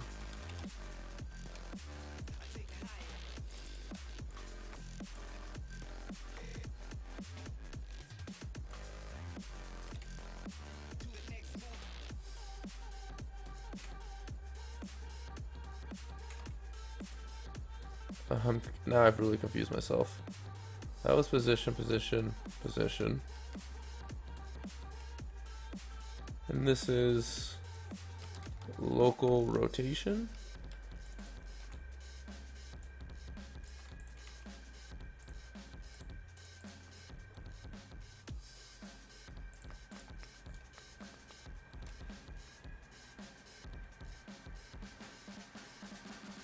Aha! Okay, we solved our issue. It turns out we just need to be updating it locally. For some reason, because we weren't, it was causing problems, but now that we are, we're good to go. Is my player a rigid body? No, good. That solves a lot of problems. Because now this could literally just be transformed out forward. Alright, so now if he sees us... That's a little bit fast.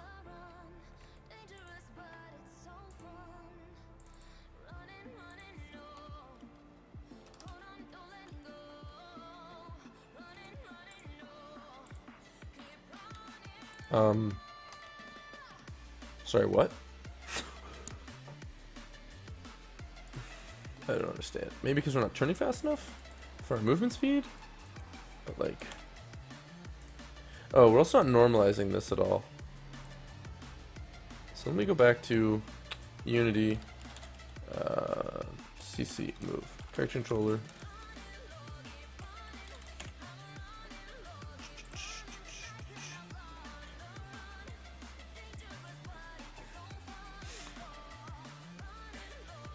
So we need to give it a Y direction. So we're just going to give him his own gravity. That's fine. Let's go back here. We don't need this child anymore. Wait. What the hell is this? We've been doing look at this whole time? We haven't even been using this? Oh my god. Oh my god. Now I feel really silly.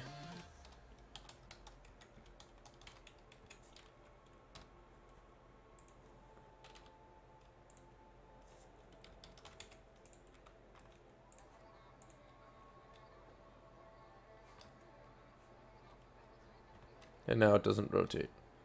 Of course. Isn't that just fine and dandy?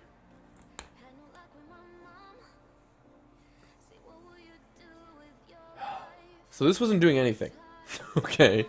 Then why would that change anything?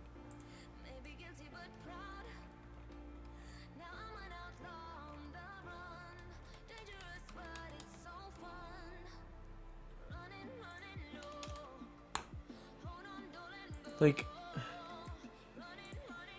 Oh guys, I am just rattled beyond belief now.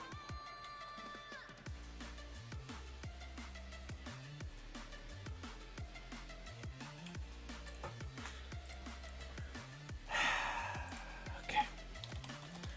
That's fine, we can use this whole look at, but that's just frustrating.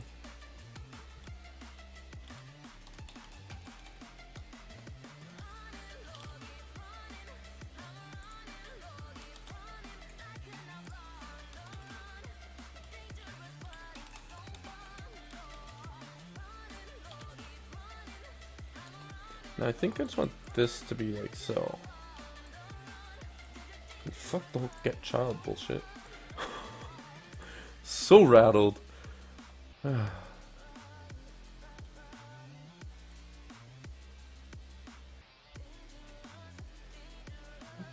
fuck is this garbage?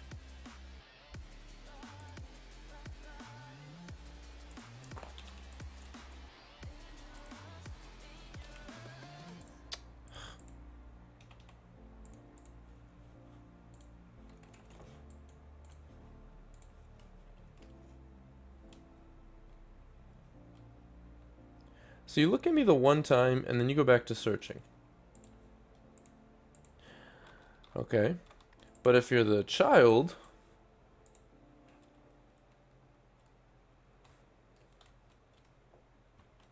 Now you're still searching. Isn't this all just dandy? I don't know how I keep breaking things. But this script is absolutely frustrating.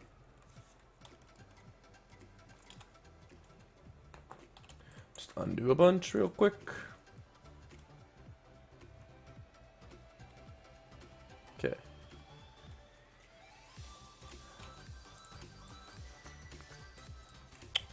Unity, look at y-axis. That's all I want to rotate you on.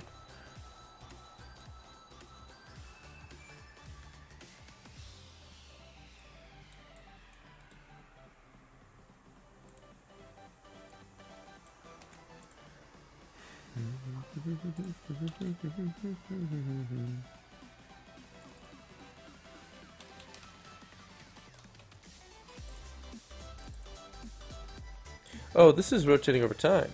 Oh, I like that. Slurp times by turn speed, which is clearly way too fast, but that's okay.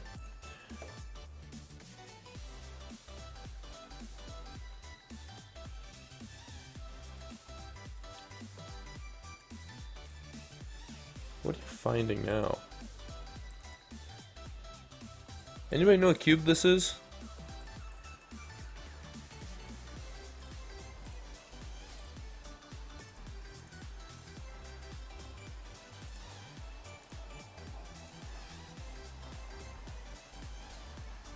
Oh!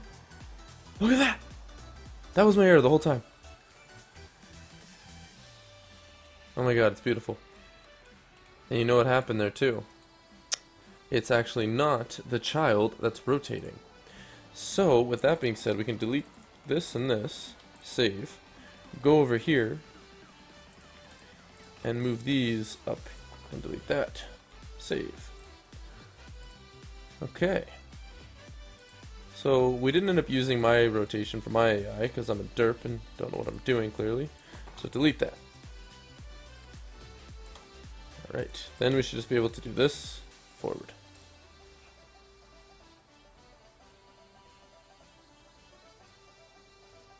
Oh, jeez! What? What?